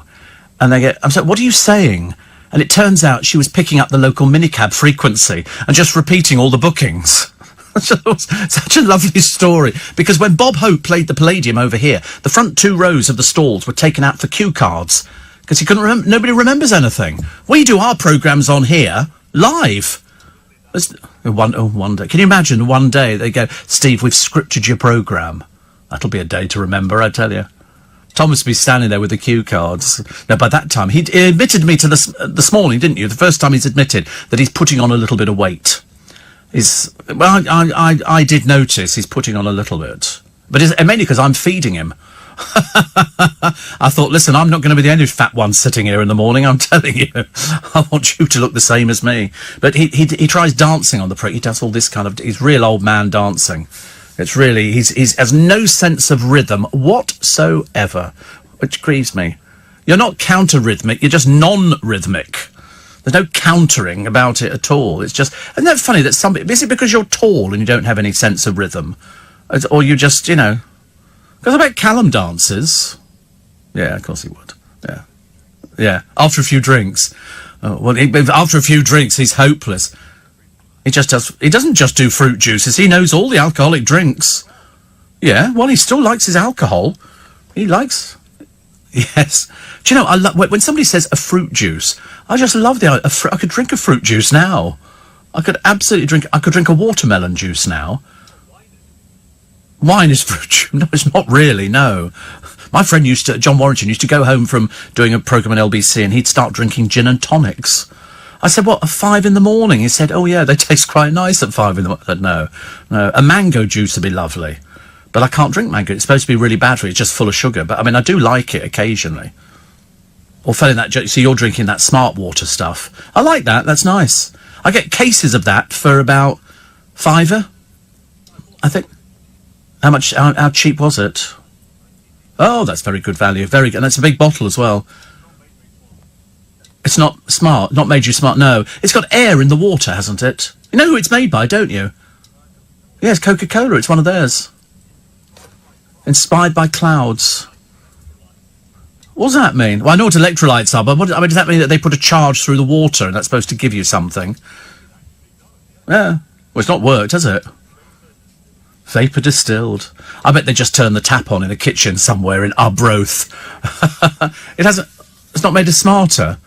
Oh, I think you find it has. We're both presenting programmes, you're not. Good Lord. Yeah, good. Thank you. I'm here all week, seats at all prices. Sit down, fatty. Here we go. Let's get the programme underway. Let's try and... if only I could tell you that there was something in the papers that doesn't involve Donald Trump, I would be a better person. It's all Donald Trump. There are pages and pages and pages, because he did so many things yesterday that they felt duty-bound to put him in. So it doesn't matter whether you're reading the Mirror or you're reading the Sun. Her Majesty makes the front page of all the papers. Do you think she goes, oh, I've got to wear this tired old outfit again? But they say he could be facing massive protests today, around 250, led by Jeremy Corbyn. I don't think it makes any difference. I mean, no matter what your politics are, I don't think whether Jeremy Corbyn's there or Vince Cable, or it makes no difference. You're either going to go there because you think you're going to make a difference, which of course you're not, because he's still here. He's not going to see any of this. The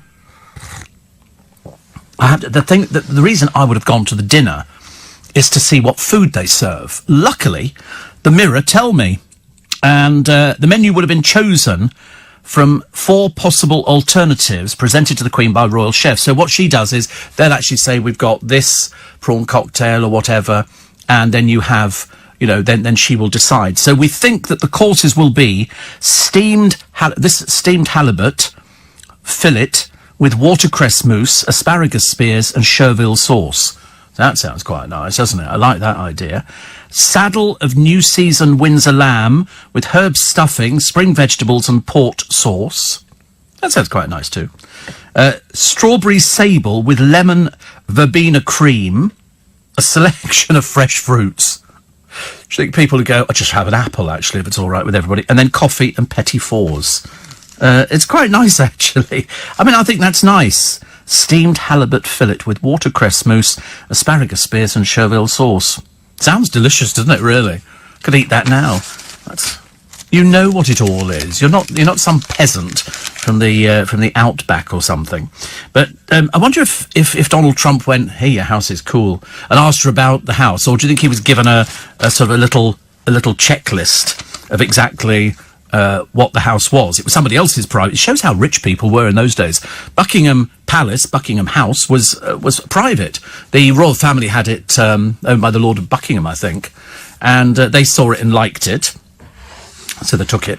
And then they had the front refaced and everything else. If you look at different things on it, you can see that they've changed the bits around the windows and stuff like that to make it look a bit more impressive. And I don't think they own Somerset House, no. I don't think so. I'm pretty certain. Might have been a royal palace at one point, but I don't think it was ever their royal palace. I think it goes back to 1500s, I would think, when the waves of the Thames. It was a large neoclassical building built on the site of... There you go, built on the site of a Tudor palace belonging to the Duke of Somerset. There you go. So that's what it was. It was enormous, actually, when you look. It is enormous, because they have ice skating there at Christmas. I've been ice skating there. Well, I watched it. It's very nice, actually. But it's got lots of things there. So I was right, actually, the 1500s. Old Somerset House was in the 1500s there. But can you imagine what London must have looked like with these huge houses all over the place? Really lovely. Gardens going down to the Thames being twice the size it was. I made somebody angry the other day. It always makes me laugh when I make somebody angry, when I call it Parmesan. Parmesan. They wrote it, I think you found it's pronounced Parmesan. I said, no, it's Parmesan. I love it when you can wind stupid people up. It makes it far more interesting. Steve, what a shame that Corbyn and Harry can't follow the Queen's example. I don't think anybody's bothered, actually. Harry's, I don't know where all of a sudden he's changed, hasn't he? We know he had a bit of a temper on him when he was caught coming out of a club once and he'd had a few bevies and he lashed out at the photographers. And I'm thinking that would be a bit pointless. But anyway, and so he held back. He didn't talk to Trump at all. Shouldn't imagine Trump even noticed. Shouldn't imagine he even noticed. They'd have said, listen, she's not coming down. She's had the baby 4 weeks ago and apparently it can't be left. So that was that. Needed that tea this morning. We need the tea this morning. So who else is not going Loads of people are not going for this dinner, or didn't go for it the other night. But did it make any difference? No? Did anybody go, oh, look, there's an empty seat there? Of course not. It's filled up immediately. I'd have gone for it. I would absolutely have gone for it. Shops are set to change now. You can go and buy refills. It's in an effort to make us all feel a bit sort of green and stuff like that. It doesn't make any difference at all. There's also, I've got the Love Island stars set to get rich from social media. Not all of them, I'm afraid. Not all of them. Not all of them. It's very interesting that they've sort of looked at some of the people on there and how much they've earned before the show, and then what they're looking at, what they will earn after Love Island. Okay, so for example, they've got Danny Dyer. They reckon she's earned 3.6 million. Oh, I bet the taxman will be interested, dear. Jack Fincham, 2.4 million. I don't believe it. Megan Barton Hanson, 1.8. Definitely not. And then Love Island before the show, Tommy Fury, 117,000. For doing what? Even if they have... No, it won't last forever. This is only what you can make. Oh, incidentally, hang fire, because I'm going to tell you about the George Michael will and who he's left it to. Anna Vakili, 86.9 thousand. Curtis Pritchard, 84. Amber Gill... Amy Hart, 36,000, and she thinks she's going to increase it. She's not coming over very well so far. And then poor old Joe Garrett. I thought he owned a business, actually. Obviously not a very successful one. 29 grand. I mean, that's a bit way down the list, isn't it? A little bit way down the list. Plus, they think they've found 5 bodies. They're looking for these climbers which have vanished. They found 5 bodies so far, so they'll be removing them very, very shortly. And also, a Liverpool fan reportedly missing in Madrid has been found safe after allegedly being arrested by the police. They said he was very drunk and punched and kicked. Well, that would warrant you being nicked, mate. Like, you nicked. And so that was it. Police said had a missing persons report. They didn't realise the man that they had was the same one. So, anyway, that'll teach you, mate. Go and get drunk, start kicking out the police officers, get yourself nicked. Hope you stay over there. Also, George Galloway's been fired, so he doesn't have a radio programme now. His parting shot was, see you in court, guys. Always hilarious, George Galloway. Always hilarious. Don't know why. Just always hilarious. Vitamin D could cut risk of dying from cancer by 13%. I wonder what vitamin D is in. And, oh, look, she's back again. Little Miss Show-Off, Gemma Collins, they say, doing a cartwheel. And, as I say, just looks like the same woman with huge thighs. Seriously, I've never seen such enormous thighs. So she's doing a cartwheel on the beach.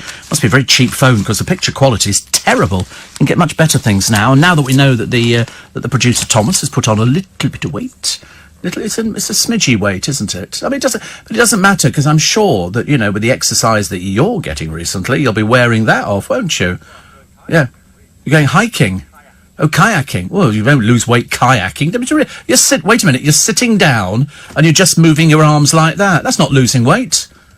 No, you won't. You won't sweat it all off. Otherwise, why don't you just go and sit in a room? We'll put the heating on. And that means that, you know, within about a day, the weight will just fall off your body. No, it doesn't. You don't lose weight kayaking, I promise you. You really don't. No, you don't. No, you don't. Don't argue with me. I am the fitness expert of LBC. If you asked anybody on LBC, you don't. That's the trouble, is you don't know you. Because it was only a week ago you didn't recognise the fact that you were putting on weight. And I reminded you in that caring way that I have. Oi, fatty, I think I said to you. And then you suddenly realised that I was talking to you.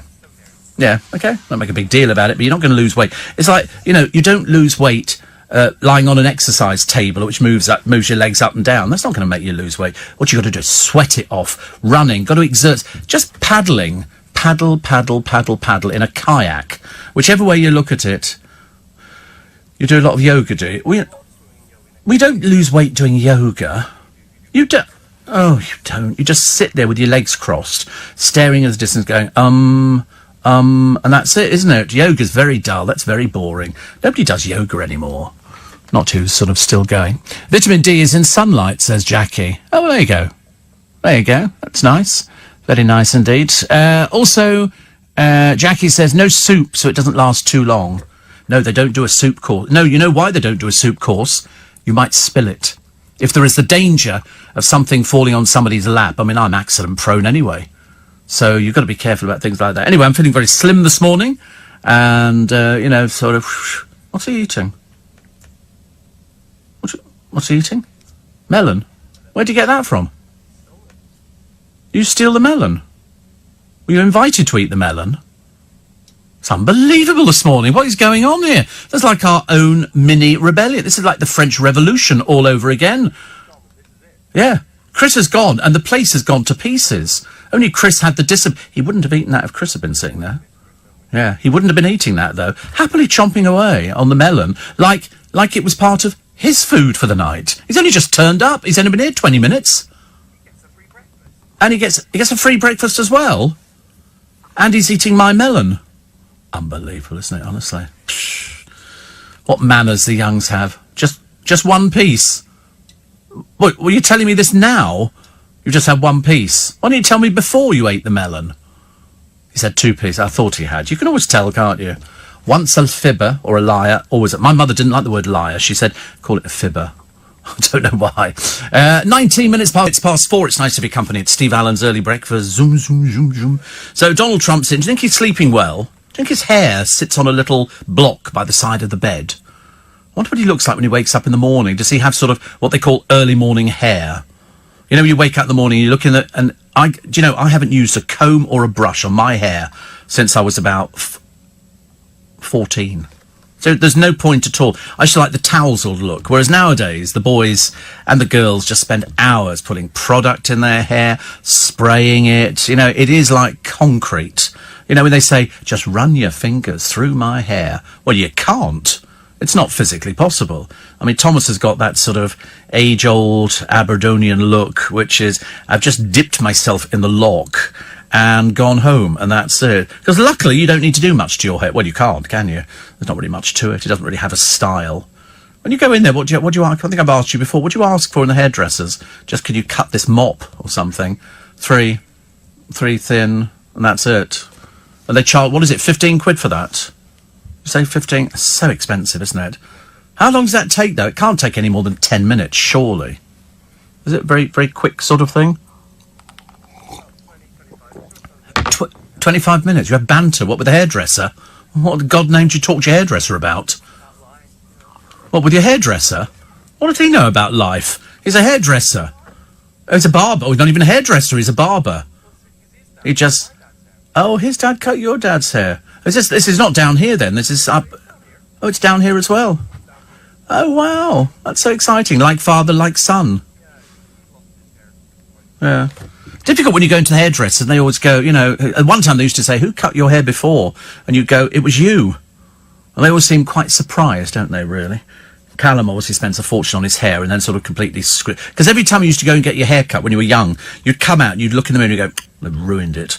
Because you don't like to say anything to them while you're in there. Like, it's too much off the top. I've seen kids going to my friend Michael's hairdressers, and they go there and they've got really long hair, and then it cuts off, and you could sit... They're about to burst into tears.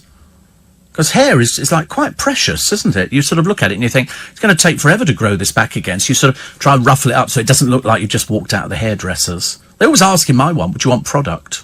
So, yeah. So, well, no. So are you good, though, and you say to them, don't cut any more off, that's quite enough? Oh. Yeah. Otherwise we'd have tears, wouldn't we? No, it's not nice. I used to do that as well when I was younger. Don't cut any more off, but you don't like to say anything. Then at the end, they show you the mirror and you get, yeah, fine, thank you. And you walk out feeling all depressed. I know kids who scream the place down. If they're very young, they don't want their hair cut. Little kids don't. Some people believe Trump's hair is alive. Alive. And we've got, and they've got video evidence of Trump's hair being alive. Comes in a little box. It's funny, everybody takes the mickey out of him, don't they? And they, all of a sudden... Oh, it's a cat on his head. But that's, I mean, do you know, it is his own hair, isn't it? I don't know whether or not it's sort of, it's a fake piece of hair, but it doesn't, listen, it doesn't matter. Even if you like him or you don't like him, makes no difference. Forrest Trump, they call him. Forrest Trump. Bless him. Steve, I know Somerset House was the place of looking up people. It's the place where they hold birth, marriages and death certificates. Yes. It is. That's exactly what... Well, in fact, it's loads of things, actually. Steve, on time this morning, says Chris the Trucker. I'm in the bad books today. Booked the wife a spa day yesterday. Told her if she liked it, I'd book a Lidl and an Aldi for the next birthday. Old ones are the best at this time of the morning. Katie Price's bill for being a foul-mouthed old bag. 600 quid. That'll teach her next time to use foul language. She's always got an answer for everything, but unfortunately the pricey is always wrong. In fact, she spends most of her time now making court appearances. Not so good, is it? Colin, winner of Britain's Got Talent, 89. He says he wishes his wife had seen his Britain's Got Talent win. Oh, she did, Colin. She did see it. Don't you worry. She'll be up there on that cloud waiting. But she'll have seen you. She'll have been very proud. Very proud. Also, Brooklyn Beckham's relationship might not go on much longer. Because Daddy apparently said he's had enough of this. You know, David Beckham puts his foot down. Ooh, shame on everybody. And he said they were arguing at Cannes or something a couple of weeks ago. It's a bit ridiculous. There's something the matter with them. They're not right. And we found the gang who've been fly tipping for years. They've been fined something like 230 grand and sent to prison. So that's good news, isn't it? We'll tell you who they are a little bit later on. James Cracknell is gearing up for Strictly. He's always been told not to do it by his ex, Bev. And now he's decided he wants to do it.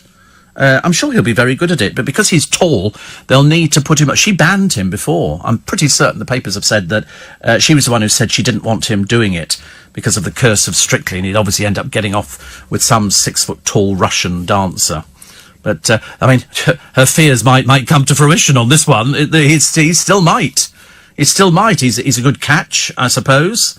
It's an odd one, isn't it, really? But let's hope they don't... Who was the other one? Oh, Scarlett Moffat. I'm sorry, dear. Your Z-list. We don't want you on Strictly. They've had some right naff people on there. And what was the other one? Oh, George... Oh, I've got to do George Michael's will. This is very interesting, because there were loads of people who were rumoured to be getting money from George's will. Well, I can tell you now, he left about 98 million, which is not bad. Not bad for a young man of his age. And he left all of it to family and friends, but not one penny piece to Kenny Goss, who was his lover for years and years and years. But I bet he's got loads of stuff anyway. And Faddy. So who gets what? Who gets what in the will? Let me tell you. Because I was a bit surprised as well. You imagine you're sort of sitting there waiting to see whether or not you're going to get the phone call to say you've got money in George's will. So the equal share of all major assets, including the 2 London homes, one of which Faddy is in, refusing to leave. I suspect they'll get him out fairly quickly. So Yoda, his sister, and Melanie, his sister, get equal shares of all the major assets. Okay. The horse racing stud farm, where his father has lived for years, has been given to him. His artworks, his antiquities, and John Lennon's piano goes to the Mill Charitable Trust, so it can continue to generate money for good causes. And the share of what's left goes to Shirley Kemp, who was in his backing band, Kay Beckenham, a model, David Austin, his best pal and producer, Connie Filippello, who I've known about for years. I mean, Connie Filippello, for God, she's a publicist, Sonia Bird, a family friend. Who's Alex Giorgio? Can you put in Alex Giorgio, who is his cousin? I'm not sure if this is the one who's done stories about him in the past. I can't remember actually. So I have to look at a picture of him to realise who Alex Giorgio is. Do you want me to spell Giorgio for you, or will you manage that? Can you? That's Alex. Oh, that's Alex Giorgio, is it? So Alex Giorgio. That's an Australian rugby player. That looks like a rugby player, doesn't it? Actually. Is that what he is? Yeah, I'm not sure. Oh, right. Is that the right name? Yes. Alex Giorgio. Put him in, put cousin. There you are. Alex Giorgio, George Michael. That's right. See what we get there. Oh, is this the one who's been selling stories everywhere? See, this is Andros Giorgio, not Alex. Perhaps it's the same person. I don't know. I really don't know, actually. It's a bit difficult. George Michael's cousin, Andros Giorgio. Perhaps Andros is Alex. Might be, mightn't he? But he's been left some money. And Michelle May, his ex-PA, has been left money. And that's it.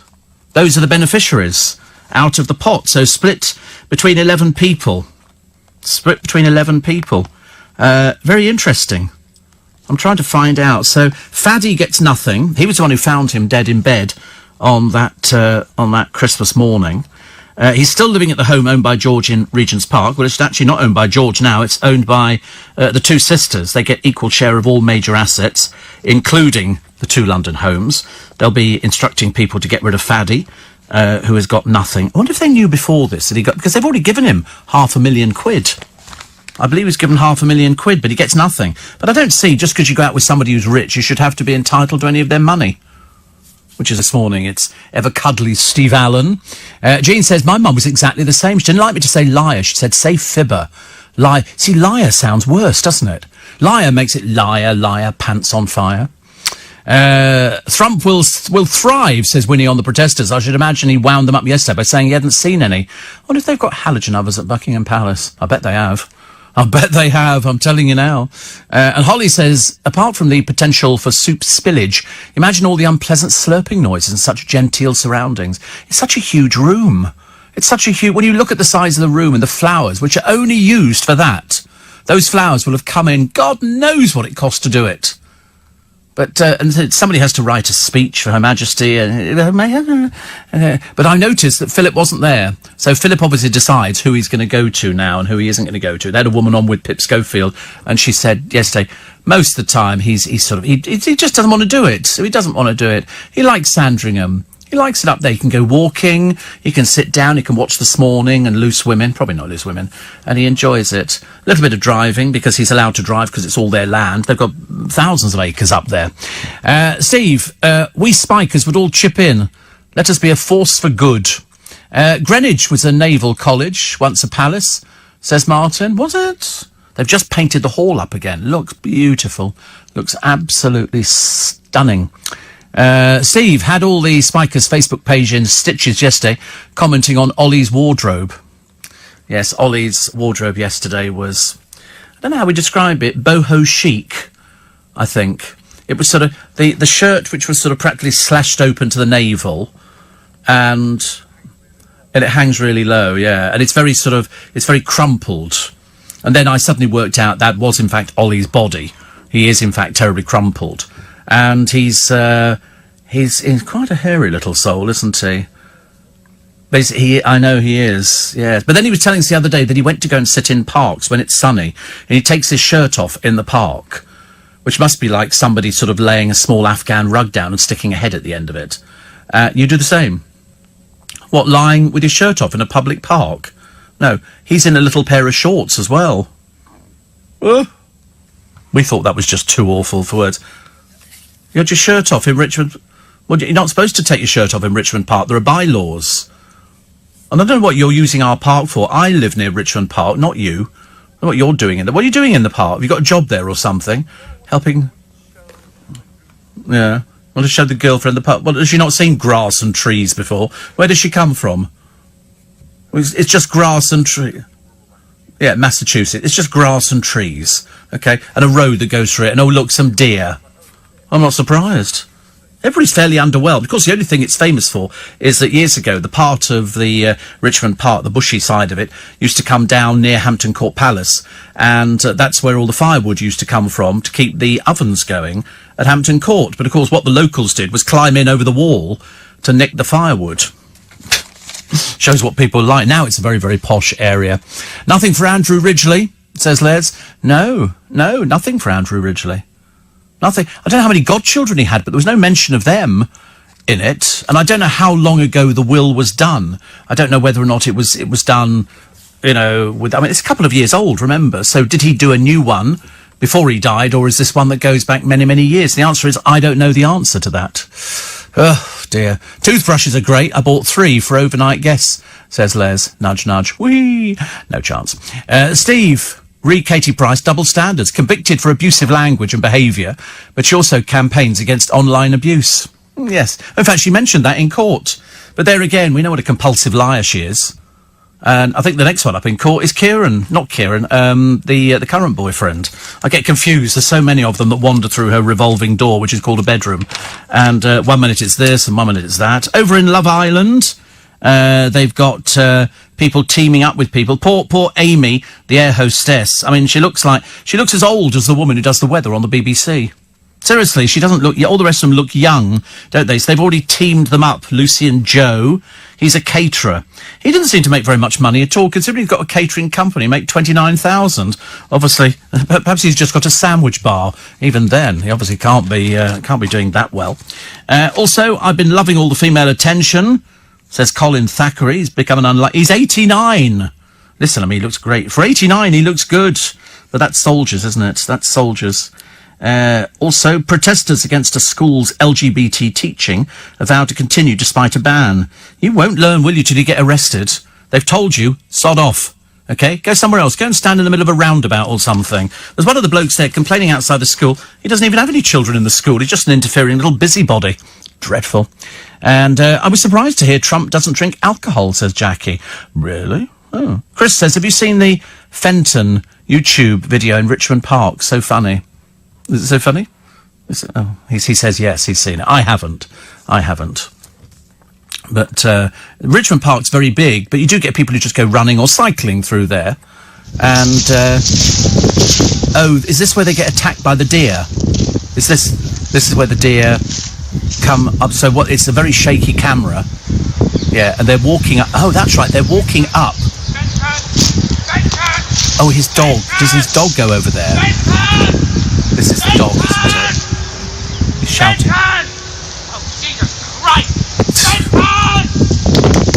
All of a sudden, the deer go on the rampage.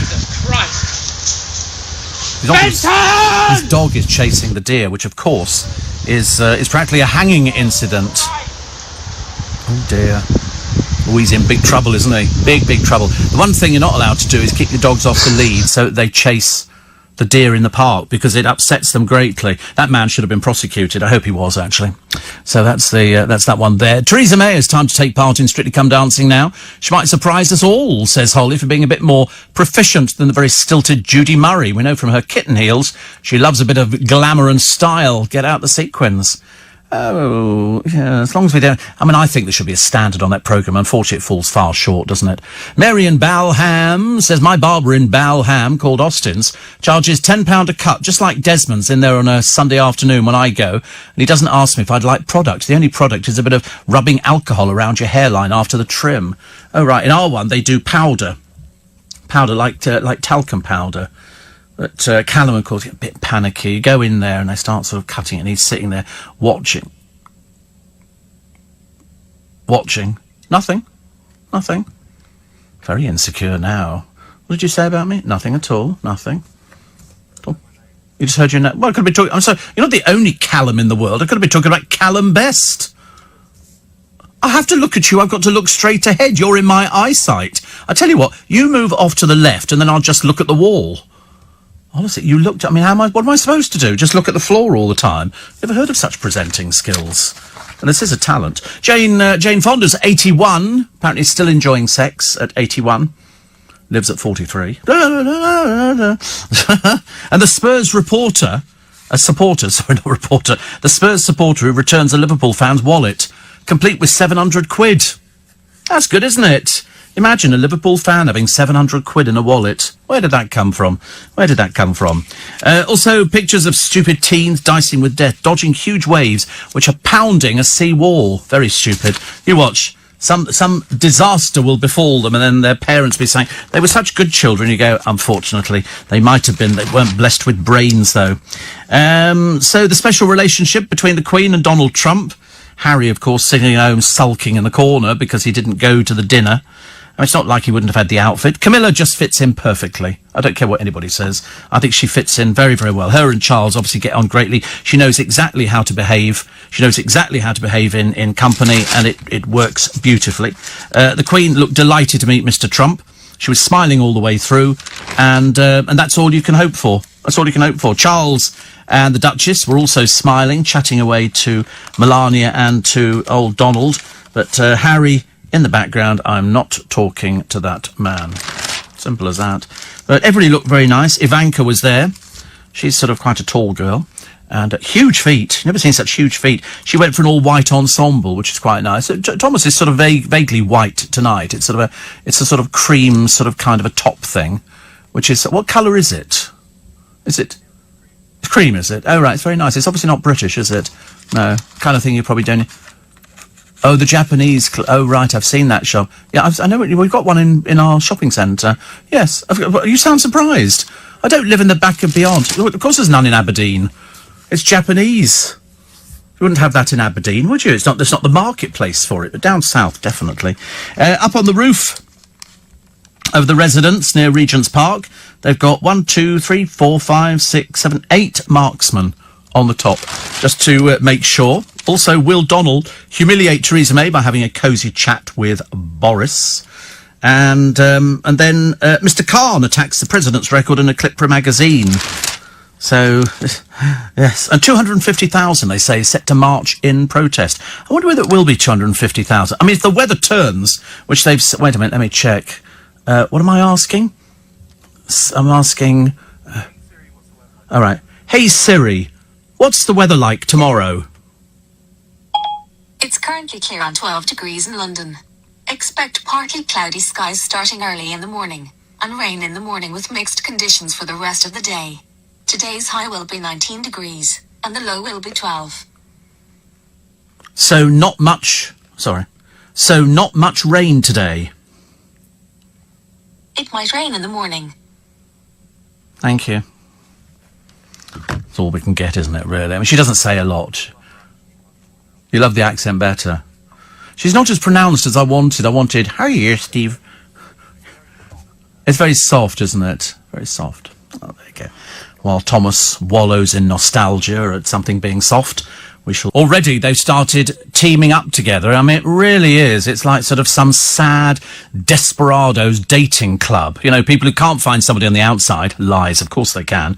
But they're prepared to exhibit themselves on television and team up with somebody. And when you listen to their vacuous conversations, you suddenly realise why most of these people have got the word failure written all over them. It's terribly tragic. Terribly tragic. They say surfer Lucy Donlan is the front runner with bookies and had 2 contestants competing for her affections. I mean, what is this? What sort of programme is it? The answer is it's just a sad sort of semi-dating programme for people who spend most of their time walking about in bikinis. It's one of the rare opportunities that they get to do this. You can't do it in this country because we don't have the weather for it. Waitrose are going to test a refill station on a range of products. So things like pasta, rice, grains, couscous, lentils, dried fruit and seeds, cereals and freshly ground coffee will be poured into containers. You will then take your container along and you will fill it up from there. It sounds a little bit sort of OKR, sandals and caftans, but that's what they think it's going to work. I mean, I really wouldn't want to work there. I mean, even though they say the top 10 UK supermarkets produce 810,000 tonnes of throwaway packaging every year. And I go, well, you know, just putting in this other stuff's not going to make any difference, is it? I don't think so. I'd be very, very surprised. Very, very surprised. What else do we have? This is... Dear Mr. President, this is from Richard Littlejohn. Here is all you need to know about the hypocritical, terrorist-loving Labour leader who dares to lecture you on morality. So, it's Richard Littlejohn having a little pop at Mr. Corbyn, I think. Also, Lester Piggott, stripped of his OBE for what the Queen termed being very naughty overtax, was back in her good books on Saturday when she unveiled his statue at Epsom. But she can't give him back his OBE, that's up to the Prime Minister. However, she has the power to make him a member of the Royal Victorian Order. I mean, honestly, you know, naughty with the tax, they get around with taking that away from him, and they go, oh, come on, here he is back in everybody's favour again. The RAF are relaxing its rules on tattoos in an attempt to boost the number of recruits. What a shame. What a great shame, coming from an RAF family. You know, the idea of tattoos everywhere, not so great. Looking forward to a nice lemon sorbet ice cream after work.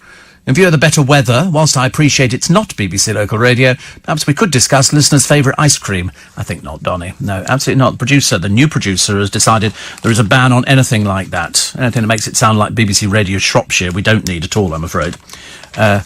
And also, Chris is still listening, just to make sure that the programme is going in the direction that he commandeered it being. You know, that's the way he sort of wanted it to go. So he'd have been quite upset to hear that the assistant producer this morning is sort of stealing food not meant for him, you know, and I don't want to make a big deal about it. I mean, some people think I dwell on things and sort of until it drives me insane, but no, I mean, I only mention it the once per minute, for it to actually sink in, and to see somebody scoffing the melon, which I lovingly put together last night. I had to buy the melons and cut them into pieces and put them in there.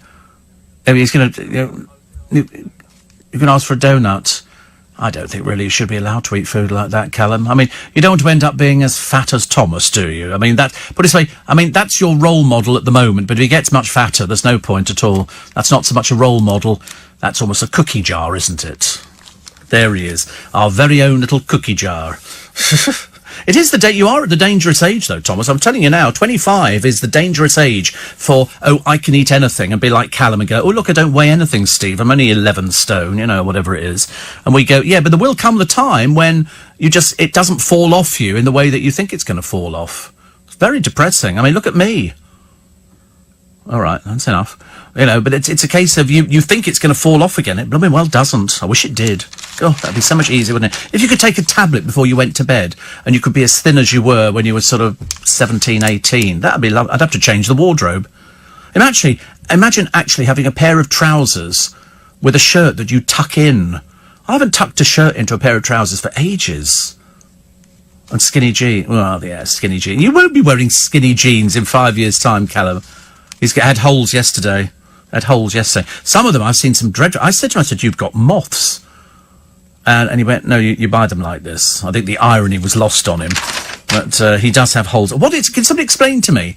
And don't say it's fashion. What is the point of having jeans with holes in them? I mean, is this to get air to your legs?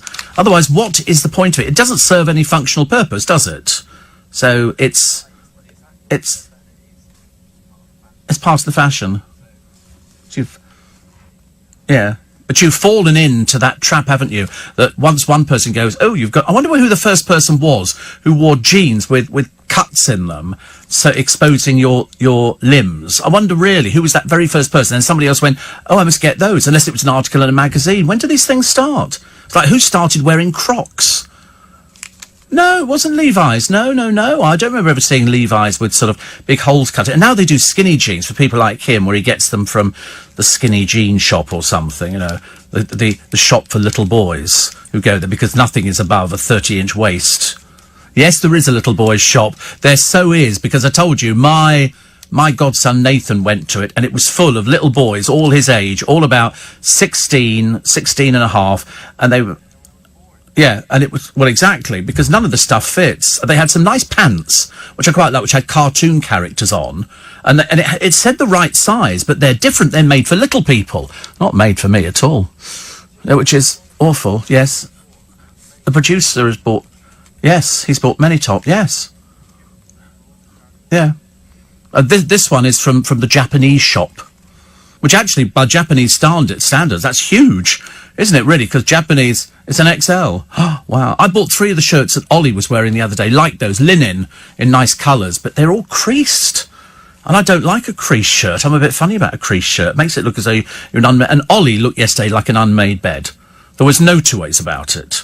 You know, shirt slashed out. I'm surprised he didn't have a medallion hanging round his neck, you know, and a pair of sort of super sunglasses perched up on his head. He's had his hair cut, though. Nice. I don't know how much he paid for that. I always worry about these things. Look, a picture of the Cheeky Girls. I don't know what they were doing. They posted a picture on social media. This is the Aberdeen City Police. If you could, mind you, they're fairly ancient up there, and so they pretend to arrest the Cheeky Girls.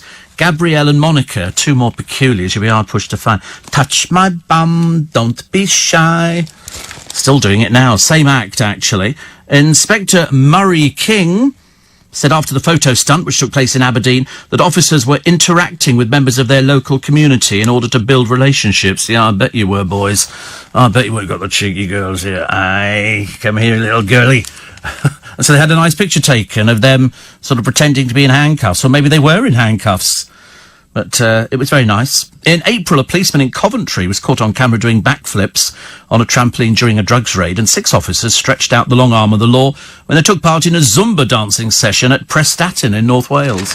I suppose it's basically telling you that police officers are, as human as the rest of us. They just happen to do a job under difficult standards now when you're dealing with so many drunks and stuff like that. Anyway, just going back to the little boys' clothes shop. This shop was full of all little people who didn't look as though they were ever going to grow beyond 5'6", and everything was it was all small.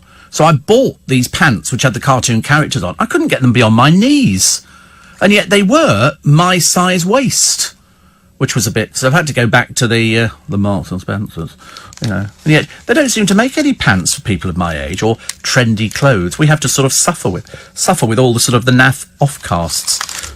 It's not so good, is it? Because we want to be trendy. We want to what? There's a huge gap in the market. Trendy clothes for people who are above average size. They've got clothes shops for women like that. The men's ones are just a little bit naff. Don't see why we shouldn't be trendy, ladies and gentlemen. Steve, do you think the special relationship really exists? Says Anastasia. Absolutely, I do. I believe. I might be out of sorts on this one, but I believe that the Queen believes. I don't think she sees bad in anybody. She can't. She's still talking to Prince Andrew, and his ghastly daughters. So, I don't think she sees bad in anybody at all. Even if you could. Admittedly, she made a bit of a mistake over the Diana thing. There was that film that was made. I think it was called The Queen, and it was a case of after Diana died, the Queen was on holiday.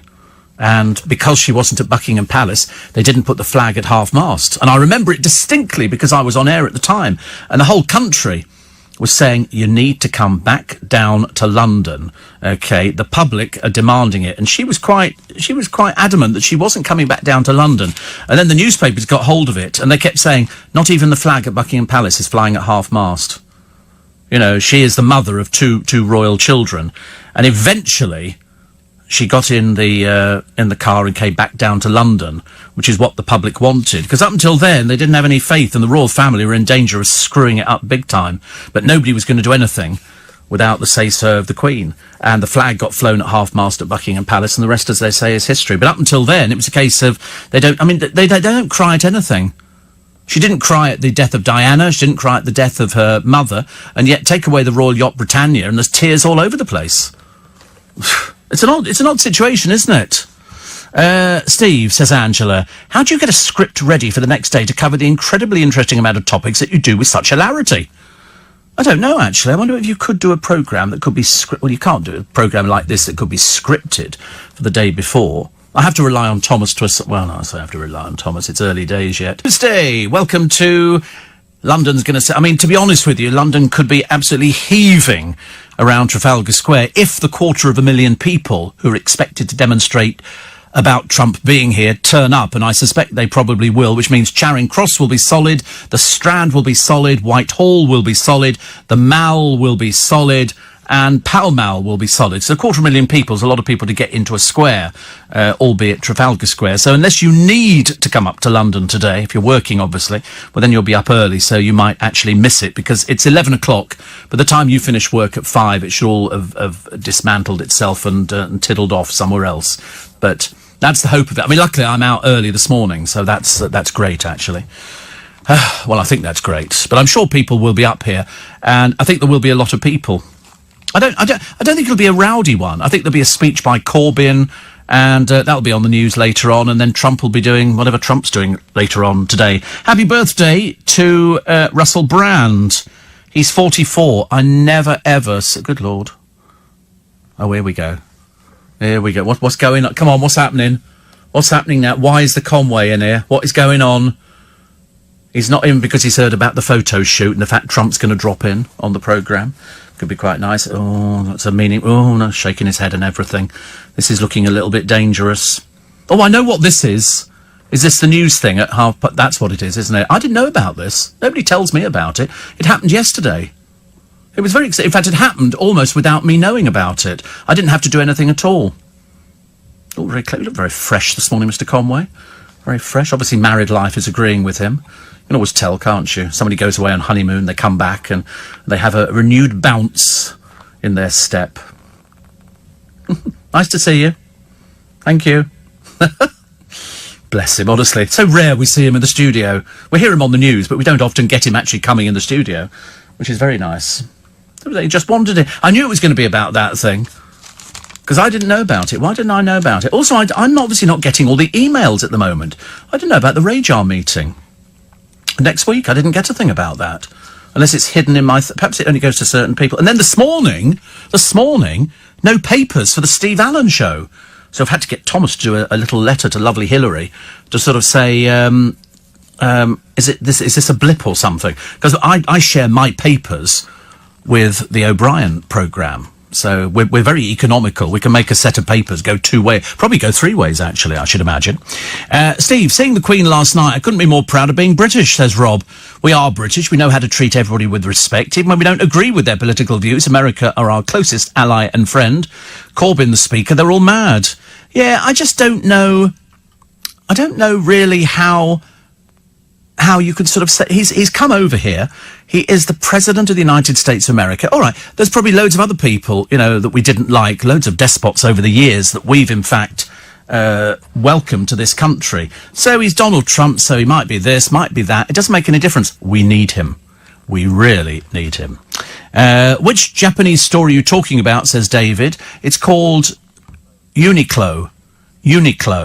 And I don't think they're not all over the place. There are quite a number of them.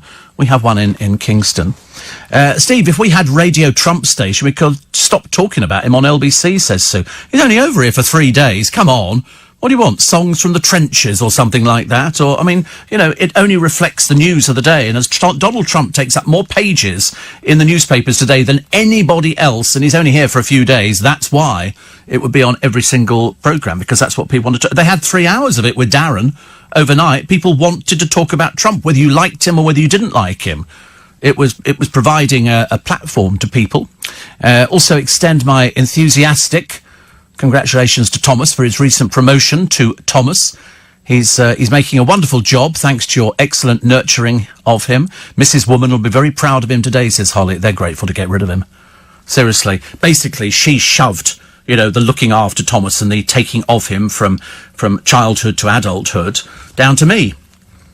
And I don't want to, talk out of terms, but she didn't get any phone calls. No, she's safe. It's only of an evening time when he deemed, and then he reverses the charge. Hello, Mrs. Woman, we got your son on the phone. When you take the call, do you remember those days? That was happy days. But no, we've sort of nurtured, in a very short space of time, actually, we've nurtured him, and we've sort of taken him on to the new level. So Chris went as high as he could, and now he's looking after Mr. Swarbrick, and that'll be a marriage made in heaven. I bet you anything he's still up at this moment. I know what he'll be like. He'll be going, oh, so tired. Because he needs to get his sleeping back in. I said, it's not going to be easy. Not going to be easy to get your sleeping pattern back in again, but he's done a sterling job. The boy done good, as I said. The boy done good. Steve, the kids of today spend so much time with their heads in their phones, they don't get out to exercise, therefore providing them with scrawny little legs, Callum again, making these small boy clothes shops, making the rest of us feel overweight, Callum again. Anyone would think I put some timber and I'm envious. Callum again. It's this sort of thing. He's the little Polly Pocket, isn't he? The little skinny jeans, the little rips on them. It's all a bit designer-ish. But he's decided he doesn't want to go and... He doesn't mind going to festivals. He just doesn't want to stay in a tent in the middle of a field. He's not very good at tents. And apparently he did confess to us that he did do one festival, namely Reading. And I can always tell the Reading Festival because, I used to work in Reading, and when it was on, it was like thousands of people. You see them all at Waterloo Station and Reading Station wearing gumboots with backpacks on and tents and all the rest of it.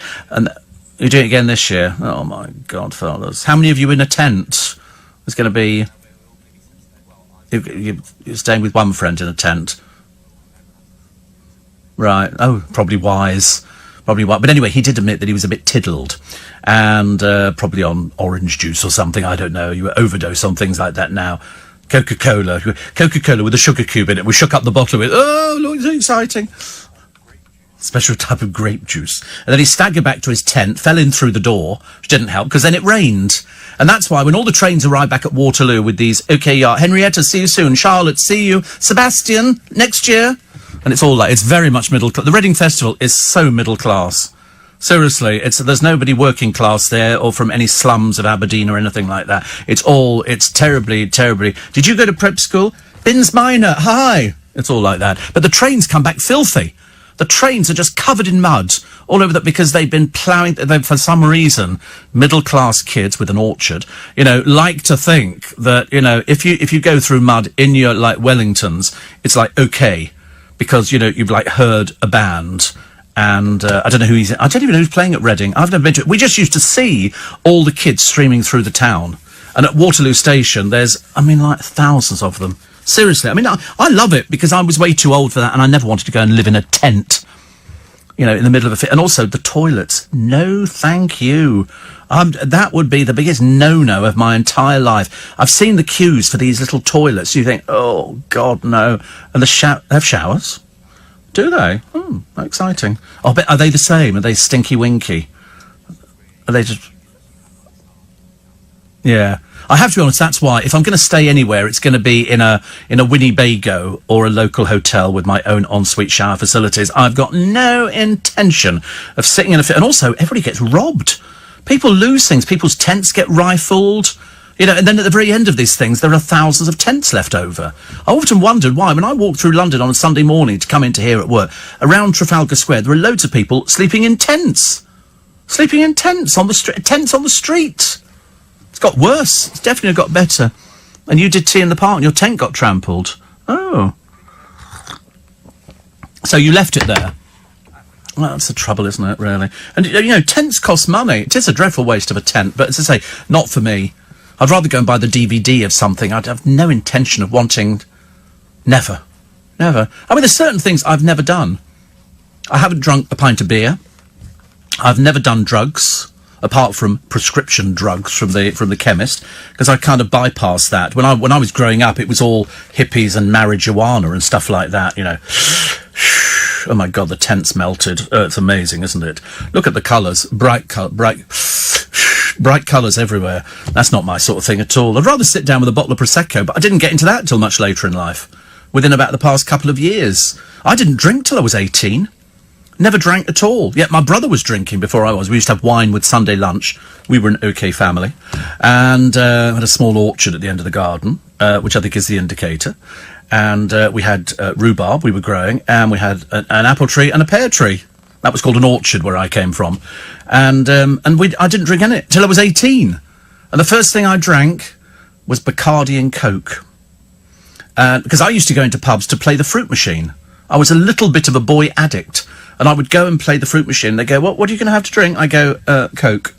Thinking you were quite grand drinking Coke. And if it had ice in it, that was a bonus. A Coca-Cola. And then I thought, I'll have a Bacardi. Because I'd seen the adverts on the television. So I bought a Bacardi and Coke. I thought I'd arrived. The trouble is, I walked out of the pub like I could barely stand upright. Because when you have your first drink, it affects you quite badly. And then you sort of think, oh, I quite like the feeling. And so you go back the next day. And then I went to Southern Comfort. Ugh. Now I couldn't touch Southern Comfort with a barge pole. It's too sweet. It's too sickly. And the only thing I never did dark rum, never did gin. But I do vodka, Prosecco. But it's got to be a good vodka. It's got to be a good vodka. I've had some cheap vodkas. The Polish bring out tons of vodkas, and Russia. If you go to Selfridges, there's a whole department which just deals with vodkas. The most beautiful bottles of vodka you've ever seen. And I always think, but you can't drink the bottle, can you? Well, you can eventually. And so now I just do Prosecco. I've got vodka at home, but I never drink it. I always think it's kind of there for an emergency. What sort of... I've never tried Jaeger. Is that a Jaeger bomb? No, I've never done things like that. Have you ever done a snake bite? A snake bite? Oh. Do you know what a snake bite is? No. What is a snake bite? Isn't that cider and something? They actually don't serve them in pubs now because you get drunk on one drink. I think it's somebody'd have to tell me what a snake bite is. You'll all remember. I can't remember exactly what's in it. But in a lot of pubs, landlords will not serve it because you just get drunk on the one drink. It's like drinking a pint through a straw. You'll drink half of it, you'll be flat on your back. Flat on your back because you're taking up the air. If you drink it normally, you're taking gulps, so it's big gulps of air. If you do it through a straw, you'll get lager and cider. Yeah, a snake bite. Lethal drink. But anything, we used to do competitions in the disco. We used to play party games where, first of all, you drink a pint through a straw, and by that time, they're flat on their backs. They can barely stand up. And you try and get them to do it. Right, now you've got to turn... all sorts of games. Very bad, actually. Steve, would you like to interview Donald Trump? Absolutely. Of course. What interviewer would not... I mean, there's certain people I would love to talk to. Prince Philip. I would love to... I'd love to have talked to Diana. I've done Julie Andrews, so that's okay. I've done Dustin Hoffman. I've done loads of Hollywood people. Marlon Brando, no, not particularly interested in Marlon Brando.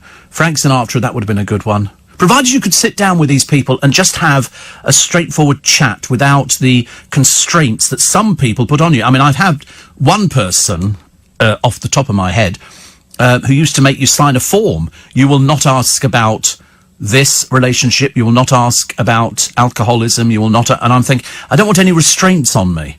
I just want to be able to ask people questions. I'm not doing it in a way to trick people. That's not, the way I do interviews. And it seems to work quite well for me, which is good news. Works well for everybody else as well, because In Conversation is still running after... must be 15 years now, I would think, which is not bad. Let's get a check on the road and the rail this morning. The LBC Travel is... Morning, everybody. Nice to have your company, nice. It was on this day in 1931. I know it's a long time ago, but the first attempt was ever made to televise the finish of the Derby. It was only partly successful, owing to interference by induction from telegraph lines. Although the horses were not individually recognisable on screen, it was possible, with the aid of the announcers' descriptions, to pick them out. Also, Joan Collins, the 23-year-old, this is 1956, the 23-year-old British torrid baggage of Hollywood films, flew home 5 days after divorcing Maxwell Reed, the first of 5 husbands. 5 husbands. She's still going. She looks amazing. But then I look at the Queen and I think she looks amazing as well. Born on this day, Sir Christopher Cockerell. We celebrated 60 years of the hovercraft the other day, and here he is. He worked on the mud floor of his boatyard using a can of cat food, a coffee tin, and the reverse airflow from a vacuum cleaner. Wow. Amazing. Also, in 1989, and I remember this day as well, hundreds, possibly thousands of pro-democracy protesters were killed by the Chinese army in Tiananmen Square. Do you know it's still going on? The mothers of those killed in Tiananmen Square are being hounded by the Chinese government. Can you believe it? Can you believe it? The answer is yes. What happens if you throw a Finnish sailor overboard? Helsinki. It's an old one, I know, but it's the best you can get. There's nobody else doing this sort of material at this time of the morning. There's a reason. Also, Katie Price admitted yesterday she hurled a foul-mouthed tirade of abuse. She just foul-mouthed. Where do you think her son gets it from? Her. Disgusting language. The former glamour model, former everything, actually. Former talent, well, never had a thing at all. She was actually wearing, for some reason, I believe it was Victoria Beckham's skinny jeans. What is it with skinny jeans? Why would you want to emphasise how skinny your legs are? I don't want to be rude about it, and it makes me sound very old. But, if I had really skinny little legs, I would want to make them look a bit thicker. I wouldn't want to emphasise the fact that they were skinny little legs. I'm not saying that Callum's got skinny little legs. I'm just saying that why would they call them skinny jeans? There's a reason. It's because they fit tightly. Or as my great-uncle used to say, you could spot religion. And I used to sort of think to myself, because we didn't have skinny jeans in my day. In fact, actually, if you go back to the 50s, there was nothing skinny at all. If you remember, everybody had the same drain-pipe trousers. I thought it was fashion, that was good. James says, what's your opinion on so many magic acts? I'm delighted, because a few years ago, there weren't any. So at least we've turned the ball around, and you'll suddenly realise when you go and see some of these people working, they're fantastic. Television sometimes doesn't do people justice. I know some magicians who are so good. I mean, so good that if you were booking them, if you want to book Dynamo, for example, you're going to be paying around £20,000 to £25,000 for a booking with Dynamo, because he's Dynamo. But there are loads of other people who are as good, if not better, out there. So I'm always delighted to see magic acts on the television. I love watching it. I love watching things like that. But that's my hobby. Another one, Ulrika says, all these super trendy little people shops are one big handicap. Although I may still fit into the fashionable garments, I can't stand the noise in them. Why is it? There's a shop down in Kingston, and they sell a lot of trainers and skater boys stuff. You know, like sort of it's all skinny T-shirts, and all the boys go in there and they've got the baseball caps on back. Everybody wears baseball caps on backwards. If God had made them to be worn like that, you know, he'd have changed the front. Anyway, and this, it's full of T-shirts. Full of T-shirts. There's a place in Covent Garden, and I bought one of these T-shirts. This T-shirt was so fit. It was when I was very thin, and I quite liked it. Everybody went, "Oh, it looks really great," but not a cat in hell's chance now. You're so right about Uniqlo. Great shop. Brought a jean jacket in the Kingston store. 40 quid, says Matt, which is good. There is luxury glamping at Glastonbury, Steve, says Jackie. Thank you. And snakebite isn't sold in pubs because it solidifies into a jelly-like substance, says Anthony. No, it doesn't, no. What it can't do, it's both liquids. How can it solidify? You could sit there forever, couldn't you, really, with something like that? I mean, that would just be ridiculous. But they've been selling it for donkey's years. Also, we should all offer our very best hospitality to the president. But once we're reliant on America for trade, their negotiators and lawyers will skin us alive, says Bill. I don't worry, I won't be alive by that time. Annie in Kent says, I bet Antonio Banderas is lovely to interview. I didn't do him. I've never done him. Never done Antonio Banderas. Don't know why. We're going to get onto that one. And Steve, the last time, says Andy, I went to the Reading Festival, 1975. Hawkins? Do you mean Hawkwind? Do you mean Hawkwind? Yes, Wishbone Ash with the headline. His biggest cheer of the day was when the relative new Concorde flew over. Where have those 44 years go? Did you ever officially interview Dale, says Carl? Yes. The trouble is, I always think it's very difficult, well, I used to interview somebody that you know. So, for example, I've done Biggins on numerous occasions, and I've done Paul O'Grady on numerous occasions. And it's sometimes difficult because there's things you know about somebody that you wouldn't bring up in an interview. Although sometimes I have done. And sometimes I've sort of thought, oh, God, what do you say that for? It's like Stephen Mulhern and me chatting away was just like, it was the easiest thing to do.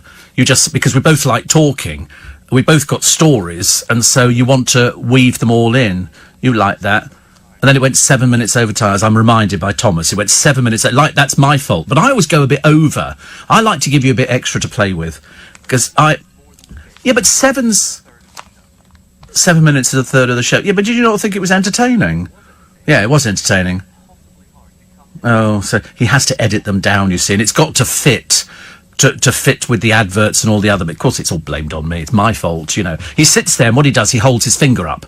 That apparently is an indicator of we're coming to the end of the programme. But then if the person is in full flow and I've got something else in my mind to ask them, I'm going to ask them, because I'm going to have to try and get it down on, I was going to say on tape, but we don't do things on tape anymore. I wish we did. So much easier on tape. At least you could see where it was. But you'd have... Just turn the mics off. So and then just turn them off. Yeah. Very cruel thing to do, isn't it? Yeah, you just like that, and then all of a sudden it comes back again. I was trying to explain to somebody the other day how the delay works. So what you're hearing on this programme, it's 10 seconds after it's happened. It's already happened, but it's electronic. So we actually tried it once where we counted, you know, the 1, 2, 3, 4, 5, 6, 7, 8, 9, 10. Halfway through, we pushed the button just to see what it sounds like. And it was very interesting because it's sort of, I don't want to do it now because it gets too complicated for people. But it's a very interesting thing to do because sometimes you wouldn't know it's done. The machine and the computer plays, don't you push, I can see if you push anything. I could see it in here. So don't do it. But it plays catch up with it. Whereas years ago it was on a piece of tape. Modern technology is phenomenal. Don't even think, and seriously, if I think that you're going to do it, I should be so cross on my programme, because then it means I'll never get that time back in my life again. It's awful. You can listen to the delayed feed, right? So what you're hearing now already happened. Would you try and explain that to somebody? And they go, what do you mean it's already happened? You go, because we held it up at the beginning of the programme. How do you stop people swearing? And the answer is because you just push a button the moment you hear it, because it's already gone the moment, so you're stopping it in advance. It's too complicated to explain, actually. We always get questions about it. Steve, what way do you get to Waterloo? A lot of road closures? No, we're absolutely fine. The road closures will be in later, but not for us at 7. We'll be picking up our skirts and running down there to pick up the bus. He said to me, let's go and do the underground. I went, oh, no. I don't like the underground first thing in the morning. It frightens me. Don't know why. Steve, lethal is a mix of rum and hot water. It was invented with cold water to avoid sailors getting too intoxicated. John says, it's a snake bite, half a lager and half a cider, or half a cider and half a lager. It's neither. It's neither. It's a bit of lager, a bit of cider, and a bit of blackcurrant.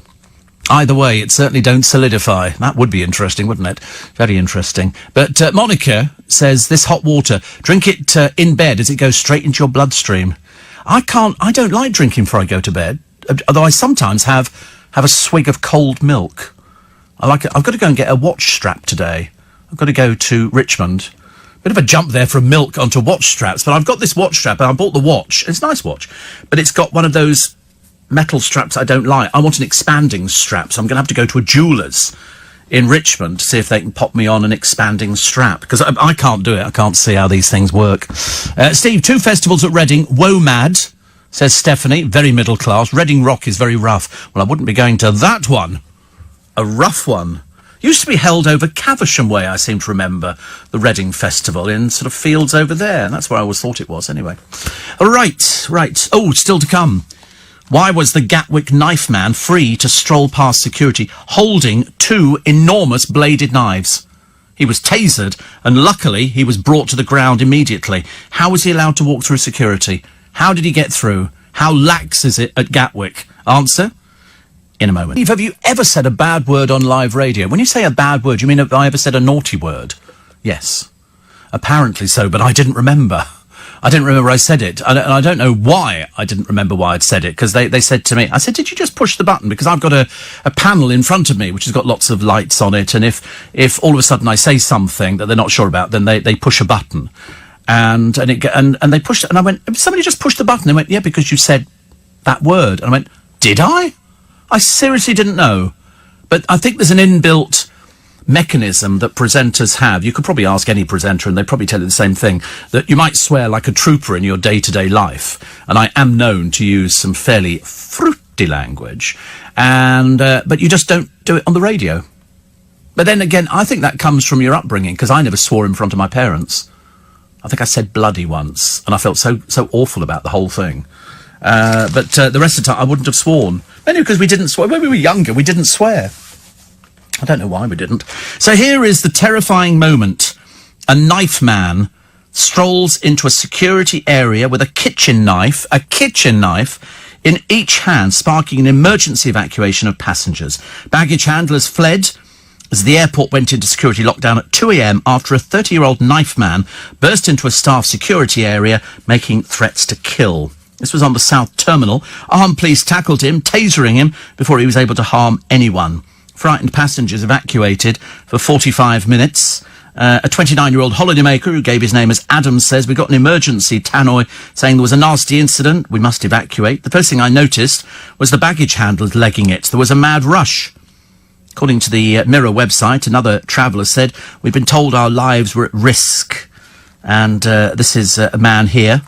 He was challenged by officers who used a taser to detain him. It's not terror-related. Apparently he used to work there, and he comes from Crawley. But he was able to walk through security holding 2 kitchen knives. And they're not small. They're not small. And he made offensive weapons. He was holding them and making threats to kill. So in other words, you have to bring him down. If necessary, shoot, kill him. Couldn't care less. But he managed to get through security at 2 a.m. in the morning. I mean, that would be the last thing they'd be expecting, but at least they managed to sort it out. Thank God. Could have been much worse. The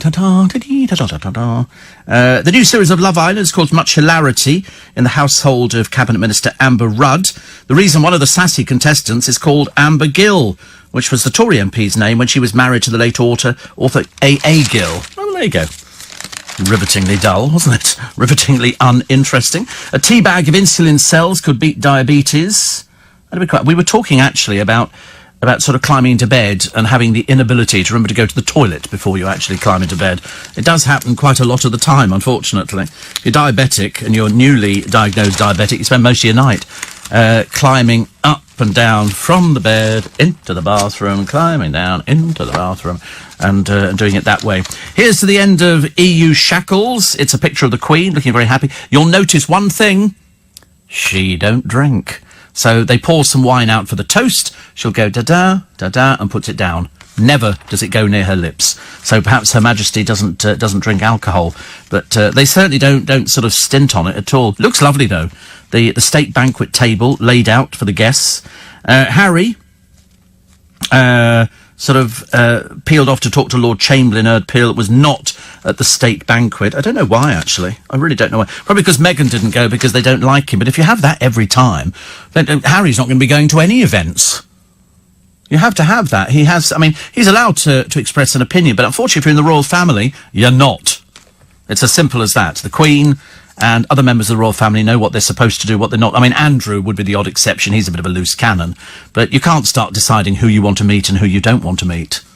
It's a case of you do because we're actually paying for you. But a typically British afternoon tea.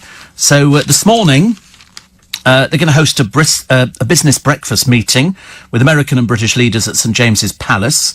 Anti-Trump protests will be held in London, and there will be road closures, so keep listening to LBC to make sure that you know what's open and what's not. In the afternoon, the President will hold talks with Mrs May at Downing Street, and they'll give a press conference afterwards. And this evening, Mr Trump will hold a dinner at Winfield House, which was the one gifted to the Americans by the woman who owned it. A member of the Woolworths dynasty. Prince Charles and Camilla will attend, representing the Queen. I think she's had enough of these banquets, so she's not going to this one. And I think she must have been to this house before. And then tomorrow morning, the Queen, Charles, Mr Trump and Melania will attend commemorations of the D-Day landings at Southsea Common in Portsmouth with veterans. And then, I think in the afternoon, the President and his wife will travel to the Republic of Ireland, where Mr Trump will meet the Irish Prime Minister Leo Varadkar. And in the evening, he then travels to his golf resort and hotel in Doonbeg in County Clare. I mean, to be honest with you, it's quite an exhausting schedule. There's a lot of, where are we now? Oh, right, Ireland. What do I own here? Golf course. Okay, great. And a hotel. Oh, great. Oh, just get me a cup of tea, for goodness sake. Also in the papers today, I tell you what I've been watching. I think I mentioned it yesterday, and I've been quite moved by it. In fact, I've been moved by quite a number of things I discover on YouTube. There's all sorts of dreadful things. I remember I was telling you yesterday, there was something on there that involved animals. I can't even begin to tell you. It was hyenas attacking an animal, and it was so awful. I felt almost physically sick. But I did watch one thing, and I can't remember how I came across it. I think it was people doing something nice, and I didn't quite get what it was to start with. It was a hospital bed with a person on it being pushed through a hospital in America, and the corridor that they're pushing this person down is either applauding or saluting them or whatever. And I didn't realise until I watched it to the end that the person on the trolley had died, and they were going into surgery so that they could give their organs so that somebody else could live and could benefit from it. But there were so many people lining the corridors. One of them was a little child who had died, and it's the most moving thing you'll ever see, because we don't do that. Well, as far as I know, we don't. I've never seen it here, but in America it's quite normal. One of them, it was a service person, and she died, and they were wheeling her in on the bed to go to surgery so that they could use her organs. Now, we have this situation in this country whereby at one time you have to sign a card to donate your organs. Now you have to sign a card so they don't use your organs, because you have to opt out as opposed to opting in. In America, they treat this person as a hero, because they've given so that other people can live, and it could be for other people, your eyes or your liver or your heart. It can be all sorts of things that can help somebody else live, and that person's who has died heart, they can get going again. Makes you wonder why they can't get it going in that person's body, and somebody else can live as a result of it. But to see these people standing either side of these corridors in America is really quite. I begin to wonder whether I'm just the biggest wuss in the world. I cry at the worst things, and I sit there and I think it's just so, for the families as well, because the family are there. And they do like a little service saying, what you're doing now is something really so wonderful and so beautiful. And I thought, you're not wrong. Without people like that, where would we be? Richard says, delayed Steve, upstairs, downstairs, the car and the app have different delays. The longest being the app, next to the car, and the two houses, literally a couple of seconds. I've never actually worked out how it is. I mean, I know how the system works, but perhaps it works differently on DAB. I've really got no idea. Incidentally, if you have not been to the LBC website, which is lbc.co.uk, and you have not downloaded the app, I'm going to come round and sort you out, because everybody should have the LBC app. It doesn't cost you a penny piece. You can download it. It means whenever you go abroad, or like the other day, a friend of mine was out on a cruise ship, John Maloney, and he's got the LBC app, and you can listen to LBC when you're in port. If you're on a ship, it only seems to work when you're in port. You can't do it in the middle of an ocean for some reason. And it means wherever you are in the world, you can listen to LBC, so you don't miss anything out. And that's why we've got so many people, and the Global Player app. And it's the best thing you'll ever do. Because otherwise you go, oh, I can't believe it. Can't believe it. Why can't I hear LBC? I'm going away, I'm going to miss Majid, or miss Nick, or miss Steve, or James, or whoever it happens to be, or Eddie. Actually, is Eddie back Eddie must be back this week, isn't he? Bless him, honestly. I've not seen him for ages. I'll see him next Thursday. We have a little meeting, which is lovely.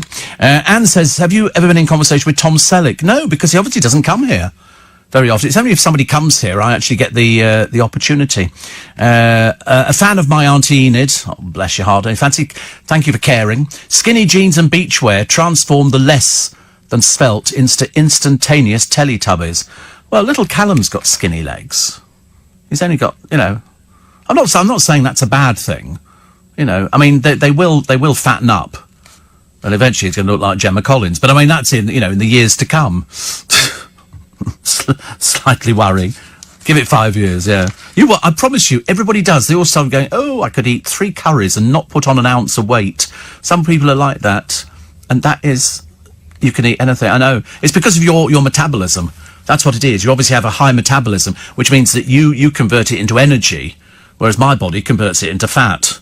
I've only got to walk past Patisserie Valerie, seriously, and there's cakes throwing themselves out the window at me, sort of going, eat me, eat me, eat me, and I go, I can't, I mustn't. And you feel guilty. But a friend of mine married a girl who was thinner than you. I mean, seriously, she was thin. She could eat three Chinese meals and a box of crisps and not put on any weight at all. It's just the way it goes, but it changes.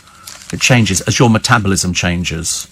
You will just, you imagine, you'll wake up one morning and think, I think I'm pregnant, and that'll be a worrying day for everybody. But, yes, a beer belly. A beer belly. Mind you, I mean, if you have a beer belly, there is only one job that you can do, isn't there, really? Be a darts player. You can't be a darts player unless you've got a beer belly. You never see skinny people playing darts. They all look as fat as houses. All the women are covered in tattoos. It's very odd. A lot of people talking about Anne Widdecombe and her comments on gay people. And then I watched Esther McVeigh the other day on the television. Very argumentative. Very argumentative. She thinks she was misquoted about the not teaching young people about the fact that they might be gay. They might not. It was a live TV interview, right. Did you see it? She was on with Victoria Derbyshire the other day, and I was watching that, and she was quite aggressive to her. Not Victoria Derbyshire. Esther McVeigh was quite aggressive. I was quite surprised, actually. I thought she was all cuddly-wuddly. I can tell you stories. Steve, how beautiful a story. I was so moved by the fact they treat the donors like heroes. They are. They are like heroes, and they've obviously been in surgery and they've died under surgery because they're still connected to all the pipe. They had a child who might have been 8, 10, I don't know, and they were still connected. 16 lives saved by one person. Really? Wow. But I often wonder then, if it packs up on your body, they can then take your heart out and give it to somebody else. You think, couldn't you get it going in my body? It was really amazing to watch this person. The parents were terribly upset, but I think they were buoyed by the fact that there were all these people standing either side of this hospital bed as they pushed it down the corridor into the lift. And it was quite a long push. It was quite a long push, and they were disconnecting all the pipes from this child and the parent. I mean, absolutely heartbreaking. Absolutely heartbreaking. There's nothing that can ever prepare you for something like that. It's really difficult. And then they had a priest there, a vicar, and he was sort of saying, this is such a great thing that you're doing. And they hopefully tried to make them feel better about it. I don't think you ever can. I really don't think you can. It doesn't matter who it is. Whenever you lose somebody, and we've all lost people in our lives, and the older you get, the more people you stand the chance of losing. That's why I'm always expressing fascination and interest when they say so-and-so's 89. And you look at the bloke who won Britain's Got Talent, he's 89. Of course he's won Britain's Got Talent. He's 89, for God's sake. You know, it's the best moment of his life, probably one of many, I should imagine, but this was the one thing where all of a sudden he's in the newspapers and people are talking about him and people know who he is. And all too often you see elderly people out on the streets and you think, I don't think you know many people, do you? They'll be standing by the bus stop and you look at them, or you see somebody picking up something and you think, you can't afford it, can you? And you feel like giving people money all the time. That's why I'm not over keen on giving money to people sitting in doorways. I'm really not, you know, whereas there's elderly people out there trying to pull themselves together, acting on very little. Anyway, we wish them well today. Surely, says Ollie, if the Queen wanted Meghan to attend, she wouldn't have a choice. It's obviously she wasn't required to be there. Well, I mean, to be honest with you, they said she's on maternity leave, so she's not there, but she's not been to quite a number of things. I don't see why that would stop her doing it. It's not like she has a job. You know, the job is she's married to Harry. He didn't go to the banquet in the evening. We're not told why he didn't go to the banquet in the evening. I'm assuming he just didn't want to go because he doesn't like Donald Trump, because apparently, so it goes, Donald Trump has dissed Meghan Markle, and then Meghan Markle has dissed Donald Trump. So, strange, isn't it? Mikey says, you asked why they couldn't just get the organ going in the dead person. Maybe the person didn't die because that particular organ failed, e.g. they died from a fall. Yes, I never understand it. You can actually take an organ out. I mean, in hearts, it's got to be fairly quick. But this thing that they do in America, which we do over here, we have an amazing transplant system in place. And so you can help people who otherwise would not be alive, and it's quite an amazing thing. So that's why. Steve, I know you said the Queen doesn't drink at the toast, but did Trump? I think he's teetotal. Well, they might have just put the glass up to his... I don't know. I was too busy watching the Queen, to be honest with you, not being particularly interested in Donald Trump. Taking tomorrow off due to the road closures in Southsea, says George. I'd never get home from London, going to sit in the garden and watch the fly past. Oh, that'll be nice. I love a fly past. Love a fly past. That'll be good, isn't it? Also, Julie Bindel, writer and campaigner, talks about here, at least Anne Widdecombe has remained true to her convictions.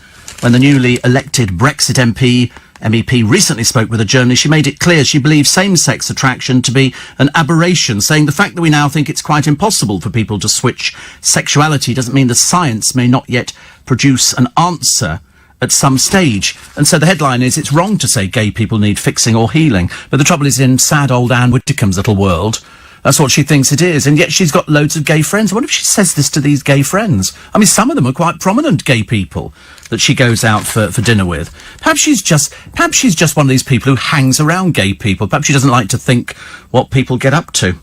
Here's a good news story. We don't get many good news stories, not at the moment. And by the way, if you're thinking that maybe we're a bit Trump top heavy on this programme this morning, it's because the newspapers are Trump heavy. I mean Trump heavy. There are pages and pages and pages and pages of Donald Trump itemising everything, where he's staying, what he's doing, how busy the itinerary is, what they ate, what they drank, which appears to be not very much in their case. I'd be just drinking myself under the table.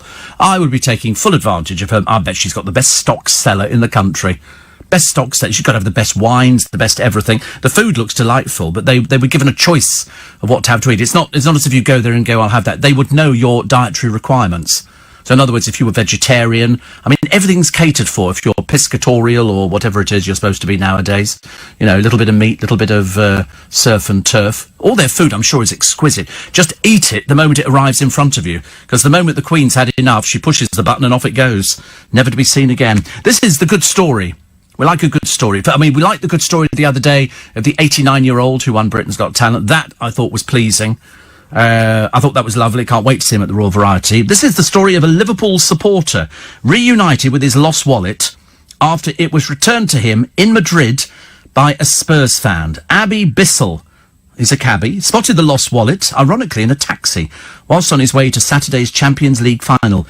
In addition to £700 worth of euros, it contained a poignant letter written by the Liverpool fan's late wife. Alan found a phone number for the Reds supporter and met him after Liverpool's 2-0 win over Tottenham to return the wallet. Alan posted on Facebook, I phoned him up and he started crying. He'd lost it the night before the game. It had his driving licence in it with all his cards, but most of all a letter written to him from his wife just before she died in January. Oh, that nice. But he says, I told him where we were, and him and 2 mates walked into the bar and gave me the biggest cuddle. He texted me after the game and said he's sorry for Liverpool beating us, and he wants to donate £500 to a charity of my choice, so Help for Heroes will be getting some money on Monday. Isn't that nice? See? Good. There are good stories. There are good stories out there. There are happy stories. There are sad stories. There are stories you go, oh, not them again. I promise you, there's some quite good ones. Also, sad news. Blake 7 star Paul Darrow has died at the age of 78, following a short illness. Best known for playing Avon in the Blake 7, and also he's been in Doctor Who, The Saint, Z-Cars, Emmerdale, Hollyoaks and Little Britain. Maureen Mars, his longtime companion and PA, said, over 3 decades I've been Paul's confidant and I've had the immense privilege of being part of his life. The world would be a darker place without him. He also appeared on stage, did 4 seasons at the Bristol Old Vic, and he was the voice of a commercial radio station out there, for 2 commercial radio stations, actually.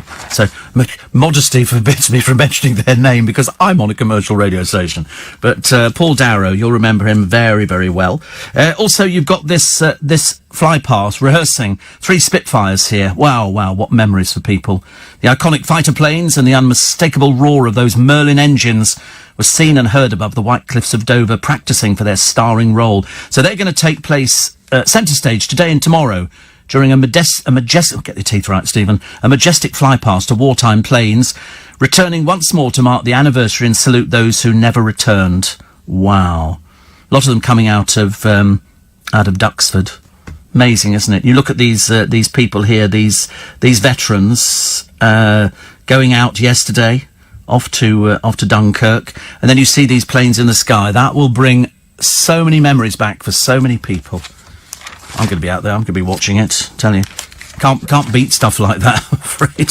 I'm just so sort of keen on us, commemorating everything that people did for us, and to see a fly past, the like of which you won't have seen before. I mean, we had it a couple of years ago, didn't we, in London? I remember that one very well, and it was absolutely amazing. Leo Sayers, 71, and agreeing on a theory, his short stature, he's 5'4", made him more determined to achieve. He says, I like tall women, I have to say. The Divorce Star adds, I'd probably share that with Dudley Moore, a woman I can look up to. People like that, don't they? They always say there's somebody for everybody. Of course, if you're one of those single people, like poor Ollie, who's my producer on the Sunday, he's having no luck at all. We can't work out what it is. I mean, it's not as if he's not attractive. It's not as if he doesn't look like an unmade bed. It's not as if he hasn't got the personality. It just doesn't seem to work. Why is that? I thought London was the easiest place to meet people. Then I saw Love Island.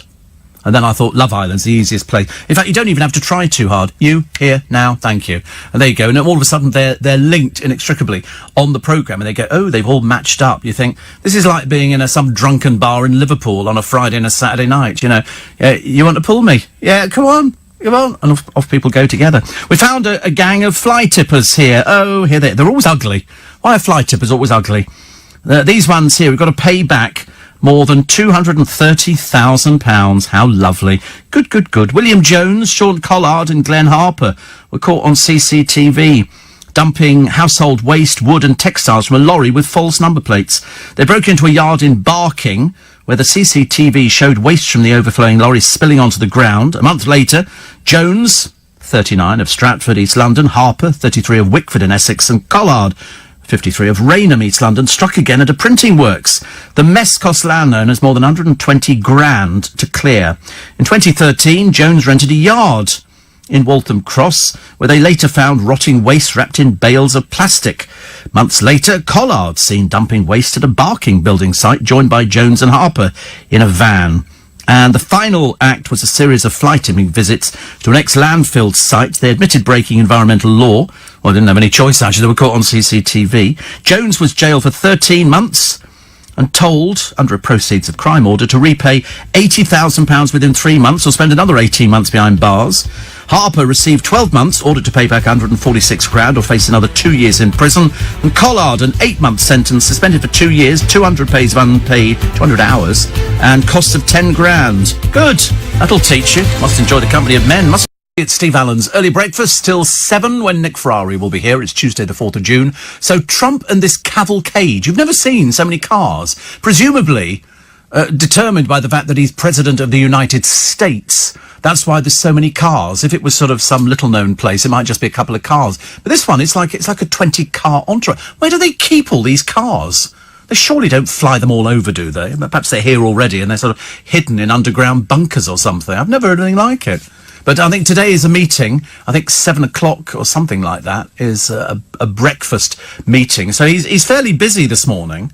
Fairly busy. I think you can't really afford to drink, can you, when you do a job like his? Graham says, I watched the arrival of Mr. Trump, inspecting the guards and the banquet speeches. All went very well. I know, you'd almost think they rehearsed it, wouldn't you?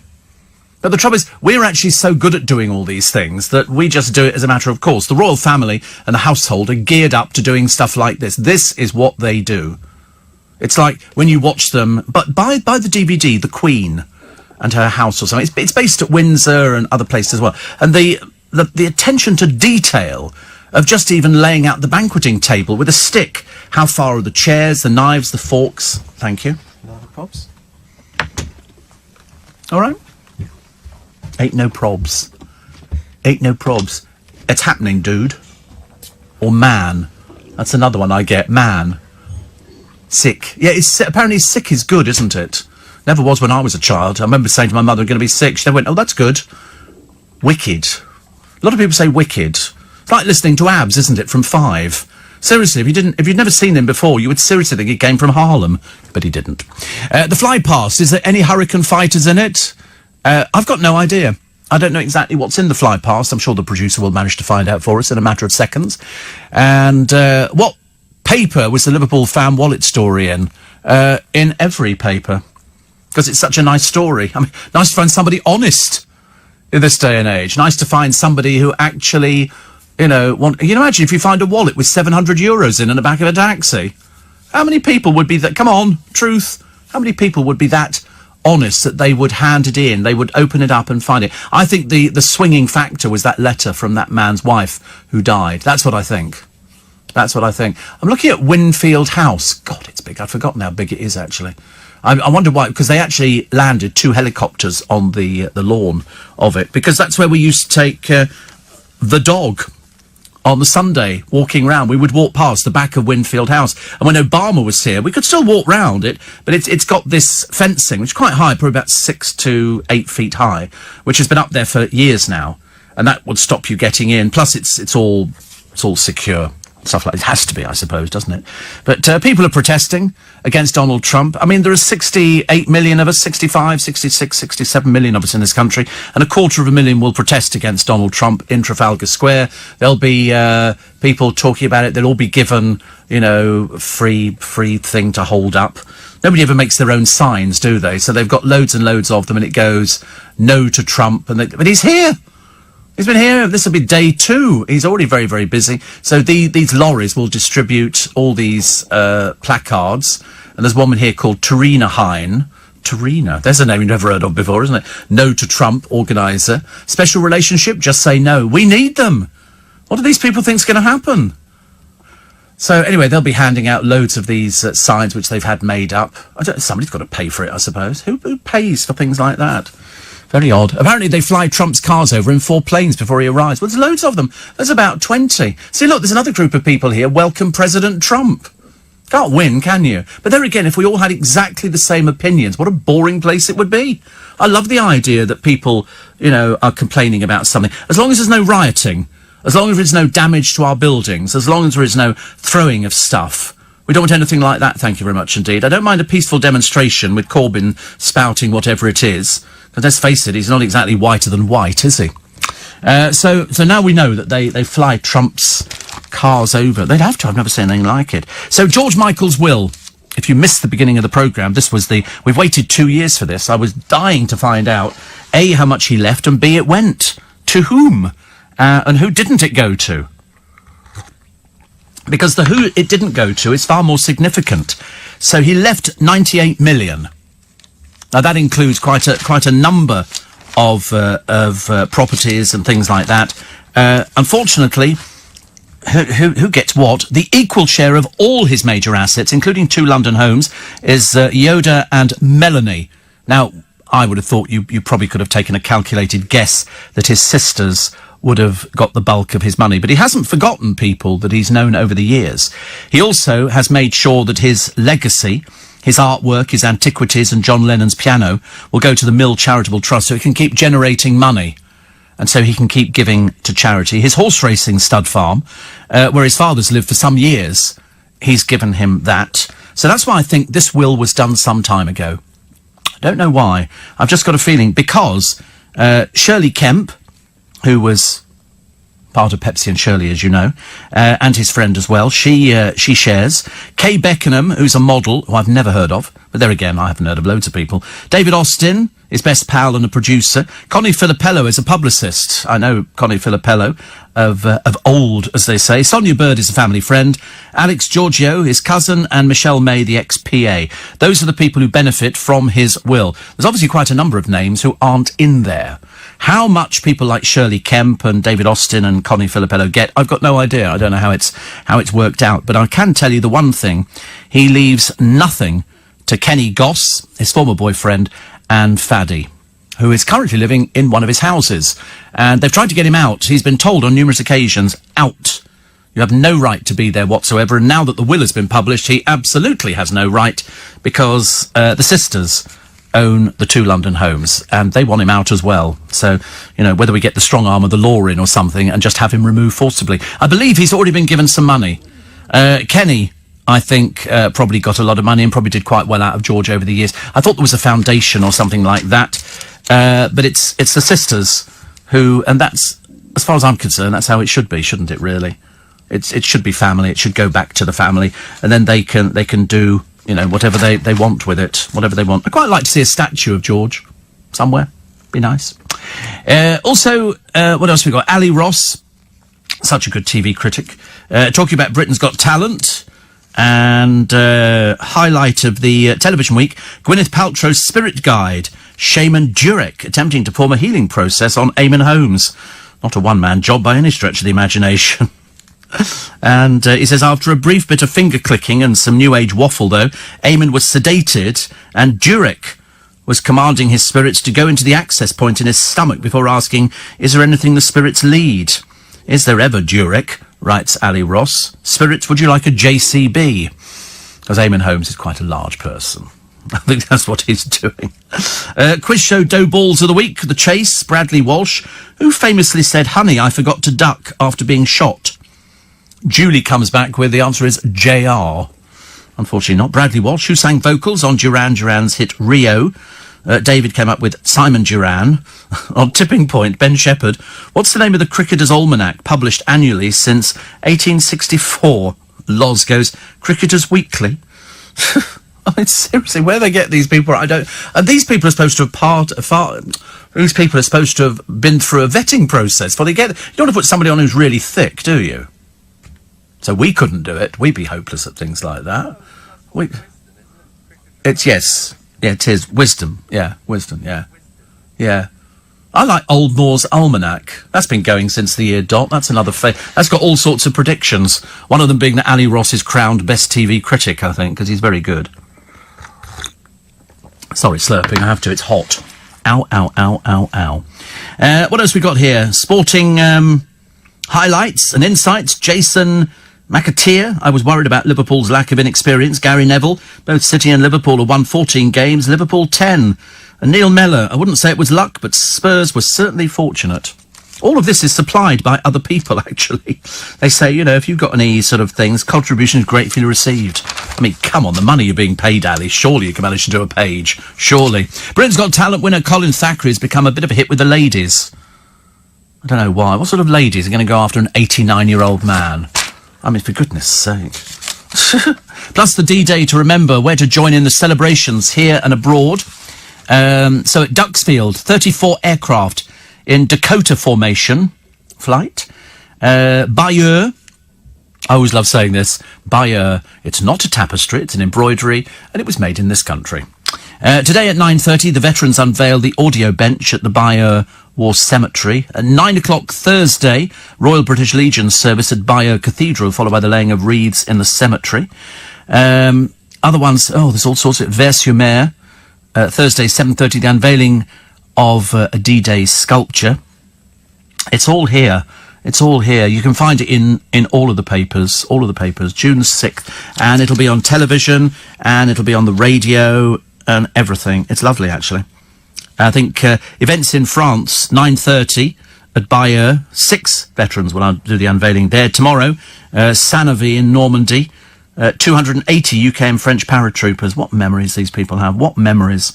Just unbelievable. Thursday, the Royal British Legion ship arrives at Le Havre. And then it all finishes, I think, at 10:30 p.m. on Thursday with a firework finale and the central band of the RAF leading veterans in singing We'll Meet Again, the White Cliffs of Dover and Auld Lang Syne. And the memories they will have. Reckless teenagers. Oh, we'll have to come around to those in a moment. And the chewing glum. The calls for plain packaging on sweets and fizzies. And Hollywood star Rob Lowe left confused by accents and Brexit while filming in the UK. All of your company. Steve, I often see people having a free read of papers in Asda. I couldn't believe it last week when I saw a woman actually taking photos of the pages. That I can quite... I see people all the time standing in newsagents reading the newspapers. Why don't they buy them? Ulrika wants to know if they still employ tasters at Buckingham Palace who eat ahead of the invitees to prove the food wasn't tampered with. I think we've moved on from that a little bit. I think that's like... I think you'll find it still happens on airlines where the pilot and co-pilot have separate meals. So if there was something the matter with one, then the other one would be okay. And one here who says, I'm currently working with the Imperial War Museum, Steve, at Duxford. The sight of all those Douglas DC-3 Dakotas is breathtaking, and the sound of the Pratt & Whitney engines is unmistakable. And some of the planes have come from all over the world. The ones from California made 7 fuel stops to get here. It's the biggest coming together of these aircraft since the 1940s and the Berlin airlift. So I'm on my way back north to collect 42,000 litres of gas for them for this afternoon. So tomorrow, when you see all those Dakotas, Spitfires, Hurricanes and Harvards and whatever else they put up, remember it's a spiker that kept the fuel flowing and made sure it all went well. Listen, I knew we were in good company. I can't wait to see the flypast tomorrow. That's going to be so cool. So cool. There's going to be, the best pictures the papers will get because they've got people with huge long lenses and everything else. So Rob Lowe, the Hollywood actor, was left confused by accents and Brexit. He shot scenes in the Lincolnshire town of Boston for an ITV comedy drama series, Wild Bill. He plays an American newcomer. He said he didn't need to act because he was perplexed for real. He told the Radio Times, I wouldn't have one idea what people were saying. I didn't have to do any acting. He also spoke of the world of Brexit and said the area was in turmoil and transition. He's 55 now. He stars as an investigator, recruited by UK cops, and Brexit features in the series, which starts June 12th. But he welcomed the local food, saying the Lincolnshire sausages, you cannot beat them, compared to the American sausages, which are dreadful. They seriously, skinny little, horrid things. I don't like them at all. You can't beat a British banger. You really can't. They've got taste. Lincolnshire sausages are nice. Lincolnshire sausages are very... In fact, actually, I'm quite a fan of most sausages nowadays. On those odd days you can be bothered to cook the blooming things. They seem to go for ages.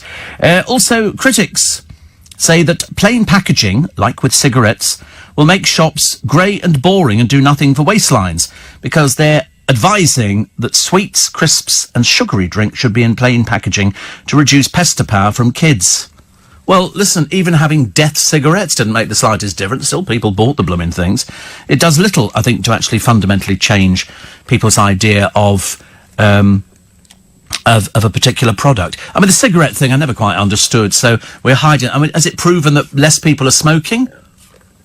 Don't know, I'd love to see some of that. And why are so many people protesting our president in your country, says Mark. He runs the USA, not the UK. He's kind of annoying, but why do they care so much? Do they not have jobs or families they should be busy looking after instead? Well, everybody's entitled to a protest, aren't they? We always have fairly good protests here. It is London, and he is here. That's why they protest about it. I don't know. Listen, don't ask me. I couldn't care less either way. I'd have only accepted the invitation to dinner, which I didn't get anyway, at Buckingham Palace, just to go inside Buckingham Palace. I'd love to go inside and start looking around going, oh, God, this place was huge. Place was huge. Also, there was a woman on the radio, says Matt the Trucker, yesterday, who's doing some organising for the protest today. When asked what her job was, she replied, I'm a campaigner. She was pressed on it, and it turns out that's all she does. She doesn't have a job, but then when asked where the money comes from, she wouldn't answer and changed the subject. I don't volunteer. Well, I suppose people would donate money to them. Would they not? I mean, I'm only guessing, actually. I mean, I don't know, actually. If somebody's a campaigner, I tend to find you do get a lot of people who sort of campaign, and they seem to be professional campaigners. They don't really know what they do. I mean, how they cope when there aren't anything or there isn't anything to complain about, I've got no idea. Perhaps they go out to find something. Most monumental kids' TV. The 10 things, and, not one of them features David Walliams, which is possibly good news. Firstly, which do you think is at number 10? Well, it was bullying from Grange Hill. Bullying from Grange Hill. At number 9, the Clangers, using the USSR flag, US flag, on the moon as their tablecloth in 1971. Number 8, Rent-A-Ghost theme tune. That was a hit from 76 to 84. News Round at number 7, their live bulletin as the Space Shuttle Challenger exploded. They were actually running live on that one. Number 6, Rick Mail, reading George's Marvellous Medicine to Jackanory fans in 1986. Norris McWhirter is at number 5 with Record Breakers, quizzed over a diamond. Number 4, Little Lad Peep Peep, talking in reverse in the Boy from Space episode. And in number 3, it's a goldfish dying in Pipkins. And Johnny says, everything has to die. Number 2 is Paddington, creating a splash in 1980 with his Singing in the Rain routine. And what do you think is at number 1, the most monumental kids' TV? The most monumental kids' TV. And what do you think it is? Excuse me. What could it be? Could it be an elephant on Blue Peter who went to the toilet on the floor and the keeper couldn't control it and fell over? Or would it be something a little bit more dangerous? More dangerous. Okay, it's more dangerous. So what would be more dangerous on television? Wouldn't be the news, would it? It would be... No, it's not to do with animals. No, not to do with animals, no. It's sort of like an assault course. It's not actually an assault course, but it's a similar sort of thing. It's a daredevil thing to do. I mean, put it this way, I wouldn't do it. And I suspect most people listening wouldn't want to do it either, because how this person did this, I'll never know. It was John Noakes climbing Nelson's Column with no safety harness, just ladders which were lashed to the outside, and he climbed up. Well, I felt ill looking at it. He did it. It's 169 feet. And that's the most memorable moment. So he climbed all the way up the ladders, which were just literally roped onto the side of Nelson's Column, and then got to they'd have had to winch me off by helicopter. I'm too frightened to even look at the pictures. I've gone all peculiar. All peculiar. So that's the most monumental kids' TV. Would you believe it? I think kids' TV is bad at the moment. However, we have found something that's very funny. And it's a school, St. Peter's, which is in Whetstone in Leicestershire, and a head tasked with improving a primary school sent an email to the Sun. What was unique about this email was that it was riddled with spelling mistakes. Alison Banks wrote school improvement, OOVEMENT, in the school line. She boasted of earning a prestigious award, and she also missed the apostrophe from her school's name. She complained that we published a list, the Sun that is, of 346 underperforming primaries. She said we had moved a long way from our July 2018 results. She became head in January after Ofsted found pupils' attainment in spelling, punctuation and grammar was below average. She said of the email, I was working in half-term. It was 4:15 on a Sunday when I sent it. I'm only human. Oh, she had mistakes all over the place. Prestigious, she couldn't spell, so they've given her a C, must do better. That'll teach you, dear. Don't write to the Sun complaining about something when, frankly, you can't even spell. That's very embarrassing. Very embarrassing. 84850 steve@lbc.co.uk. Of all the things Robbie Williams could do to honour son Charlie, his latest idea takes the biscuit. The ex-drug addict, who already has more than 30 tattoos, has revealed he wants an inking that refers to cocaine, for which Charlie is a slang term. Right.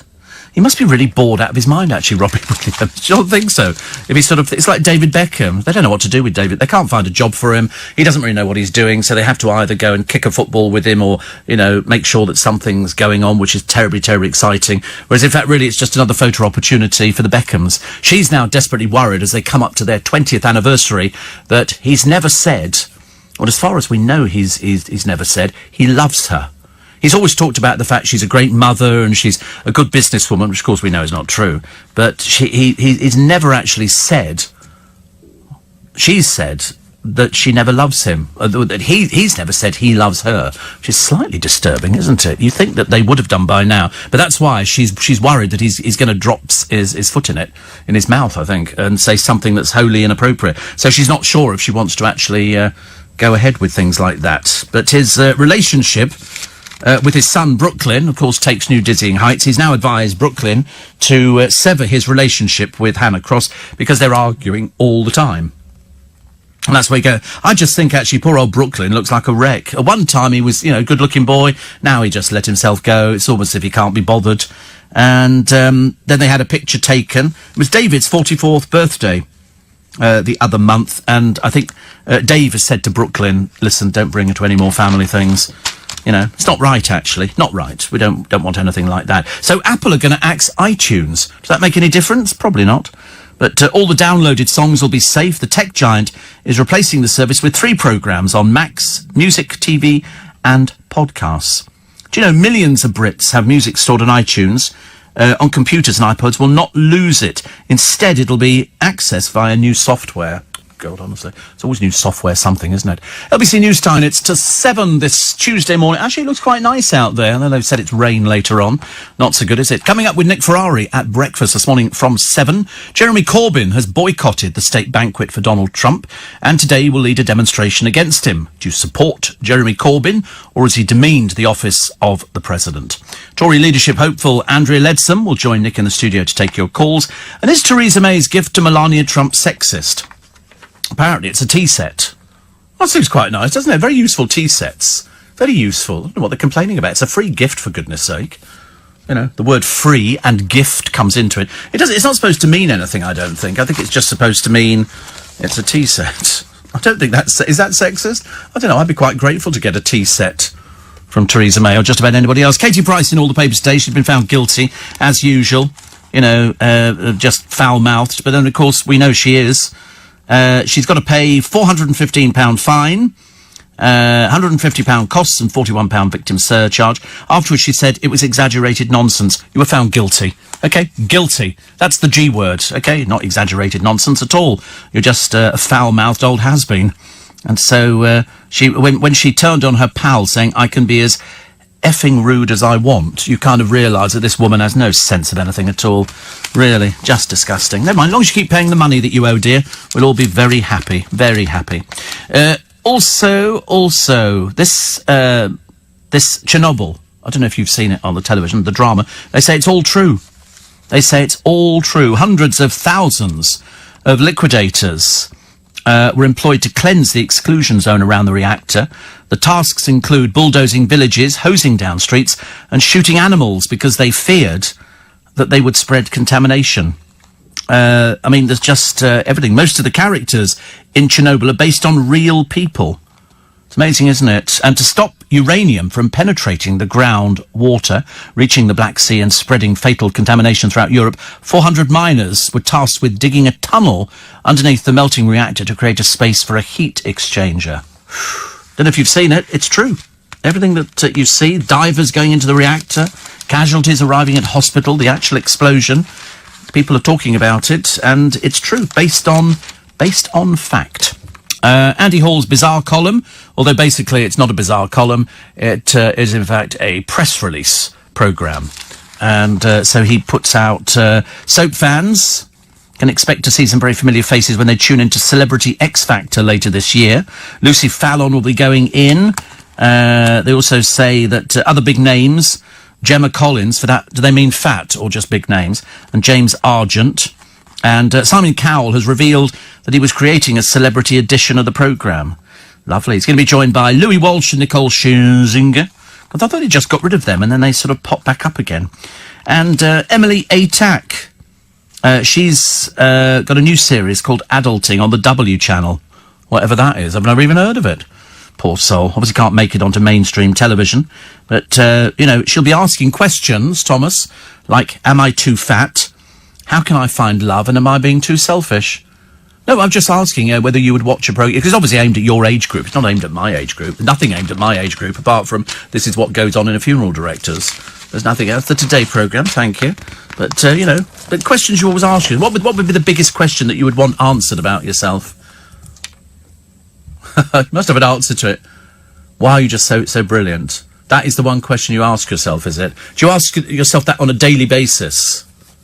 Or you're just baffled? But, well, I'm baffled as well. In fact, I think we're all baffled around here by your seemingly casual involvement in everything, and your enthusiasm, which sort of, it spreads smiles throughout the building. It really does. It makes people think, what's the matter with him? People are always asking questions like that. Smiles of joy. We go, are you leaving now? Yes, I'm leaving. See, more smiles of joy. Everybody happy. I've never seen you in a pair of sunglasses. Do you possess sunglasses? Did I see you in them last week? That was you, was it? Oh, unbelievable. You were wearing sunglasses in here. Were you? We both were. Really? Oh, right. I don't remember that. That's worrying, isn't it? Oh, God, we can't even remember. Have you got prescription sunglasses then, Callum? Are they... Oh, that's awful, isn't it? Are you just wearing Toms? Oh, right. Oh, yeah. But that's terrible, isn't it, really? When you sort of... Because I wear glasses to read... If you put sunglasses on, if you need to read something, you've got to take your sunglasses off, put the other glasses on so you can read the blooming thing. That's a pain, isn't it? When's the Reading Festival? Is that next week? I'm not likely to be... It's in... Oh, right, thank God for that. It's in August. I don't want to get to Waterloo Station today to be mobbed down by lots of girls called Christabel and Saxony and things like that as they sort of pad through the station going, we're going to Reading. Like, OK, yeah. Anybody ever been to Reading before? Good God, no. My parents drove past it. It was on the M4. And that's about it. So, what else we got in the paper? Oh, this battered chess piece. I quite like that idea, actually. Sold for £5 could be worth £1 million. £1 million. We're getting more of these things, aren't they? And yet I used to go to car boot sales and think, I wish I had the experience and the knowledge and the expertise to look at something and go, oh, no, that's worth more than that. Really. Apple to exit the iTunes and the protesters vowing to continue the LGBT protests up outside this school. I don't know why. They've been told, why don't you just go away? Shoo, go away. Ridiculous, honestly. One of the men protesting out there quite clearly loves the attention, even though he doesn't have a child at the school. A bit of a worry, isn't it, really? A little bit of a worry. And sounds like a very good gift to me, says Jim in Paddington. A tea set. Wonderfully British. That's what I thought. I wouldn't have seen it as being sexist. The Americans don't drink tea. Yes, they do. You go into any American hotel, they drink tea. I've got a team, they've been to America. The Boston Tea Party, they threw it all overboard. What are you on about? That's where they threw all the tea. What do you mean the Boston Tea? It wasn't actually a tea party, they threw it. Goodness sake, honestly. That was over the British taxes, wasn't it? And things like that. Was it? I don't know. Yeah, they do drink tea. The Brits, whenever we go abroad, that's the one thing we want, isn't it? So do you have a cup of tea? And they bring it to you and you go, I'm sorry, do you do milk as well at the same time? That'd be quite... Because some people drink tea without milk. Not my sort of thing. Spirit that beats proudly in every British heart, and it's a picture of Charles and Camilla and Ivana and the Queen. Do you know, there must be so many pictures. It's about the first time I've seen her not smiling, and it starts doing the speeches, and she's all smiles. She loved meeting him, because she has to look up to him because he's a little bit taller. And she's meeting the President of the United States. She's 96. She's met everybody. But when a lot of people thought they were bumping fists, I don't think Her Majesty's ever bumped fists in her life. But got to get some of these, says Trump, inspecting the Queen's Grenadier Guards. You would, wouldn't you? You go, you have this all the time? Yeah, absolutely. And then he looks at all the gifts that have been given, and then you see Prince Harry keeping a discreet distance away. He doesn't want to meet him, doesn't want to talk to him, doesn't want to shake his hand or anything else, and that's about as far as it goes. But then on the fashion, very fashionable. The stylish nod to the prince. I mean, Camilla's started wearing some really lovely outfits. Ivanka went for this white ensemble, but not really the best I've ever seen, mainly because she's so tall. She looks about 7 feet tall. Will Donald humiliate Theresa May by having a cosy chat with Boris? Probably. And also then the mob, they call them. The 250,000 set to march in protest. I think they'll just be gathering there, and then there'll be speeches, and then they'll walk down to Parliament. Either way, he won't be seeing anything, because he doesn't seem to see anything like that at all. I mean, I secretly think he obviously knows about it. He must do. Love Island, the chemistry. There is no chemistry. It's a bunch of sort of desperately sad people who want to be famous. They're not interested in the relationship. They'll lie through their teeth to get a relationship going, because nobody ever lasts. You've just got to hope that, they haven't sort of put people in there who are damaged. There could be people who are damaged, and they don't like that sort of thing, because it's very bad for business. So let's hope these ones are sort of on the straight and narrow, and they'll have a nice time, and that'll be about it, and we'll all just go, oh, brilliant. I'm looking at the remastering of the Hovis advert. It looks good, We do these things very well. There's one thing that we do. It's Britishness, isn't it? And I think, Hovis. I've never eaten Hovis, actually. I don't do brown bread. Well, I found the advert fascinating because I just like an advert about bread. It's so quaintly British, isn't it? In America, I suppose they wouldn't have adverts like that. The nearest you got to Schmaltz was when it was Ronald Reagan and Nancy, and they were doing the sort of the pre-presidential thing, and I call her Nancy with the laughing eyes. And there she was, Nancy, at about 190, wearing jeans with a check shirt with a neckerchief on. It looked the most ridiculous thing you've ever seen. It's like sort of, I can't think of anything that's as mad as I've ever seen on the television before. Here's David Beckham kissing Harper on the lips. Dave sharing a tender moment and then publicising it, on his Insta. I don't know what they're bothering for. They're most peculiar, the family, aren't they? How they'd ever cope if nobody published pictures of them anymore. Perhaps it's just cheap and easy. Stick a picture of them in there. Is he propping up her company still? Probably. Do we know? No. Also, the Boris Doorstep Challenge. Quite a nice idea. He woos voters in a campaign video as 36 MPs lend backing. And the cheeky girls being apprehended by the police up there in Aberdeen, which is quite nice.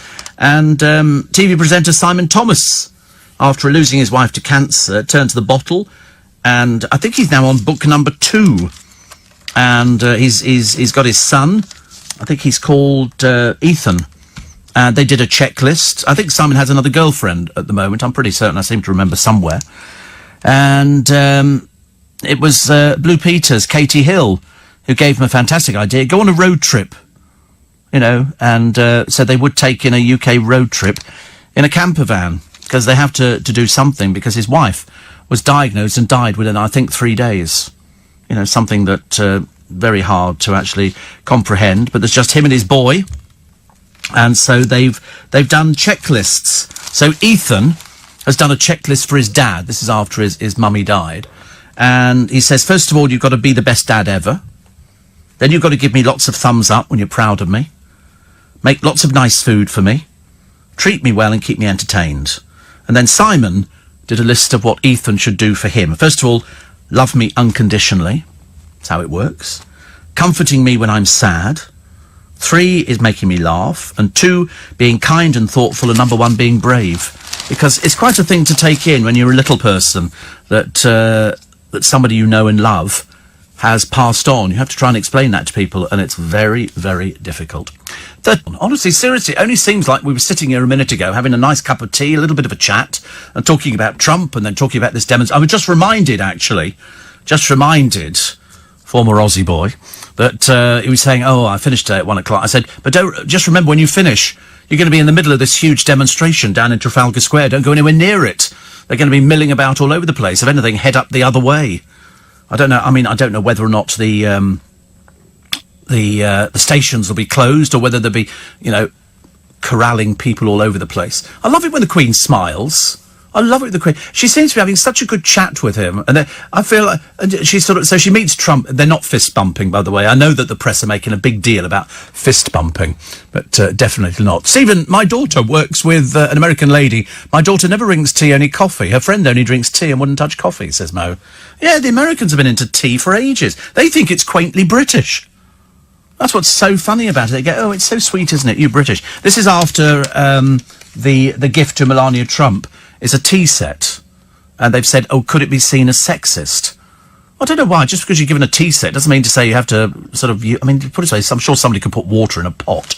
Can't be that difficult, can it?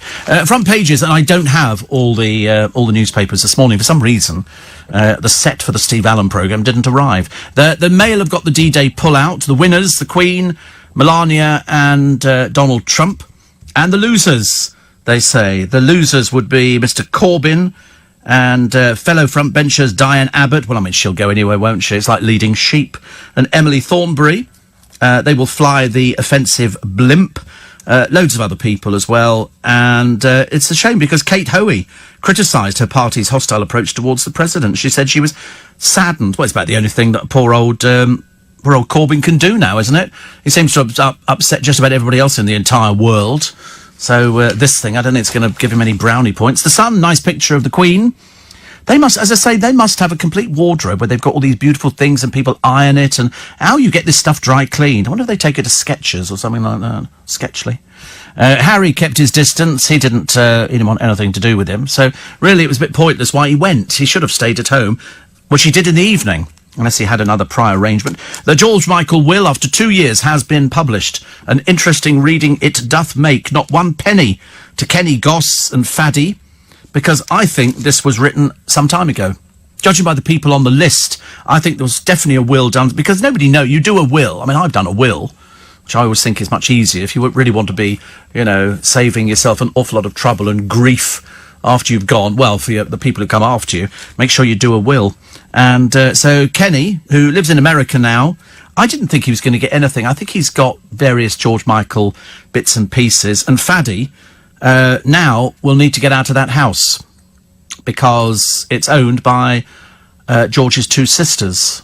So he will have to get out. Although they were talking in the paper the other day about maybe he'll have squatters' rights and that kind of stuff. So I think he'll have to leave. Where he goes now, he's going to have to go and get a job, I suppose. They gave him £500,000, which they didn't need to give him. They didn't need to give him anything at all. I think it was a kind of, he was the one who found George that Christmas. I was the one on air. That was the shock thing, wasn't it? Good Lord. Daily Express. President Trump pays tribute to our great, great Queen and war heroes, and she seems very happy with it. Everybody seemed happy except Prince Harry. And a nice picture of Charles. They were all chatting away quite amiably. I think the Queen likes meeting different people. She's probably seen, I've seen you on the television. She'll probably sort of have a good old natter to him. Here we go.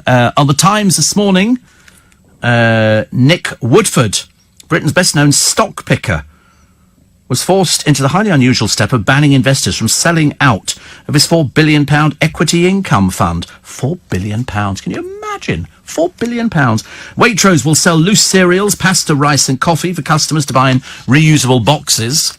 It's part of this. Let's sort of cut down on all sorts of different bits and pieces. Also, vitamin D cuts the risk of dying from cancer. Nice thing to tell you. Another picture of Donald Trump, Ivana Trump, Prince Charles, the Queen, and so it goes on. England suffered the first defeat in the Cricket World Cup campaign when they fell 14 runs short of the 348-run total posted by the Pakistan team, despite both Joe Root and Joss Butler scoring centuries during an entertaining run chase at Trent Bridge. I always think it's the most boring thing under the sun, cricket. Doesn't make me the most popular person in the land, but, the Daily Mirror, surprise, surprise, Trump in Britain. And here he is. It's only the third president, I think. Fits in with all the pomp of a state visit. Prince Harry snubbed Mr. Trump, they've said on the front page of the Mirror. A source said he appeared to keep his distance. I think he's got quite a temper on him, I should imagine. It must be very difficult. He's battling against his brother, and now his wife has been sort of slagged off by Trump, who says not. But then, apparently, Meghan, somebody said she could be breastfeeding, in which case it'd be very embarrassing at at something like that. But we don't know. I don't think we should be privy to that sort of information. I couldn't care less. Steve, as far as I'm concerned, says Rob, the demonstration is not against Trump, but against the majority of the American people who voted for him. Could be. Could be. They don't seem to like him, but it's not going to make any difference. He's going to finish doing his thing here. What do they expect him to do? Turn up at the meeting and go, that's it, I'm going home. I've had enough. No, he'll still be here tomorrow, because it's got a very full diary, Very full diary. Ron says, was Nick Abbott at the Royal Banquet? I have no idea. I'm not privy to the people that mix with Nick Abbott, but it's certainly a lot more high-powered than I am, let me tell you. Sadly, this is going to be a day. Let me advise you again, because of this demonstration at 11 o'clock this morning, it's going to start building up before 11. You don't get to 11 and all of a sudden everybody turns up. I think you're going to find that people will be building up from about 9 o'clock this morning. There will be road closures. You need to stay listening to LBC to find out exactly how it's going to affect you. If you don't need to come into town today, don't come into town today. If there's going to be 250,000 people literally within, less than 1,000 yards away from me here, you don't want to get caught up in that, do you? So unless you're coming to the demonstration, stay at home and listen to it on.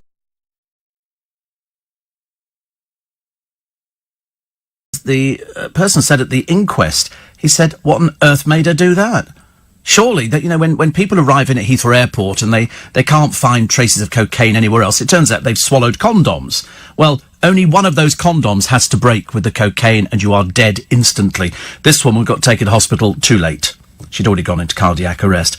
And to all intents and purposes, she seemed like quite a sensible person, but obviously not if she's buying cocaine and then decided to swallow it. I mean, surely common sense would have meant that you don't ever swallow cocaine. Not that amount, a bag of it. The DIY chain Wix, you just heard on the news there with Amelia, feeling the heat over price adjusting. And it was basically, they've been told off by the Advertising Standards Authority. And unfortunately, that won't do them any favours in the real world. People go, oh, we would go to Wix for our kitchen. Now you're going, I don't think we can actually trust them. The cowboy builder, jailed for ripping off OAPs, has to tear down his own home or go to prison for another 2 years. And then there was a load of blokes on a flight. I think they were going Manchester to Las Vegas. I think that's where they were going. Anyway, they were drunk when they got on the plane in the morning. They continued to get worse on the flight. They started doing press-ups, shouting obscenities, trying to put their hand up a stewardess's skirt. They were basically just sad, pathetic wastes of space. Anyway, it got so bad that the pilot decided he was going to have to change course with the aeroplane because they were putting everybody's lives at risk. They started drinking their own booze because the stewardesses wouldn't serve them any booze. And so the pilot did a detour, and I think they ended up going to Winnipeg or something like that. Whatever it was, they've gone to prison. 2 years, each of them. One of them was going on his stag do. He has a company. Not anymore, he hasn't. 2 years in prison. The others got also 2 years, except one who just got 18 months. Pond life. Absolute scabby pond life. Really awful.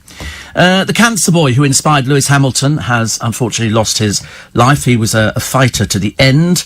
And the great-granddad interviewed about the Spitfire flights on D-Day, and he was doing this and doing that. It turns out he's a Walter Mitty.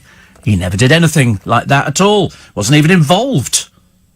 The RAF have searched their records. No record of him at all. So he's one of those peculiars. I mean, to be honest with you, at 93, there's every good chance that he probably got a bit delusional and watched Reach for the Skies a few times in the Battle of Britain and stuff like that, and decided that was actually what he did. Whereas they say there is no evidence at all. Just please take it, on the chin that he tells porcupines. Plus, what was the other one I quite liked? Oh, yes, forced to sell up the shoddy treatment of a brave old soldier. Gets worse and worse, doesn't it? And do you remember the member of JLS who was up on rape charges in court, which he was cleared of the other week? He had his house up for sale. He'd reduced the price quite substantially. Burnt down the other day. Burnt down. Obviously, there'll be an investigation to find out how on earth it burnt down. Unless it could be one of these things, sunlight shining through a window, reflects on a bit of material, and before you know where you are. But he was having to sell it, because I think, as with most of these groups, they don't make very much money. In fact, most of them don't earn anything at all. Shane says the Queen looks happier with Donald Trump than she does with Meghan Markle. Yes. I mean, that was noticeable. Well, in fact, Meghan Markle wasn't there. What do you mean, no? What are you shaking your head for? No. The Queen was... I don't know. She sat with her at the Highland Games or something, didn't she? Or was that somebody else? But anyway, I mean, it makes no difference. It's only people playing people off against one another. I mean, I'd have thought the Queen would have gone over to Harry and gone, get your ass over here and start talking to Mr. Trump, because Harry stayed well away. And a lot of the papers are now saying, what is the matter with him? And you go, well, he must be a bit frustrated. He must be frustrated. Oh, I bet the Queen would have a right turn of it. Princess Margaret was known for her swearing. No, see, look, is that Trafalgar Square? There weren't 250,000, were there? I'm doubting there's even 100,000 there. I don't know what 100,000 people's looks like, but of course a lot of them are fairly ancient and well on their way to the happy hunting ground, especially the ones who are being interviewed. Do you know who I thought was being interviewed on this? I thought Carol was being interviewed. Carol. I thought I saw her being interviewed on the television. Talking about Trump. Am I facing the wrong way or something? Yes. No. On the bus. Yeah. I sat there thinking, I'm sure that's her. I'm quite sure. If it isn't, it's yeah. If it wasn't, it's very good likely. Very good likeness. Yes, see, look, there's loads of spaces here. That's that woman there, shouting obscenities at this bloke, and then she throws a milkshake over him. What a horrible piece of work you are, dear. What a horrible piece of work. Nasty. Called him scum. What, because he happens to be a Trump supporter? My God, you're a bit of pond life, aren't you? Not very good at all. Didn't do themselves any favours. Corbyn, of course, didn't do himself any favours either, shouting his way through something. It was preaching to the converted. Nobody was particularly bothered either way. The report that came out on one of the news channels, can't remember who it was really, saying, oh, you know, because the majority of people don't like Donald Trump. I thought, no, wait a minute. There's 68 million of us in this country and less than 250,000 turn up. That's not the majority. That's a minority. Well, it was in my books. So they give them all their little placards to hold. The police were out in force. And it all sort of passed off, I don't know, peacefully. Well, until, you know, a few people started, until a few people started shouting obscenities. And that's when it degenerated. You know, very stupid of them. This woman, I'll tell you all about her in a minute, actually. She sort of apologised, saying it was completely out of character. I thought, of course it is, dear. You're on all the news bulletins. You're obviously not a pleasant person at all. Really not very pleasant. Bees have a human-like capacity to link symbols to numbers. It's like elephants count with their trunks. Did you know that? And who was that? Now, what did I hear the other day? What was the most amazing thing that I heard? There was... Oh, I can't remember what it is now. I can't remember what... It was a question on a television quiz. And it was something about... Oh, Star Wars. Star Wars. Who... You won't even know who this person is. It won't help. But who do you think was instrumental in getting Star Wars to the screen and pushed for it? An actress called Lucille Ball, who was very, very famous, in the I Love Lucy series, and she owned her own studio called Desilu, and she was responsible for Star Wars. Had it not been for her, we wouldn't have had Star Wars. Amazing. Unless I dreamt it, in which case I'm going round the bend completely. And Neil says, I'm meeting my brother RAF Duxford this morning for the biggest flight of Dakotas since World War II. Should be an interesting day. Oh, pickies, please, Neil. Pickies, please. That'll be lovely. That will be a lineup, won't it? I mean, that's going to be something special, something very special. How lovely. Also, the new £50 note. It's going to be the new one. Apparently, there's a new one, plastic, and it will contain animal fat. That's just the way it goes. But of course, people after last time were going, oh, it's got animal fat in it. I thought, well, you've coped with the fivers and the tenors, you might as well cope with the £50 note as well. And plus, Jodie Comer. Jodie Comer is a new rising star in Killing Eve, yeah. She's got a crush on Dick Van Dyke. She's 23 or something. He's 93. Leave him alone. He's an old man. He doesn't want people like you hanging around him, being all pervy. He's 93 years old. God, blimey, Mary Poppins. You know, we don't want anything like that. Jodie was born on the 11th of March. She was in My Mad Fat Diary and also in The White Princess. But it's Killing Eve, really, for the assassin Villanelle. She's 26. Yeah, but she's got a crush on Dick Van Dyke. He's 93. What do you think's going to be going on? I can hear a vibrating in this studio. I can hear a humming. Oh, it stopped now. I could hear a humming a minute ago. Isn't that funny? Perhaps I've got tinnitus. I seem to be collecting all sorts of things recently. But I just heard a little hum, and I thought, I wonder what that is. It's quite nice. I pull my bits and pieces down. It's okay. Happy birthday to David Weir, which we'll come round to a little bit later. And also, if you're overweight, blame your caveman genes. Presumably, cavewoman genes work in exactly the same way. Plus, the one-legged Lamborghini driver put his foot down. He was caught speeding. He said, unfortunately, I got my leg jammed. We were going through town this morning, me and the driver, and there were these boy racers in some really naff cars. They were like little girls, you know, weaving in and out of the traffic very fast, with those exhausts which sound like if they could afford a decent car, they would have bought one. But they're a bit sort of naff. They weren't even pimped up. They just looked a little bit rubbish, I'm afraid. And there was about 6 of them weaving in and out of the traffic and jumping ahead of each other and all that kind of stuff. I wish I'd been a policeman. You'd have had them all arrested and have their little girly vehicles taken off them. Very odd. Very, very odd. Desilu, Star Trek, was it? Not Star Wars? Useless fact, says Martin. Whatever it was, I remember thinking, actually, Lucille Ball and Star Trek. There you go. I mean, quite something, isn't it? Quite something. You wouldn't have thought it at all. She'd be the last person. So if ever that comes up on one of those questions where they go, and for £1 million, which famous actress was responsible for the Star Trek series? And they put up, you know, Lucille Ball, Rosalind Russell, Marilyn Monroe, and then people have got to get it. And you'll all be shouting at the screen, I know that is, it's Lucille Ball. And we all go, yeah, yeah, yeah, yeah. More on George's 98 million. Shirley getting a slice of the star's fortune. We don't know how much of a slice she's getting. Could be £100,000. We have no idea, because she was his backing singer and they lived very close to each other, and they used to see each other a lot of the time. So that's quite nice. In fact, I thought it was the only thing I wasn't really bothered about, but just because you're somebody's boyfriend who dies with a lot of money, you're not necessarily going to give them a share of it. Why would you? Why would you? I mean, Faddy lived very well in George's house. Presumably, he didn't have to put his hand in his pocket any time soon, and it was all paid for. Now he's got to get out the house because it's not owned by George anymore. It's owned by his sisters, because the will has been read, and they'll want the property back, because I'm assuming they will think about going in there, getting rid of all the furniture, and then selling it. What's the point of having another house? Unless they're going to go and live in it. But I don't see why you'd want to do anything like that at all. So the new James Bond film suffered fresh drama. 3 explosions ripped through the set when a fireball stunt went wrong. Of course, people would have gone, oh, it's just part of the stunts that they do, because the James Bond films are known for their stunts. I did watch a little bit of Love Island. My God, it's boring. I didn't realise just how vacuous these poor people are. They really are. And now there is a race storm after an ethnic minority contestant was picked last for the 4th year in a row. Yewande had to be paired up with fellow scientist Michael Griffin after 4 of the Villas men chose other women in the series opener. Ex-contestant Marcel Somerville faced the same fate in 2017, along with fellow ethnic minority contestants Samira Mighty and Malin Anderson. And last night, the former Blazing Squad singer, called on the dating show to ensure equality for contestants. He says the one thing that lets their show down is when they're doing their casting. They don't take into consideration people's tastes.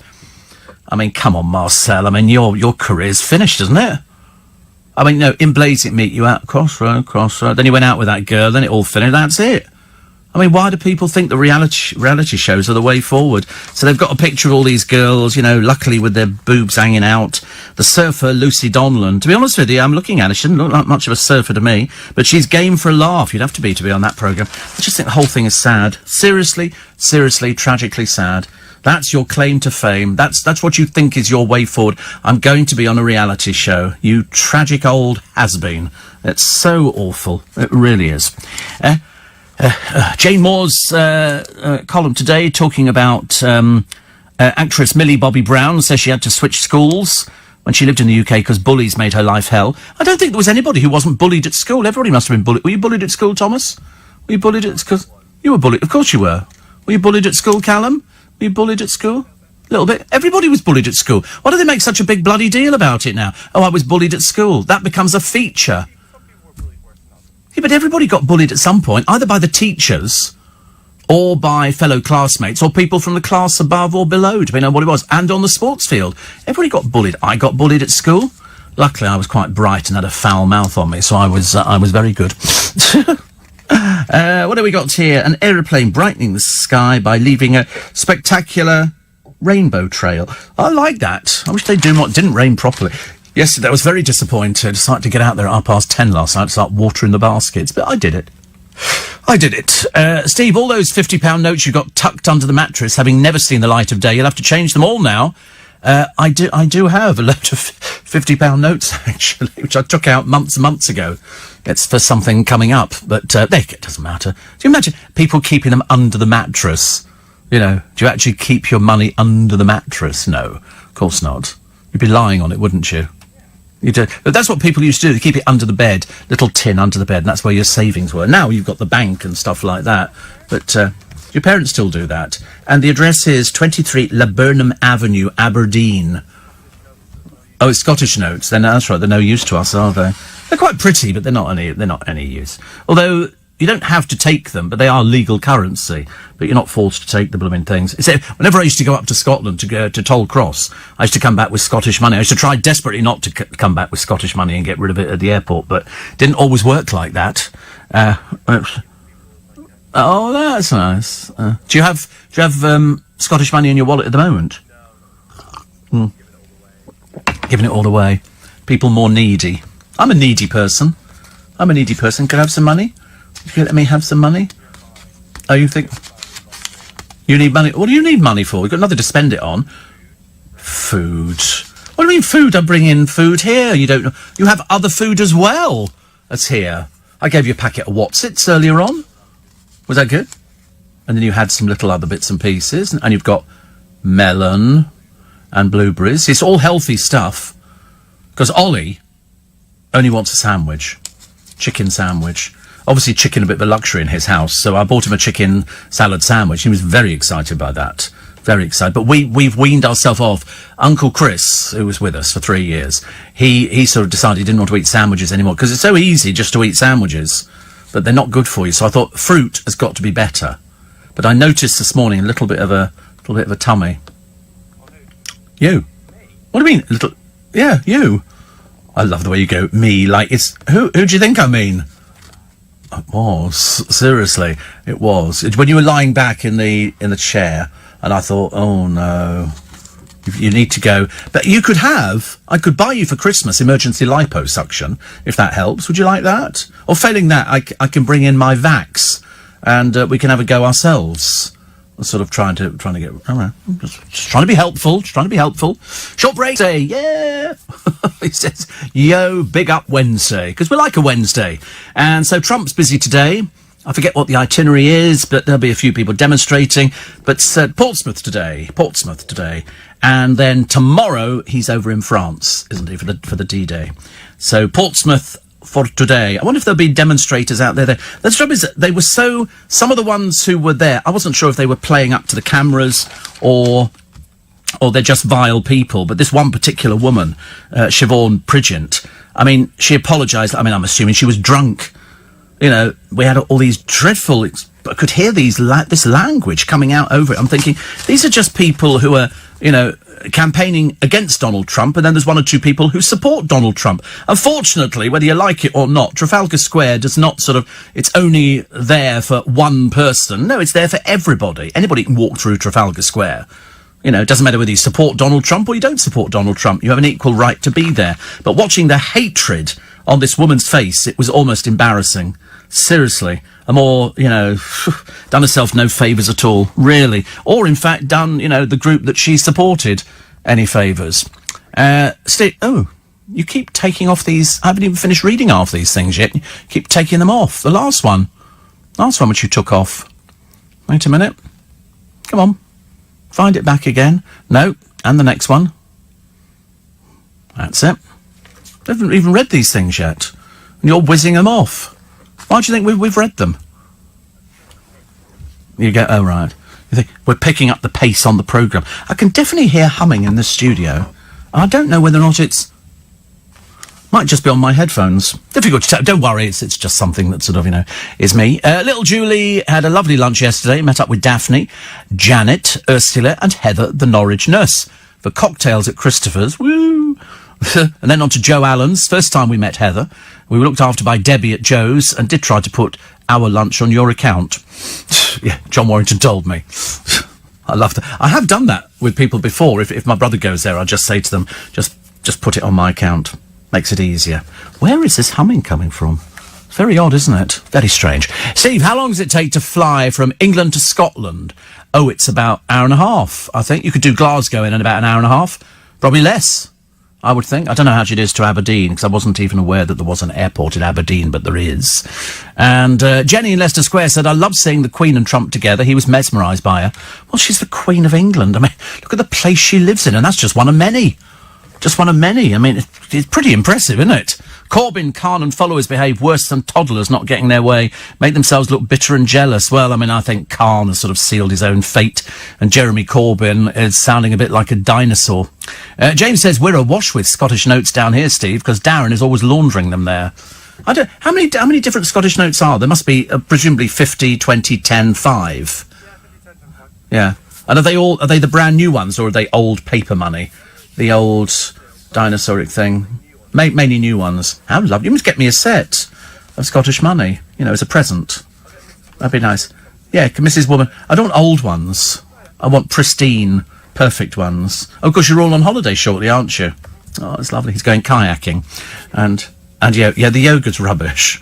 Yoga is so silly. What are you doing yoga for at your age? That's for people who've, lost the will to live. They just sit on the ground with their legs crossed, going, find your flow. I'll show you a flow. It's down the embankment, mate. That'll be your flow. So here is, this is a sad person, a great-grandfather who said he flew perilous Spitfire missions on D-Day has been accused of inventing his stories. His name is Martin Grudgeon. He's made a series of astonishing boasts about his exploits, but the RAF said none tallies with official records. They include claims he flew 5 missions on D-Day itself, despite being injured in an earlier sortie. He also claims he shot down 5 enemy aircraft and toasted each German he killed with a scotch. It's just basically lies, I'm afraid. So a notice has been sent to all organisers of official events marking D-Day, notifying them that his stories are not to be believed. He's a liar. And he's flying by here comes the pun, deceit of his pants. Flying by deceit of his pants. He's now been warned to stop making the claims. He was approached for comment yesterday but denied to respond. He comes from Reading. Well, that explains a lot, doesn't it? And so they actually put him up on the news. He may have started pilot training during World War II, but if so, he never completed it, and there's no record of him involved in active service. Concerns about his claims are first raised last year, but insiders said he might have been telling tall tales for years, or just being a compulsive liar. So here he is, Martin Grudgeon, in the paper today. And yesterday evening, as the nation prepares to honour the D-Day anniversary, there was a display at Poole in Dorset, and Trump is off today to Portsmouth. So the people down there will be no doubt looking forward to seeing him. Whatever way you look at it, it's still quite a big event when he sort of trundles down and all these cars arrive. You start thinking he is one of the most powerful men in the entire world. I think probably next to Putin. I would think there would only be really Putin, him. I don't really include anybody from this country because I don't see us as a force to be reckoned with. Steve, do you know if that sports shop is still open opposite M&S in Twickenham? I don't know. Why don't you sort of find out? You're asking me stupid questions like that. What a dumb question. And as for the Trump protesters, what a load of idiots. Not all of them. Not all of them. There were just 1 or 2 of them who were being a little bit difficult. And presumably they'd had drink. I can only put it down to drink. I will tell you about these people on this flight who basically disrupted it. They were so drunk when they got on there. They were off to a stag party. They guzzled vodka. They started fighting each other. This is while the plane's in the air. And in the end, they all come from Oldham. They were jailed for between 19 months and 2 years at Manchester Crown Court. Should have been 5 years. Teach them a lesson. In the Piers Morgan interview with Trump on GMB this morning, Trump says he spoke to Harry about the baby. I think the press were peeved because they didn't get the photo they wanted of Harry and Trump together, says Ollie. Well, he was nowhere near him there. So when they had the chat, who knows? Who knows? Steve, Trump might not be everybody's cup of tea, but Corbyn could well be our PM soon. No chance. I don't think there's not a cat in hell's chance of it ever happening. Do you think it will? Oh, dear. You've got a wad of £50 notes for something coming up. I'm so happy you remember my birthday in July this year, and I really don't mind how old they are, says Neil. I've got a thing about notes. All the heads have got to be facing... in my wallet, they all face the right way. The 20s and the 10s and the 5s. I don't get many 5s, but they all face the right way. I don't know why. It's one of those strange things where you think, I couldn't... And sometimes you get the notes out of the machine and they're upside down and backwards and, oh, dear. It so annoys me. I stand there turning all the notes around again. Some people think, you're mad. What are you doing that for? You're just going to spend it. I said, well, I'm trying not to spend it. Don't mind getting the money out, but the actual spending of it, very difficult. Very difficult. Cops are investigating after school pupils set up an Instagram page to mock teachers. Post suggested inappropriate behaviour at the King Edmunds School in Rochford in Essex. More than 300 pupils followed the page before it was taken down. The school says the incident was extremely serious. Oh, there's always a few stupid school children. Always. You get them everywhere, don't you? We get them. I discovered some people the other day, schoolboys from a local school, trying to find out which one it is. We think it's Orleans. Smoking in our car park. Schoolboys. I mean, I don't know how old they are. I don't know. 15? Something like that. I don't know. Perhaps I'm naive, but I mean, we all smoked, didn't we? We all smoke. It's just that they do it so surreptitiously. You see people smoking, and you go, surely when you're going to walk into school, the teachers are going to go, you stink of cigarettes. Is there a law about school children smoking? I don't think there is there? Not really. Scotland has a £100 note, says Dave. Like I know that. I've never seen it. He's never seen a £100 note. Never, ever seen a £100 note. Do you think it exists? It's not in common... Yeah. No, Thomas has never seen one. Never seen one like that. Sadly, says Paul, the hate for Trump raises its ugly head in an egregious way here in the States as well. Revenge for Miss Clinton's loss. I know. It's one of those... It's funny, though, isn't it, how these people bring out this sheer hatred. If you saw this woman, and you're bound to have seen it on YouTube because she's all over the place, the hatred on her face, almost like, you know, you thought if she had a gun, she probably would have shot this bloke. It was all terrible. Sue, 1 hour to Glasgow, because Sue works for BA, so she knows this. And she says, I'm just operating the first one up. You're making my journey, as always, Steve. Thank you. I'm still worried about the fact that Corbyn could well be our next Prime Minister. I don't think he will be. I really don't think he will be. He's 70. Isn't that a bit old to be Prime Minister, isn't it? Just a little bit. Michael Barrett... Oh, I've missed the news. I'm so sorry. Gosh, I've missed it. Not my fault. LBC News Time, 4:30. The headline... 25 minutes to 5. Oh, if you're lying in bed, don't get up. It's not worth it, seriously. You might as well stay all snugly under the duvet.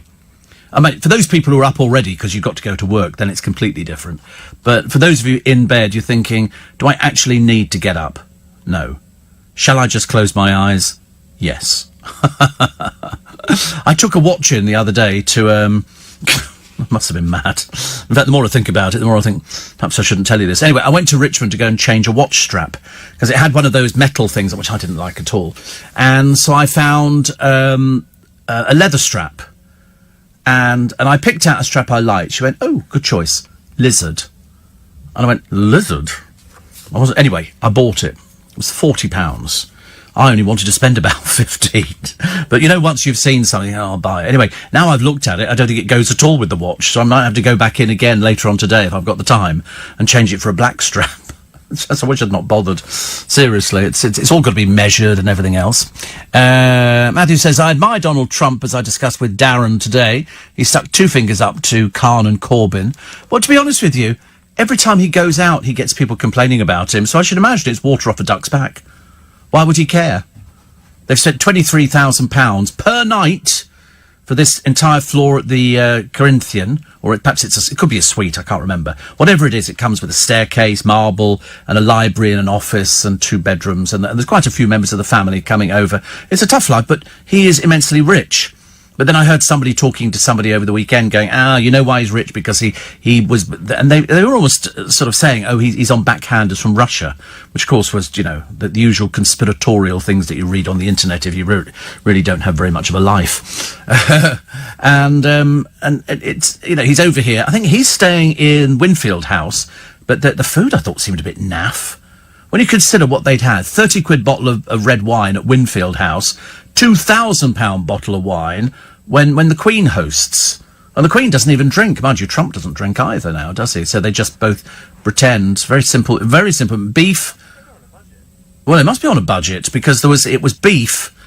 Anyway, some very thinly sliced potatoes, and then summer fruits with homemade ice cream. Why don't they just go and buy it from Lion's Made or Carte d'Or, or get a Viennetta in or something like that? Fancy making ice cream. What a waste. You can go to Iceland, and for £1.29 you can get a box that will probably serve about 20 people. You're only putting one little dollop on, aren't you? You get one of those nice scoops, but they don't. They do it with dessert spoons. So turn and put it on the plate. You think, listen, it's all going down the same hole.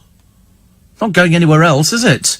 You don't need to sort of waste money on fancy food, but the dinner that the Queen served up, not that you can ever see her in the kitchen in a pinny, looked lovely. It sounded even better. I was very impressed by things like that. The Circle is coming back, billed as the new Big Brother, and they used to have Maya Jama and Alice Levine? I don't know. Maya Jama dropped from it, and Alice, and so now it's going to be Emma Willis taking over. This is where people live in a block of flats. They go on the computer and they pretend to be other people, and they've got to convince the other people that they are this. It was won the other year by this bloke who pretended to be a girl, and people buy into it. So it's a reality show with a sort of. I thought it was rubbish, because I think we got there's too many reality shows. I'm a bit bored with things like that now. I've had enough of them. Also, what's this one here? The Strictly Curse. Jay McGuinness. He says everybody's at it backstage. Oh dear, honestly, we don't like to think about that, do we? Not a nice thing to think about. I can't find this woman.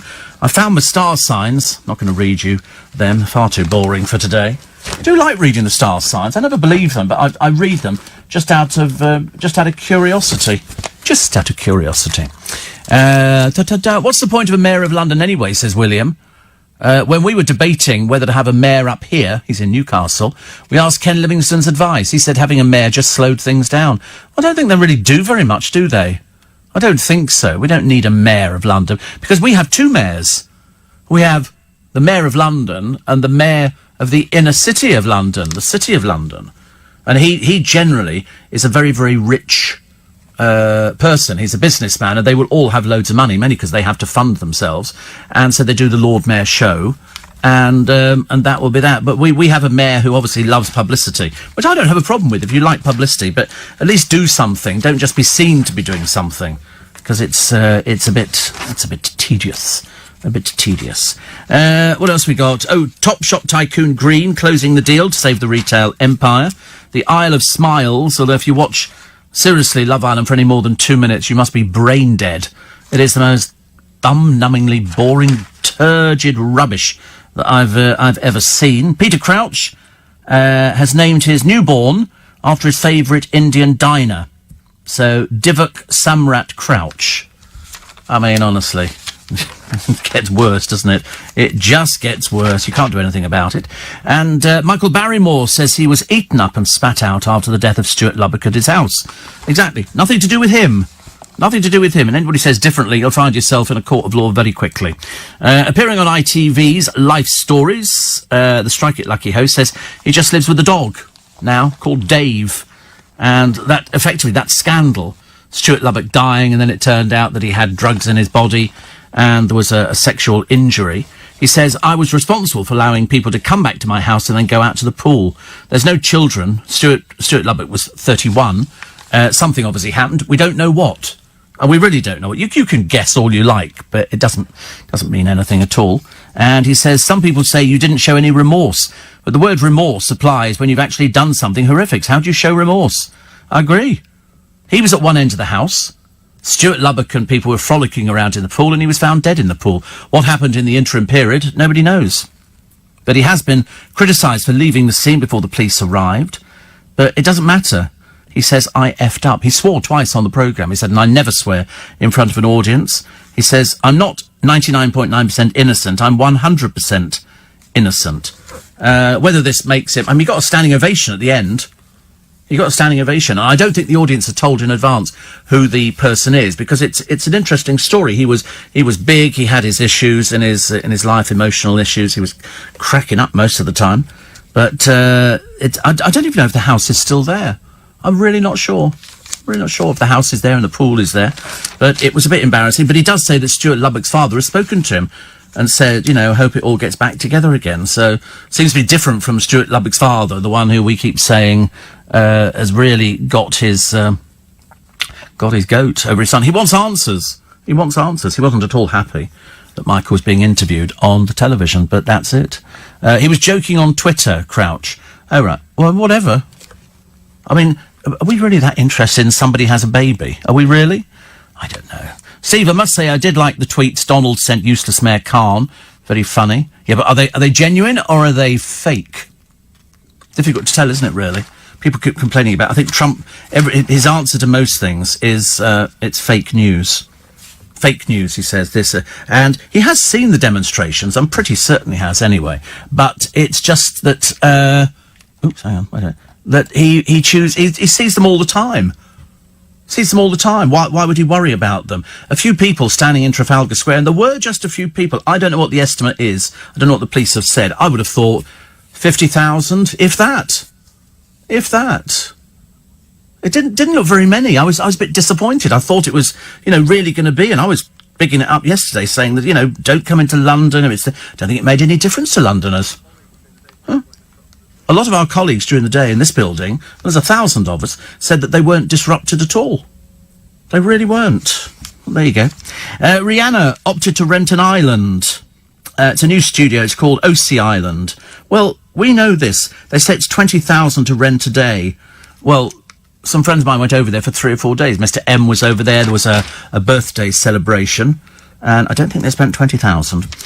Weighing 111 pounds 4 ounces, Jason Parrish used to joke that arriving into the world that big meant he had no chance of ever being slim. Oh, sorry, 11 pound 4 ounces.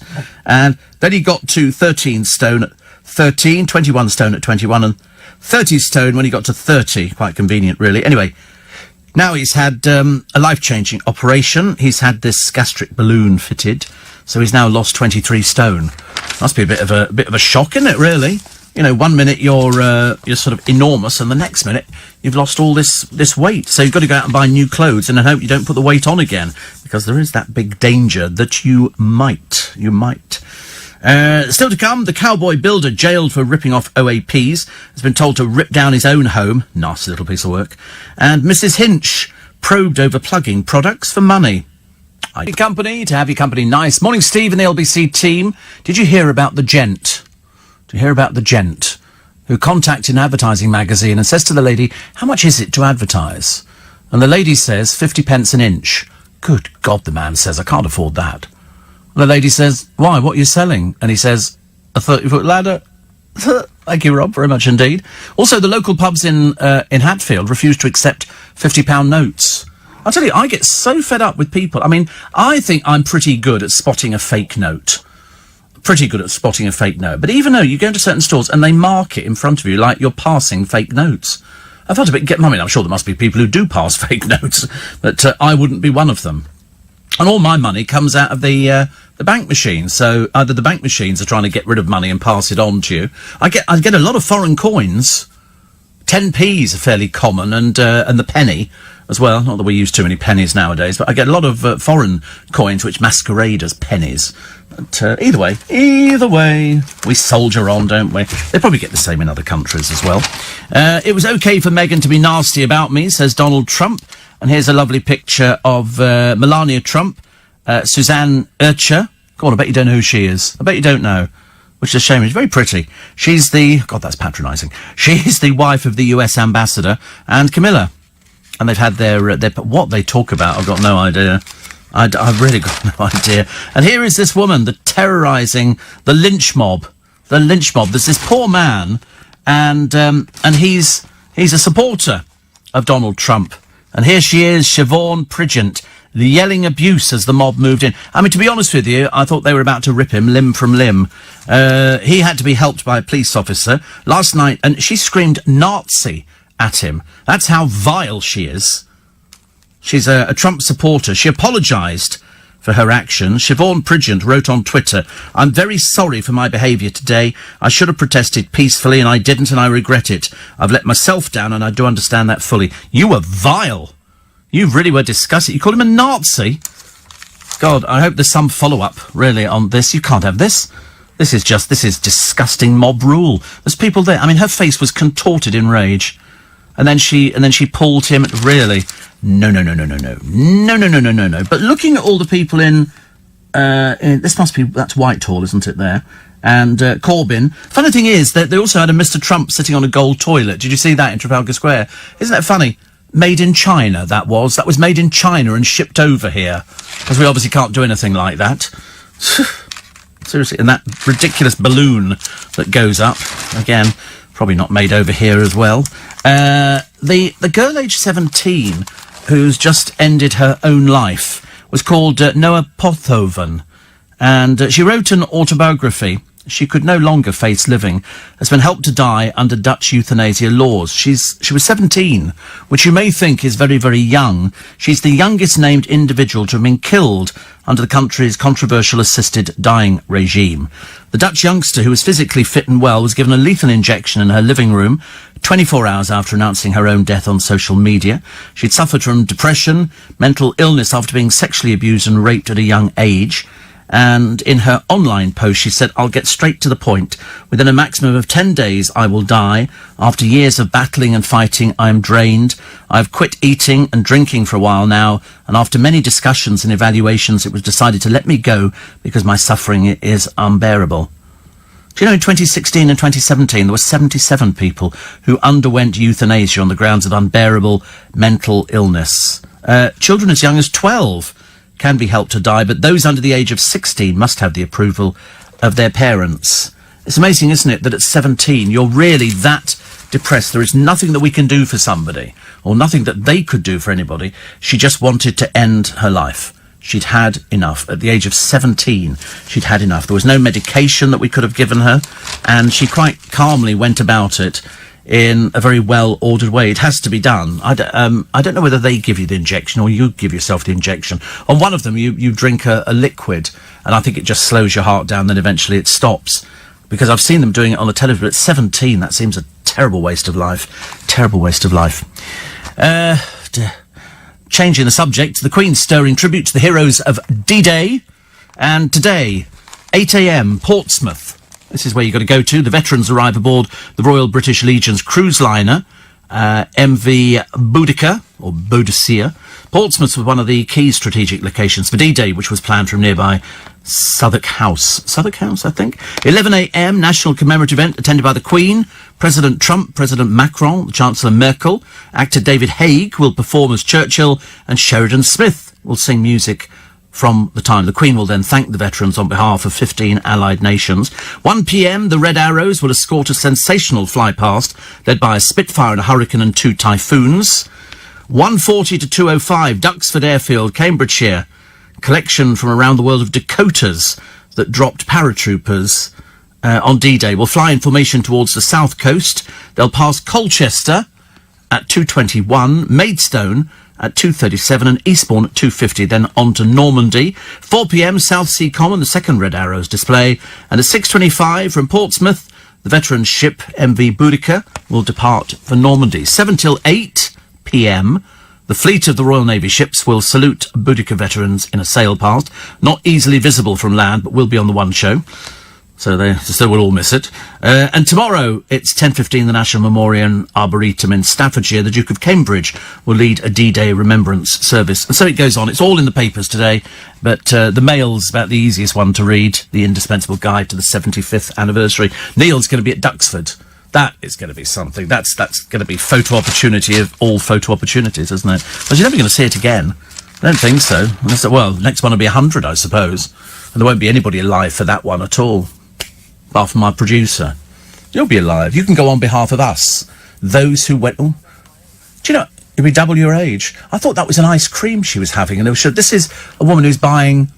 Is this special coffee? I saw some coffee. A coffee shop the other day, they were doing... What was it? I can't remember. It was like infused coffee or... I don't know. I can't remember what it was. It's obviously something very interesting. 5 to 5. Barrymore in all the papers. And the charities lose out. The lottery prizes rise. Do you know on Friday it's 106 million? 106 million. Phil Vickery's up, which is good. He must be doing this morning. Can't think of why he would not. We need him back on there, actually. I only feel comfortable when he's on there. He's the only one I trust. I don't trust anybody else. Don't know why. You're supposed to like people who do cooking. Supposed to, but I mean, some of them on there, when they had a couple of people the other way who didn't like it at all. I get very funny about things like that. I don't know why. What have we got? Change your mind already. Chucker among 6 MPs to leave the flop new party. They're very fickle, aren't they? These people. Have you noticed? Oh, I think I'll join a party. Oh, can't be bothered. I don't think I'll bother with that one. Let's go and stand in the square. And then it was almost like Jeremy Corbyn. He must have looked out on all those people thinking, not as many as we thought. Oh, I know what this is on the television. This is people, this is co-owner of the Market Garden, where you can go and buy things individually, like beans and stuff like that, and you take your own bag, or you buy a bag from them, like for cornflakes, and then you sort of put it in there, and it tells you how much it is per portion. It's all to do with, I've just said that. I've just said they're trialling it at Waitrose. That there is the farm shop, but they're trialling it at Waitrose. That's what I've just said. This is this farm shop here. This isn't Waitrose. Hopeless you are. You're not listening, are you? They're trialling it at Waitrose, but they're filming here, was in this farm shop place in Covent Garden. It's just round the corner here. Oh, dear. Yeah, ready? And back in the room. There we go. That was not difficult, was it? When you fly that Spitfire later on today, do let us know which one is you. Could you sort of move the canopy back and just wave, so we know? The real winners of Loot Island, we'll tell you about the other side of the news. The people who, they go, oh, you know, I've made this, I've got my own clothing brand. Yep, only until your star fades, and it's generally fairly quick for the stars to fade, so, you know, people like Danny Dyer and Gabby Allen, they all just disappear into the melting pot. And then, of course, they suddenly realise that their agents can't get them any work. And there is no work coming in, and if there's no work coming in, there's no money coming in. And if you've not invested your money very wisely, you know, then you're going to be in big trouble, because it doesn't last a lot. For most of the people on Love Island, £1.48 an hour, that's what it works out at. But there'll be a few of them who capture the press's imagination. But already, you've noticed that Paddy McGuinness's wife, Christine McGuinness, who every day was pictured out, you know, wearing another ludicrous outfit with her photographer, she hasn't featured for weeks now in the papers. The only appearances that you see in the paper of Jordan is in court. There's all these... Kerry Katona, nothing. Disappeared. Daniela Westbrook, disappeared. Because eventually people go, listen, we mustn't feature them. These people are fragile. These people are very fragile. You can't keep putting them in the papers. So it's easier to leave them. Leave them. Do you think President Trump sends his own tweets or somebody else tweets for him? I should imagine somebody tweets for him. I'm not saying he doesn't know how to, but I suspect somebody does it. Yeah, but I think that's just him saying, hey, send this one. Send this one. I am the king of the world. You know, that'd be the sort of thing. That's how they do it. As Tesco security, mark my banknotes, I make a habit of biting any pound coins I get in the change, says Pablo. I like that idea. Also, it's a real shame Sadiq Khan hasn't put as much effort into addressing knife crime as he has in publicising Donald Trump. Sadiq Khan appears to be yet another self-serving functionary. Well, they do like the publicity, and, you know, I speak as somebody who's in the business, knowing it... Oh, the orchestra have come in already. And he obviously likes the publicity. He thinks he's a bit of a celebrity. And so that's when you're in danger of losing any support that you might have out in the burbs. And I don't think there's many people in London vote for the mayor. Mind you, you'll have an opportunity today to company, so they get Trump down in Portsmouth today. We don't need to worry about it anymore. We can just get on with our lives and not worry about it. John the Cabbie says the best view of the Dakota fly past 229 Southend seafront. It's going to look fantastic, isn't it? That's going to bring back some memories for so many people, really. And Neil, of course, is off to Duxford today. That sounds like the best invitation. I mean, only second, I suppose, to being invited to the Trump Queen dinner, where she seemed terribly happy, you know. She's just happily wandering through life. It's wonderful. Ollie says, I wonder how many countries around the world look on with envy at the UK. We had the climate change protesters closing down part of London. Then we have the most powerful leader and we protest against him. I think this is what makes this country. We may not agree with these protesters, but at least we have democracy. Yeah, it's only when it affects my life or your life that we don't want it. We've had the lorry driver strike, because they always do it in London. If ever there's going to be a protest, they'll do it in London. They're not going to do it up in Liverpool, are they? Not going to bother with Liverpool, Manchester, Glasgow, Edinburgh. Birmingham, all these big Newcastle, all these big places. No, they want to come and do it in London. You get maximum impact. One here from Steve in South London. Steve Allen and team. You're in the team. That's so exciting, isn't it? You're in the team. Look at that. Love your comment about star signs. Remember, curiosity killed the cat, but satisfaction brought it back. Best wishes. That's what I get from him next door. He signs everything with best wishes. No idea at all. Really, not a clue. Not a clue. You have to sort of... what are you drinking now? Is that tea? You started drinking tea now? You normally just have water, don't you? Is this some new recent addition? Since when has he started drinking tea? When have you started buying... Is this the second... Just today? Yeah, you normally have water. Why have you started copying me? Drinking tea. It's very odd, isn't it? You don't normally do that. Form of flattery. Thank you, HR. Anyway, played into that hand quite easily. You never drink tea. You never drink tea. You always drink water, because... Is it coffee? You never drink coffee. You always drink water. You got the water... I know you got the water as well, but I thought you were being healthy. Mind you, the stuff he's eaten this morning, I mean, seriously. You haven't. You've had 2 cakes as well. And you had one of those biscuit that you have. You had 2 of those. 2 almond slices. What do you mean? Oh, you all of a sudden you remember it. It was only like half an hour ago. Is it an almond? Is it a... He did. He had some Watsits, yeah. Seriously, I mean, it's like dealing with a glutton. It's amazing. As he said the other day, Mrs. Woman up in Aberdeen says that every time he goes back home, which mercifully is not too often, her food bill doubles. At the moment, her and her husband are living quite nicely on a tin of soup every 2 weeks. He goes up there and it's soup on a daily basis. It's too expensive, isn't it, really? But he doesn't contribute, and he costs them money at the same time, as well as her having to sort of get extended credit at the local Aberdeen supermarket. She has to buy extra washing powder, make sure that there's... She's got to do his washing. Well, she only does socks and pants, which is okay, because I bet you don't do your own washing, do you? Oh, you do your own washing? Oh, right.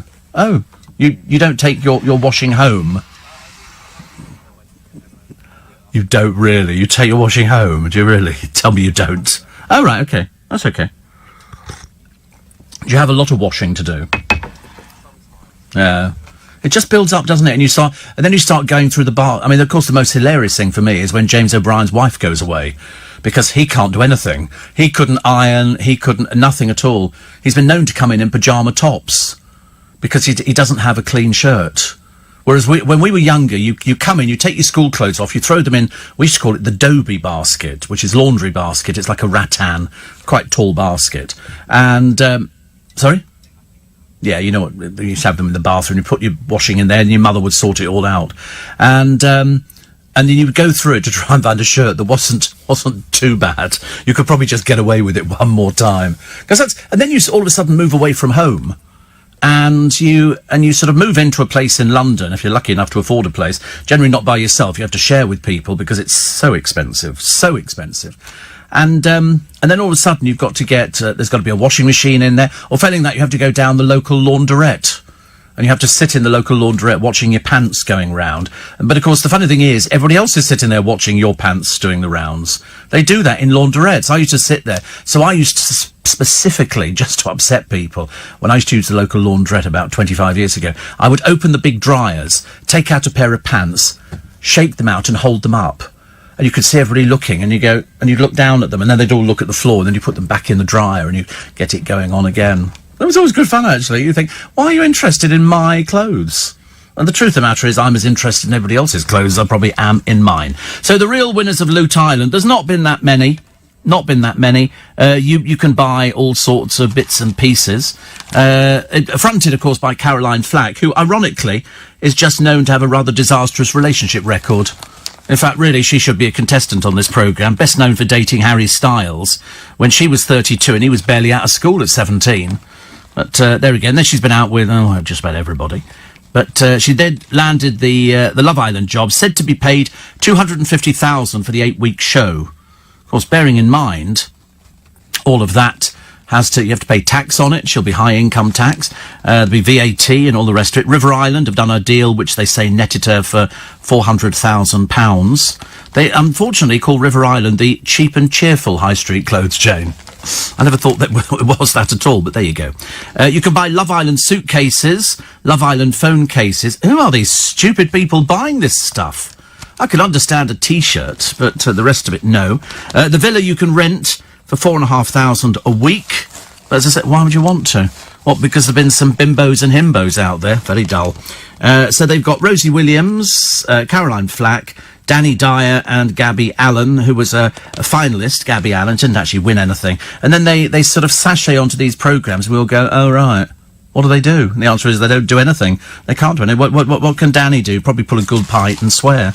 I would think that's about it. Then they've got the solicitor who earned a year's salary in 1 month. Yeah, but it doesn't last. That's the problem. What they don't say. These people, like Bros, in fact, this is absolutely classic Bros, they thought the money was never ending.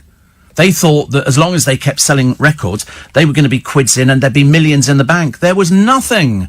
Nothing. You know why? Because every single thing they did came out the pot. So when they were taken in limousines and flash Rolls Royces to interviews in the studio to make the big showbiz, they paid for that. That came out of their money. They didn't know that. You know, all the clothes that were bought for them, the leather jackets, the ripped jeans, all this kind of stuff, they paid for all of that. Every time they went into a studio, they paid for the studio time. So it becomes very expensive. If you're just another person on Love Island, traditionally the boys don't really make much of it because there's not a lot they can do, because all they're interested in is having sex with people, which, you know, nothing the matter with having sex with people. If Frank, I'd rather have a cup of tea, which is what I'm enjoying at the moment, because otherwise we'd be doing something completely different on the programme, and the programme would sound a little bit different. But they all go on there because they think it's the path to fame and fortune. And unfortunately, I think the avenues have denied now. I just don't think that it happens anymore. I think that they'll all end up with a clothing. They don't design anything. Somebody will go to them and go, we've got this sort of clothing. Do you want to do something with us? They'll pay you £150,000 for the first year. And they just put somebody's name on it and then they turn up modelling it. You don't think Holly Willoughby designs anything, do you? Of course not. She just puts her name to a fashion range. They go, this can be your range. And she puts it on and she sells out faster than anybody else. Why would she need to design anything? You don't seriously think that anybody like Danny Dyer could ever design an item of clothing. I should imagine a sock would defeat her. She can't do anything like that, or a scarf. They just do it. It'll last for about a year, and then all of a sudden there'll be somebody else on the scene, and she gets pushed to the back, and then all of a sudden she'll be going, I need a job. And that's when you're going to read about all the problems again. And then the next thing is they'll be going bankrupt, and luckily there are enough celebrities who've gone bankrupt. I think Kerry Katona twice now. But what does she do? Nothing. Nothing. I think she's had little bits and pieces done for the losing weight, but I mean, nobody's interested. Only the foolish ones would be following any celebrity and their so-called crash diets or the cosmetic surgery. You'd be a fool to follow any of these people. An absolute idiot. Absolute idiot. Also, do you remember the Oxford medical student who was judged too bright for jail after stabbing her boyfriend has decided to drop out of university? One wonders why. Lavinia Woodward had been expected to return to her studies after serving a 10-month suspended sentence for the alcohol and cocaine-fuelled attack. But they've confirmed that she had 1 year left of a 5-year course, has formally withdrawn. So perhaps she thinks she's a celebrity now. I don't know. She did turn up on television, didn't she? And Oxford had been criticised for allowing her to suspend her studies after her conviction. It allowed her to delay any disciplinary procedure, although Christchurch Dean Martin Percy said penalty or expulsion would be possible if she decided to return. So she's disappeared. You watch, she'll be turning out. She'll find an agent. There'll be some agent somewhere go, I can make money out of you. Let's put you on something. And I'm thinking, not another one. Not another one, please. I was watching various people on the television. I was watching a lovely discussion which Nick Ferrari had with a woman who was obviously very keen on refugees. And it was that one where they had the boy who looked about 35, who was pretending to be 14 or something. And Nick was basically saying, this is ridiculous. This is not a child. And she said, yes, but think what these people have been through. They probably suffered. He went, yeah, but it doesn't age you like this. You can grow a beard, I'm afraid. It doesn't work like that. And I loved it. It was very entertaining. It was with Eamon Holmes and Ruth. Ruth was being the sensible one, and Eamon and Nick were both like-minded at this woman who just kept talking and talking, but didn't actually win in the long run. Happy birthday to Mark Wahlberg. His daily fitness, we did this before, do you remember his daily fitness regime sort of does waking at 2:30 for an hour of prayer, We could all do with that, couldn't we? Plus breakfast at 3:15, a 95-minute workout, a second meal, shower, snack, golf, and cryo chamber recovery, all before 10:30. I think if you're a mad Hollywood actor, I think you probably do things like this. The rest of us, they go, the alarm went off, we rolled out of bed, we crawled into the bathroom, dragged ourselves up in front of the mirror and went, oh, God. You know, attempted, I think I'll go to the toilet, stagger into the kitchen, pop the kettle on, put a tea bag in a cup or a bit of coffee, make the thing, stagger back into the sitting room, plonk yourself down in front of the television, get yourself up again because you've forgotten the shaver, back into the bathroom, pick up the shaver, come back into the sitting room, sit down in front, take your tablets with the tea because you can't be bothered to get up and go into the kitchen and get some more water because it's not necessary. I have so many different tablets I take now, and I thought, I don't think it makes any difference what you actually take them with, whether it's water or a cup of tea or a cup of coffee or something. I've been known to drink them, with my tablets, with cold coffee. Seems to work just the same way. Well, I think it does, I don't know. Born on this day, Sheila Sim, the Liverpool-born actress, married to Richard Attenborough. They were there for 69 years together. Good Lord, after they met up at RADA. Oh, crikey, how amazing. Tony Richardson, the Yorkshire Board Director of Look Back in Anger, was born on this day in 1928. Incidentally, Sheila Sim died in 2016. And David Weir, his birthday as well today. The wheelchair racer named the Werewolf, which is good. And from the Daily Mail archive, June the 5th, 1965, Eton schoolboys threw stink bombs when demonstrators, students mainly from Oxford and Cambridge, marched on the college calling for an end to public schools. Hundreds of Eton boys in tails gave the protesters a friendly reception, but a few threw missiles. Protesters carried banners such as, "Would you let your daughter marry an Etonian?" Obviously, yes. I'm doing a break. I know she's waiting, because it's just gone 5:15, and we can have a company. It's Steve Allen's Early Breakfast. It's LBC, so we've cleared up the aftermath of yesterday. Portsmouth's loss is our gain, as they get Trump today, and then Trump goes to France on Thursday. So, all of that. Also, opposition leader Margaret Thatcher, on June the 5th, 1975, wore a jumper worked with all the flags of the common market at a pro-Europe rally. I don't think we've ever had, whether you liked her or you didn't like her, anybody as strong as Margaret Thatcher. I don't think Theresa May comes within a mile at all. Also, the new, I did mention earlier on, I don't know if it makes any difference to people, that the new plastic £50 note will contain animal fat, despite an outcry among vegans and animal rights campaigners.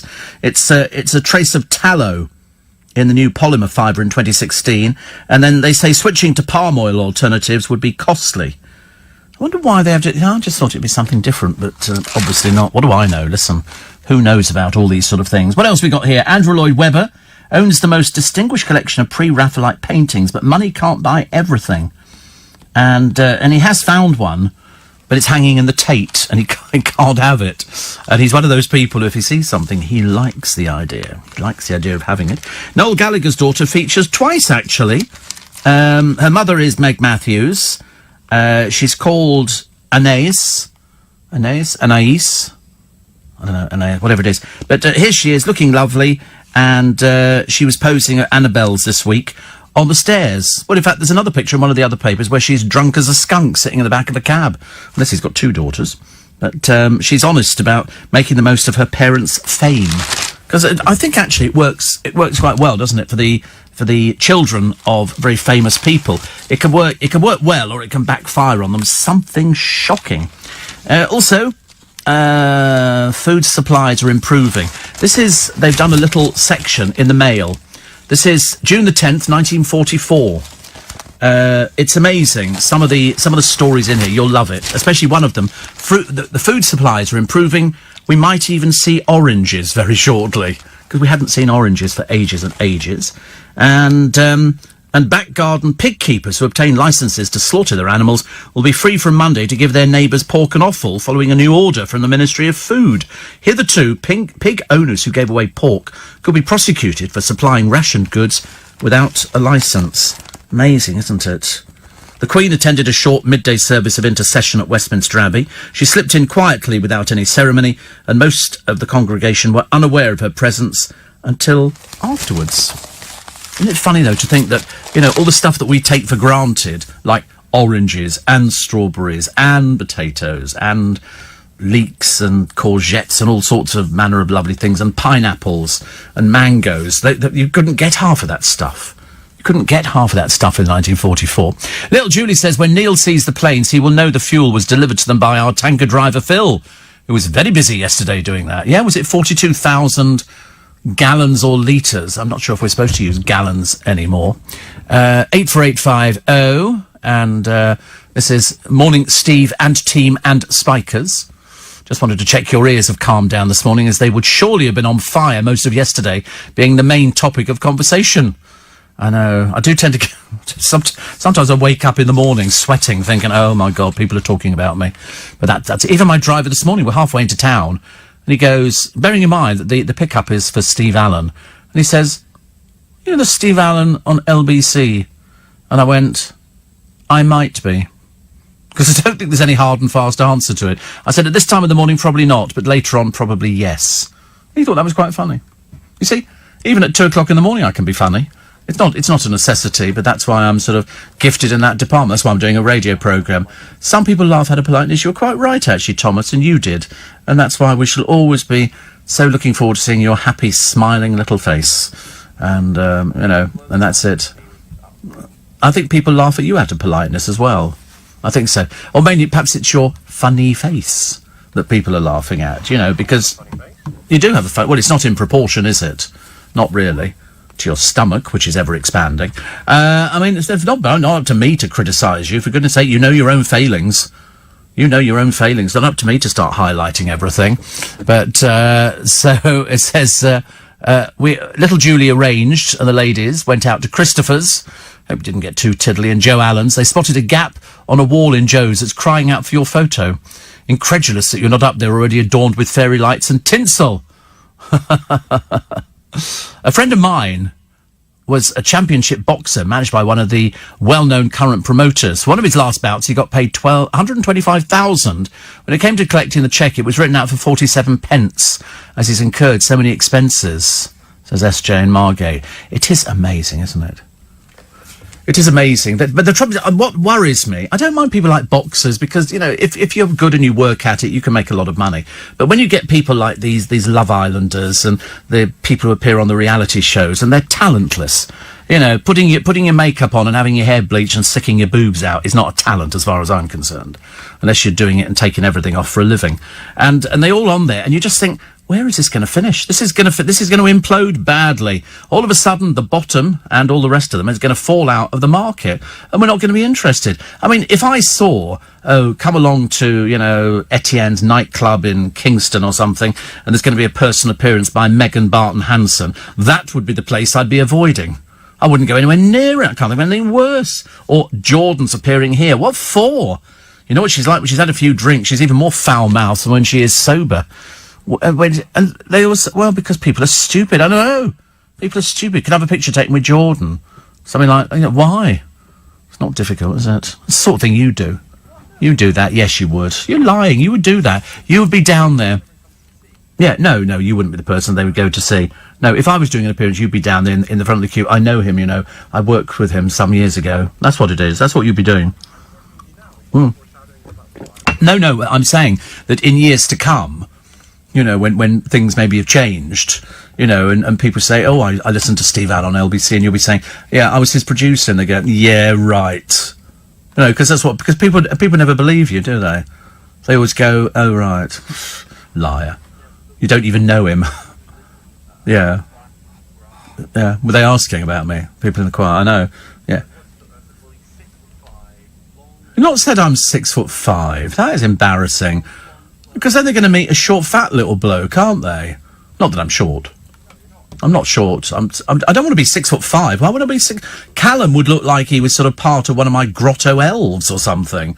We just sort of have pin his ears back, give him some little rosy cheeks and a little Father Christmas hat on. Are they? Very keen to do the performance. I thought they would be. Yeah. Well, you never know. You never know. I can move mountains on this programme. But you will be saying that. I've had people before saying, oh, I'm Steve Allen's producer. They go, no, you're not. I know. And you think, he tells people. What am I looking sideways for as if there's somebody else in here? He tells people. And and he does. He tells people, I'm Steve Allen's producer. They all do. I don't know why. I don't know. I can never understand why. What would be the purpose of telling people that? It's like telling people you're 6'3" or 6'2" or something like that. It is a cool job to have, being a producer. I agree. I think it's a very cool job to have. And you do it all right. Yeah, all right. It's not perfect. Well, not 3 out of 10. We're not pushing it that high. But, no, you're getting there. You're getting there. No point in building you up too much, is there? Because we might have to knock you down again. And so we won't. 28 minutes. Why did my voice go up there? Went up an octave.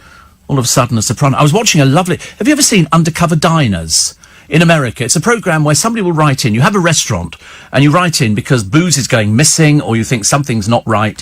And so you call on this company, and they come in, they fit up hidden cameras and microphones, and they watch the staff, and they find out what it is. And the other night, it was a drag bar in Pittsburgh, in America, and they have a quiz every week, and drag queens come in, and it's the same drag queen every week who wins, and it can be up to $500. And so the bloke said, I've had other drag queens threatening not to turn up for the quiz night because this drag queen, whatever his name was winning all the time. And it turned out it was the barman who was feeding him the answers to the quiz questions. He had a long blonde wig on, which came down a bit like... And he had a Bluetooth earpiece in, and they went, wait a minute, bring the camera in on that. They saw the blue flashing light. They went, he's got Bluetooth in. And the barman is going, the answer's medium. So they put in another drag queen, a fake drag queen, and they fed him the answers as well. So at the end, it was a draw between the two people. And they said, well, we have to have... a fight off, but because the barman didn't know the answer to the question, and the other one did, because they'd actually set it up, and they said, okay, what was so-and-so, how much was this magazine, Playboy or whatever it was, and the drag queen who was fiddling went, $1.25, and the other one and they whispered in his earpiece, 50 cents, and he went, 50 cents, they went, it's 50 cents. Well, you could see the look on the barman's face that they'd missed out on their $500. So they fired him immediately. Obviously a crook. Got to be very careful of these things. It's very easy to fiddle things nowadays. It's not very good, but it was very interesting. I like things like that. I'm very excited. I'm not over keen on hidden cameras, because I'm sure if we all watched ourselves... If we all watched ourselves back on hidden cameras, we'd be thinking, I've got a little idiosyncrasy. Perhaps I play with my hair too much, or, tweak my ear, or, all sorts of things. Doesn't matter, though, does it? Who cares? It's only Wednesday. We don't mind. It's going to be a nice day today. We've got Jason Gardner coming in, which is very exciting. And on Friday, we've got Pixie Lott coming in. Woo! That's good. We've got questions there. You won't get to see her? Oh, why? On Friday? Oh, right. Who's doing Friday? Oh, right. Oh, right. Or maybe... Oh, no, we can't have that. Can't be Callum. He's not old enough. No, he's not old enough. It's Pixie Lott. I'm not letting you loose with people like that. Cool. No, we're not having that. No, I should find somebody else. Don't worry. I'll do it myself. I'll just sit in there. It would embarrass you to sit there, Pixie Lott, and we're going, stop it, Callum. Bad enough with this one here. This one here is terrible when we get celebrities in. He starts touching them. Seriously, I've had to say to him, Callum, listen, leave the celebrities alone. In front of the celebrity, because it's so embarrassing. Oh, can I just have a picture taken with you? No. You do it. You do it all the time. But the trouble is you don't... The worst thing he's done, turning up. Turning up to the interviews. Yeah, news time. All right, here we go. Here we go. I have to ask it, don't I? I can't remember what I say to Siri now. Right. Hey, Siri, what's the weather like? It's currently cloudy and 13 degrees in London. Expect mostly cloudy skies starting in the morning. Today's high will be 19 degrees. And the low will be 13. I think this is so exciting. Can you imagine? Technology, in this day and age, you can actually talk to your telephone and it responds. In Irish. We had South African 2 weeks ago. I'm liking the Irish voice better, though. The Irish voice, I just wanted it a bit more pronounced. Little bit. No, don't change it to anything else, because you adjusted a setting on my phone the other day. And I sat at home and I couldn't get any of my texts up because you'd taken something off. You'd connected onto the Wi-Fi in this building or something. And it completely ruined my phone. I was on 4G before. Now it's disappeared completely, so I've got no idea what I'm on. So you're not touching. No, you're not touching my phone ever again. I know what you're like. You're sabotaging me. Steve, a friend of mine. Oh, we've done that one, the championship. And then somebody says, listening to you today talking about Love Island. This is Wendy in Florida. Oh, it won't mean anything to you. So she tuned in for the first time, saw a few boys covered with a duvet chatting, and honestly, Steve, I couldn't understand what they were saying. Likewise, when two of them went to speak to four girls, they could have been speaking double Dutch. We'll certainly never be tuning in again. Chris says, have you ever seen Naked Attraction? Who'd want to go on a show like that? I have no idea. Who? Ollie would go on Naked Attraction. You could go on Naked Attraction. I think not. Yeah, exactly. What attraction? I mean, that would be a disappointment, wouldn't it? The tube would be going up. I mean, to be honest with you, it's a voyeuristic program, isn't it? It's people wanting to see other people naked, because we have a sort of a fascination. But I mean, I think it should start with their faces and then move down the other way. I don't think it should start with their feet and then move up, because it's very strange. A lot of people are quite disfigured now on these programs. And I have seen it on more than one occasion. I generally tune in just to see if there's anybody good looking, and then I turn it over again, because 9 out of 10 times there's not. Why don't you have a sidekick on your show, says Lee, and then we can hear both sides of the conversation. Oh, no, that would cost money. I'm not in the business of building up somebody else's career. I'm sorry. I can only do it, with my imaginary people as well. I saw a YouTube clip, 10 billionaires who lost it all. Scarily easy to drop from on high, says Macca. It is. But nobody prepares you for that, do they? That's what they were saying about one of those people from Love Island, Mike, who took his own life, because there was no more bookings. There was nothing else coming in. All of a sudden, the work dries up, because what do they do? The answer is we don't know, but nobody prepares them for that. Nobody tells them, oh, there will come a time, you might get a few bookings, you might earn 20,000, 50,000, and they go, oh, wow, it's great. And you think, that's going to last forever, but it doesn't. It might only last for a few months, and then your agent might go, listen, there isn't any work coming in, I can't get you anything at all. And that, I think, is a little bit tragic. And one here that says, I can hear your cups and saucer rustling. Not in my studio, Grace, you can't. Definitely not. We don't have cups and saucers. Definitely not. Plastic. Just arrived from the UK, the TV series Shoestring. Says Shane, going to watch it. It's lovely. I bet it looks a bit dated. I don't think they've cleaned it up a bit. With Trevor Eve. Yeah, that's right. You liked Trevor Eve, didn't you? You liked Trevor Eve. 23 minutes to 6. In joke. Baby Ramsey. That's Gordon Ramsay. He's just like his father. Also, the shoddy treatment of a brave old soldier. He's got to sell his house, which is not so good. And the cancer boy who inspired Lewis Hamilton has lost his life. So awful, isn't it, when a child dies? It's so awful as far as I'm concerned when anybody dies. But I see it more and more now on the television. I was watching a programme the other day about a little girl who'd gone missing in a little Welsh village. And it was a story of them trying to find her. And then one of her little friends, who was about the same age, about 5, remembered her getting into a car. And so they scoured around and they went, that car. I mean, the whole village had been out looking for this little girl who'd been missing for quite a little while. And it turned out that he'd murdered her. And then he said he'd actually forgotten. But then when they raided his little cottage, it turned out that he'd obviously murdered her and then burnt her on his fire, because they found all sorts of things on the fire. And to watch the family trying to deal with this was possibly the most heartbreaking thing you'll ever see in your entire life. Kevin says, I don't mind learning the producer's job and coming in to produce your In Conversation with Pixie Lott. No need to thank me, just doing my good deed of the day. I love that, actually. Actually, the funny thing is, I mean, even the Black Cab poet, Michael, has said, he said, Steve Allen's producer, can 3 of your spikers call ourselves Steve Allen's poet, Steve Allen's milkman, and Steve Allen's tanker driver? Imagine the perks. Exactly. You get, and people go, do you know Steve Allen? You go, do I? Of course.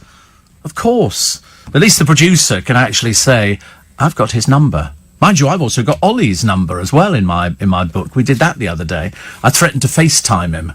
I don't think he's ever been FaceTimed before. The look of horror on him. In sound choir lineup, which one is the bloke from Aberdeen? You're top right, aren't you? He can't remember. You've got long hair at all. I bet you've never had long hair. No, you always have short hair. Such a tart. I mean, seriously. Steve Allen is LBC's MVP. Oh. Most valuable player. Ah, right. No, I was trying to work out what it was, actually. Still loving your work. Steve, I hope the producer boys are looking after you. I love it when you say hot buttered toast. Hot buttered toast. You know where that comes from? It comes from Heidi High. No, it's from Heidi. It comes from Are You Being Served? And Mrs. Slocum's there, and they're trying to break it to her that she's been fired. And she goes, wait a minute. I'm just going to get myself some hot buttered toast. And it just conjured up an image of hot buttered toast. And then she sort of comes back and they go, oh yes, they'd all decided they were going to try and make out that it was a brilliant idea to be dropped because she'd got to a certain age. And so they were going, oh, I wish I was retiring. Oh, the things I'd do, I'd be in the garden, I'd rearrange the gnomes and all this kind of stuff. And she went, oh, I wouldn't know what to do with myself at all. And they went, oh, there is something happening. And she went, well, it's not me. She said, tell me it's not me. And they went, and so she went off and rejuvenated herself. But it was always that great line, back in a minute, I'm just going to get myself some hot buttered toast. It sounds so nice because it's never hot when you butter it. Don't know why. Toast goes cold very quickly. Although you can keep a crumpet going for ages. I had some grated cheese the other day on a crumpet. I don't know why. I really don't know. Elon Musk thinks artificial intelligence will kill us. Siri today, Skynet tomorrow, says Colin. Steve, it sounds like Mrs. Woman is eaten out of house, home and detergent by her seemingly errant son, Thomas. I recommend the new offer at Lidl, a 1.5 kilogram box of fruit or vegetables for £1.50. What's Phil Vickery's recipe for fruit salad? A 4am Thomas fan. Oh, Lord, he's got fans already. I think we will be sort of having pictures of him released very shortly. He'll be setting up his own fan base. Usual kind of thing. Could have had it for Chris. Chris has changed his picture as well, my former producer, Chris. I called him my old producer the other day, and I suddenly realised it made him sound like he was very ancient, which of course he's not. It's mid to late 20s, isn't he? But he put up a new picture. He's got back into his cycling quite heavy, because he's now producing Tom Swarbrick's excellent programme, which I always catch, actually, in my bathroom. Well, it could be anywhere. It's on the radio, and the radio is on in the bathroom. You can catch Tom Swarbrick in my bathroom. It's as simple as that. And well worth hearing. I only like it, though, when they have sort of... He's very good with the callers. He's very good with the callers. I'm very impressed. I'm very difficult to impress at this day and age and stage of my career. Michael Barrymore in all the papers today because he's recorded an interview with Piers Morgan. And I think it's the first big interview that he's given. First big interview. Apparently he's been seen in Twickenham, so he can't live too far away, but he's got a dog. That's all we know. He's got a dog called Dave, I think. And he says he has met Stuart's dad, Stuart Lubbock, which is Terry Lubbock, 2 or 3 times. He's always been charming with me. Yes, that wasn't really the impression that I got of how he is. Shane says, do you think Thomas will come into the studio and sing a song? Absolutely not. Absolutely not. We're not encouraging this kind of thing. This is the Steve Allen radio programme with a little bit of help from he who doesn't speak very often, which is the best way we like it. It's good because you only have to put up subtitles and things like that, and sometimes it's not worth it. But he's off on his holidays next week. He's going kayaking again. That apparently is a holiday in their family. Kayaking. Do you take your own kayaks, or do you rent them over there? They supply. But what is it about kayaking? Is this something that goes back to childhood? We do because I was a child and we never did kayaking in my house at all. In fact, we didn't do anything like that at all. So how come you do kayaking? Are they just single kayaks? You have a double one. Mum and Dad do a double. Oh, so sweet, this family, isn't it, really? Perhaps they'll have a family Christmas card coming out very shortly. Have you done that already? A friend of mine went to Canada, and apparently it's quite normal in Canada for them to do a family picture at Christmas, and then that becomes the official photograph, and they do what they call a round-robin letter, which is quite sweet. Steve, I watched Naked Attraction once, and the girl chose a bodybuilder. Regrettably, he turned out to look like Uncle Fester with a tiny, tiny head. That's why the cameras start at the feet. Yes. I don't know, Jill. And Steve, that's when you know when you've made it in life, when you have a radio in the bathroom. I bet you, I bet you that posh, it's a radio loo roll holder. Do you think radio in the bathroom is posh? God. Well, you'd hate my bathroom then. It's got a television in it too. Not that I use it. I've only learnt that some years ago. You can buy a television that goes in the bathroom. Why are you both smiling? Here we go. Here we go. Jimmy in Colchester says, can I be your private jet pilot? I'm not a pilot, but you can pay for my training. Also, I have a fear of flying, so you can pay for my fear of flying course. Yeah, but I'll buy you clothes to wear as well at the same time. I watched Stan and Ollie last night. Really enjoyed it, says Philip. Yeah, it's been released. It's on DVD. And I got my copy through the other day. And also, there's a boxer called Conor Law. He's an unbeaten 3-time Scottish middleweight champion. He died on Monday. And he's only 26. Glen Rothes Boxing Club, where the fighter from Fife trained, said he was nothing short of a true gentleman, both inside and outside of the ring. But it was only days ago that he wrote on Twitter, very grateful to have the mates I have going through a tough time, and they've reached out to check for me. I wonder what that was then. That doesn't sound very good, does it? But he died at the age of 26. Too young. Too young, ladies and gentlemen. What happened to your old producer? He's produced, I've just told you, wash your ears out. He's producing Tom Swarbrick. You mean the old producer? They're all over the place, my producers. All over the place. You know, some move on to other things. But we were trying to work out the other day whether or not Chris, who I had for 3 years, is the longest serving. And I really couldn't remember. One of my other, we think it could be the longest. Johnny, my nice Essex boy, we think he's just had a baby. There's so many. Mandy, of course, is married with children as well now. And there've been so many over the years. So many over the years. Not because I'm difficult to work with. It's because it's just they're all young and they want to move on. They want to try and get as much experience. And as I'm considered about the easiest person to work with, you know, I'm not too demanding. Tea. Can we get tea soon, do you think? Sitting there while I'm dying in here. Obviously my mouth's given up completely.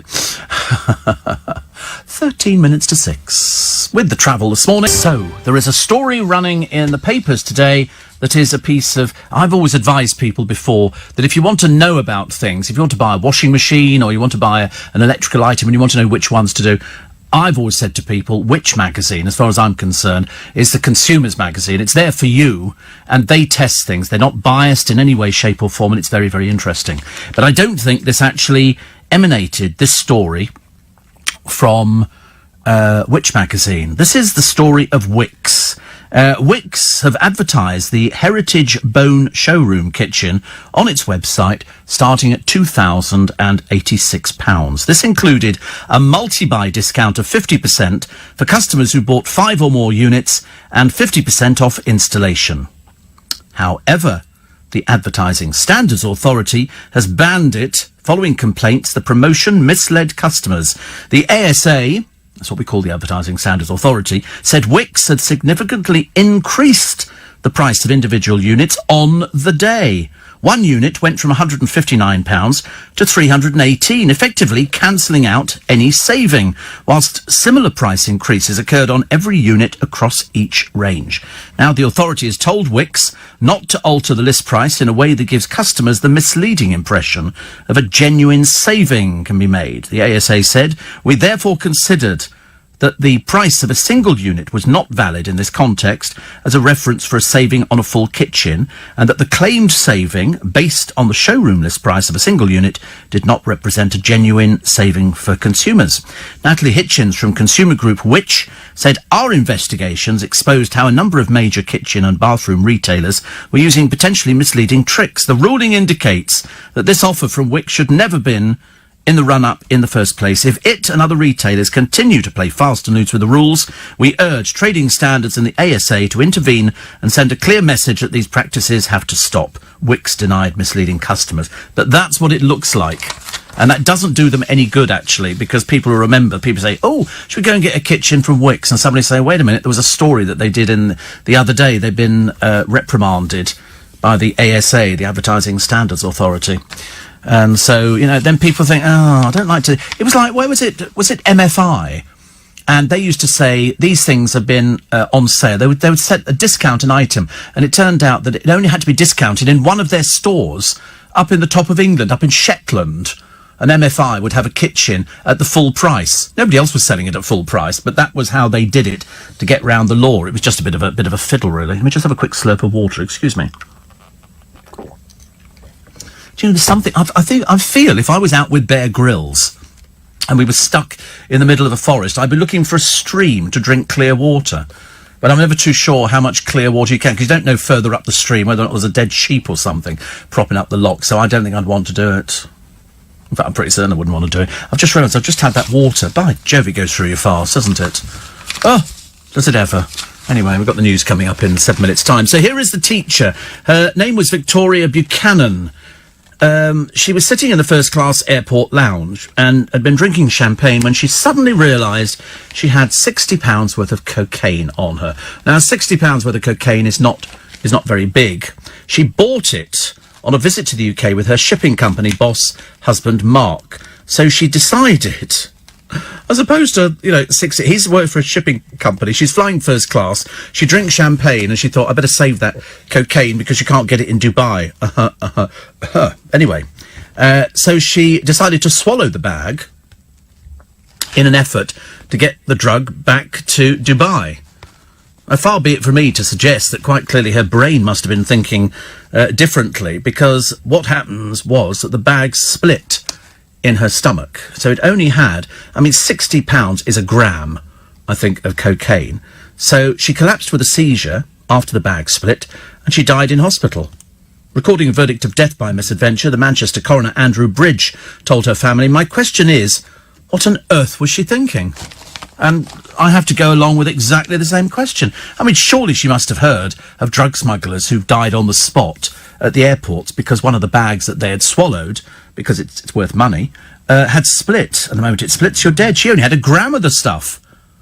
And already it was looking pretty dangerous. But she obviously thought, as opposed to, if it had been me, and if I'd ever been stupid enough or naive enough to do cocaine, and I'm thinking, wait a minute, I'm at the airport, oh God, they're going to have sniffer dogs everywhere, I'll go and empty it, I'd throw it away. I would throw it away. It's only a gram. It's not like she was carrying £1,000 worth. It was just, as I say, what on earth was she thinking? Why does Philip Green get away with his behaviour, says Charlie in Farnham? He's rich. He's rich. Being rich means you can do just about anything. You can't, but, you like to think you can. It's like Prince Harry. At the moment they're asking questions, why is he behaving the way he is? And the answer is because he can. Because he can. Ian of Banstead says that he grew up in Kingston, the Royal Borough, and belonged to a club which canoes up to the weir at Teddington Lock. To get your proficiency badge, you need to swim across the Thames in your gym jams and also do an Eskimo roll in the canoe. Well, there's no way I'll be doing that. To get a proficiency badge. You're not sure about that one, are you, Thomas? You're not sure about that? Oh, you've just heard the buzzing. I don't know where it's coming from, actually. It's very sweet. There is a phone in my room. It's my phone. There is another phone. It's in here. It's there. I've got phones all over the place. I'm very popular. I've got 2 phones in the studio, neither of which ring. Well, one rings just to say it's Phil Vickery. I recently stayed in a hotel in Castle Combe. The epitome of luxury, says Helinka. TV in the bathroom. I can beat you. I stayed in a hotel in Blackpool, and they had a television in the bathroom. Really behind a Perspex wall, obviously to make it a little bit safer. I have an Alexa in my bathroom. Have I finally made it in life, says Monzi? I don't know, actually. I'm not sure if Alexa counts for something like that. I really am not sure about that. I have an Alexa as well, but I just prefer to play with the one on the news desk. It's marginally more entertaining as far as I'm concerned to say, Alexa, play Chris Rea. It seems to work.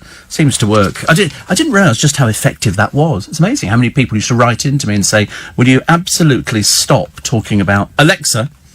Because our Alexa comes to life in the newsroom or wherever else it happens to be. So there you go. So no rain today forecast, which is good news, very good news, because we got a few drops yesterday. I thought it was going to be really bad. It turned out not to be very bad. And we were all quite grateful. So we've got the news coming up very shortly at 6. Going early would be quite nice, actually. Do you know what I mean? Going like sort of a minute early would be even better. I'd be really, really happy. Good, because I've got a couple of little things to do here, and we might have to do them a bit quicker. So the news is coming up at 6 o'clock, and so you tell me when we can go, and I'll go for it. Can we go now? Oh, please go now. Please go now. It would be so much easier if we did. Otherwise I could have a disaster. A total disaster. Do you think we can go... how much material have you got? About another 15 seconds? Morning, everybody. Thank you, Simon. Helped me out of a little problem there. Just a minor little problem. Sardia says, I've just heard you gulp your tea. Why don't you mind your own business? What's it got to do with you? What's it got to do with you? You probably make a noise when you cut your meat on the plate, I should imagine. And then somebody says, what do you mean you're not sure about a proficiency badge for canoeing? I was a child. Can't just chuck a kid in a canoe into the Thames. Are you mad or something? Of course you can. You don't need a proficiency thing to put a canoe in the Thames. Absolutely not. Absolutely not. I know. I live on the Thames. I stayed at the George Hotel in Wembley, and they had a TV in the bathroom, said Sandy. That's very posh, isn't it? And yesterday, says Mike, my neighbour lent me her large plastic waterproof sheeting. I went round last night and said, tarpaulin. Dear. Yeah, I did get it, tarpaulin. I did get that bit. I do get gags, you know. I've been in the business a while. I can see a gag a mile off. Unfortunately, that's about where that one should have been in the first place. Right, nice to have your company. 4 minutes past 6. It's Wednesday, the 5th of June. It's Steve Allen's Early Breakfast on LBC. So Trump goes to Portsmouth today, so the people who sort of follow him about demonstrate. He's not, I promise you, he really is not remotely interested in people protesting. He's been having it since he's been president and before. It doesn't actually make any difference to him, and I don't know why. But unfortunately, yesterday we saw the nasty side where this woman attacked this poor bloke in Trafalgar Square, who just happened to have an opposing view to her. She's had to apologise, saying it's completely out of character. I mean, she called him a Nazi. I mean, seriously, not Trump, this poor man in the square, who just happened to be a Trump supporter. Like, you know, that's the worst thing under the sun. There was less than, well, we couldn't work it out. We were thinking maybe 50,000 people. I mean, you think of 50,000 people, that's a lot of people. I don't think there were 50,000 people there at all. Which means, if they were estimating 250,000, where's the rest of them? Where are the rest of the people? You know, Corbyn got up and did his little sort of, you know, playing to the troops kind of stuff. So he was preaching as a converted anyway. It didn't make any difference. He could have sat there and whistled "Bar Bar Black Sheep, have you any wool?" and he would have got a huge round of applause. But it was the ugly side where it turned a little bit nasty. Somebody trying to take down somebody else's banner, which were handed out like they were sweeties. The Daily Star following Love Island. Amy is the former BA hostess. I bet all the people she worked with are going, God, she was dreadful when she was with us. Now she's even worse on Love Island. What amazes me is she's fairly old for that programme. It's not that she is that old, it's just that she looks that old. Obviously, flying has taken it out of her. Plus, I'm so sorry. 18 years, 2 months and 8 days after Stuart Lubbock was found dead in his pool, Michael Barrymore finally says, I'm so sorry. No, what he said was he feels for the family, as indeed he would. It was nothing to do with him. Nothing to do with him at all. He doesn't need to apologise for the death of Stuart Lubbock. What happened to Stuart Lubbock, we'll never know. Michael Barrymore wasn't even at that end of the house. The house was huge. It's not like anybody else's little house where you go, oh, I was in the kitchen and they were in the sitting room. This house was enormous. Absolutely enormous. So that's why it was a case of he didn't know what went on. That's why there were never any charges. But it effectively killed his career. That was a bit of a bad thing, wasn't it? But that was his error of judgment. His error of judgment was, you know, saying to somebody in a pub, why don't you come back, we can have a party at the house. And Stuart Lubbock, at the age of 31, he wasn't a child, he was 31, did actually have cocaine and other drugs within his system. What happened that night, we don't know. You can guess all you like. Dominic says, not that you're wrong, but I'm sure you know, to actually canoe or paddleboard on the Thames, you need a licence. No. No. Anybody can put a little boat on the Thames. My friend's got a boat on the Thames, got no licence. And so, you know, a canoe or a paddleboard, well, we don't see paddleboards on the Thames round our way, we're far too sophisticated for that, but you don't need a licence. Absolutely not. Why would you think you need a licence? It's the River Thames. I mean, obviously you're not allowed to paddle round in London, that would be a bit stupid. But no, loads of boats on the Thames. There we go. It says, if you're paddling on it says, if you're paddling on the Thames below Teddington, you do not need a licence. There you go. End of story. And that's the Paddlers Thames Access. If you're paddling on the Thames below Teddington, you do not need a licence. All you have to do is remember the Thames is tidal.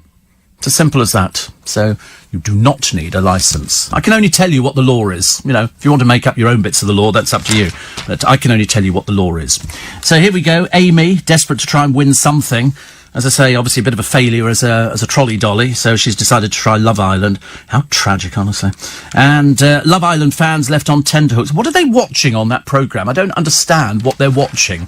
I don't understand why people are glued to this programme, watching a few girls, you know. I mean, they were talking the other night about, oh, you know, I'd have sex here with... And they come up and you think, oh, dear, honestly, how tragic. How tragic that people do this. Say to you, go away, you're so in fact, I'm going to block you now. Okay, there we go, you've been blocked. That's it, go and write to somebody else. I'm far too bored with stupid people worrying about, you know, whether you slurp your tea or not. Good God in heaven, you've got Donald Trump in the country and you're worried about tea.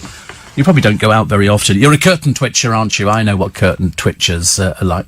Mo says, what's Twickenham like to live in? Well, we don't want anybody else there, thank you very much indeed. We're quite full up at the moment. Quite full up. And somebody says, that didn't sound like plastic to me. Well, the tea's in a plastic mug. That's all I can tell you. That's what it is. I have another mug in here which has got water in it. But the tea is in a plastic mug. Honestly, I love the way everybody's psychic this morning. And all Sally Morgan are you writing in, or Gemma Collins, or something like that. Look at their knickers in a twist over. Oh, I'm sure that sounded like a cup. I'm sure you need a licence to paddle a canoe on the Thames. Good grief, honestly. You're forgetting this isn't Majid Nawaz's programme. You can have an argument with him at about 10 o'clock. With me, you lose straight away. I've got oh, blimey, this is a new one. An auto coffee maker in the bathroom set to brew at 5:30, just after the shower. Am I posh? No, dangerous. I should imagine you haven't got cables going in there, have you? And also an auto coffee. Wouldn't you have an auto coffee maker in the bedroom on the side table? Would that not be where you would have it? Like a tea maker, isn't it? So it's set to go off at 5:30 and it brews you a cup of coffee. Well, you can have Teasmades. Teasmades are very nice. I quite fancy a Teasmade. Well, I did, till I suddenly realised that these things are so blooming noisy that you get woken up. The idea is it's supposed to wake you up, beep, beep, beep, and then the light flashes slowly. And unfortunately, by that time, you're wide awake because it's heated up the water, and then it's sent the water from one pot into another pot, and that's where you get woken up. It's terrible. I mean, really, you're never going to sleep through it at all. Frank says, so many discussion items I could have texted you on, but I was thundering along the M4. Don't be so ridiculous. Nobody ever thunders along the M4, unless it's past Slough. Once you're past Slough, you're okay. 6 years ago, we bought an American-style fridge that has a 14-inch LCD TV screen fitted into the door. Best thing ever for the kitchen, as you save space. Even now, we get comments when people visit, because we forget what a novelty it is. Yes, some friends of mine have got that as well. Another friend of mine's got it under the cupboard, and you pull it down. It's on a hinge. Which it depends how much time you spend in the kitchen, doesn't it?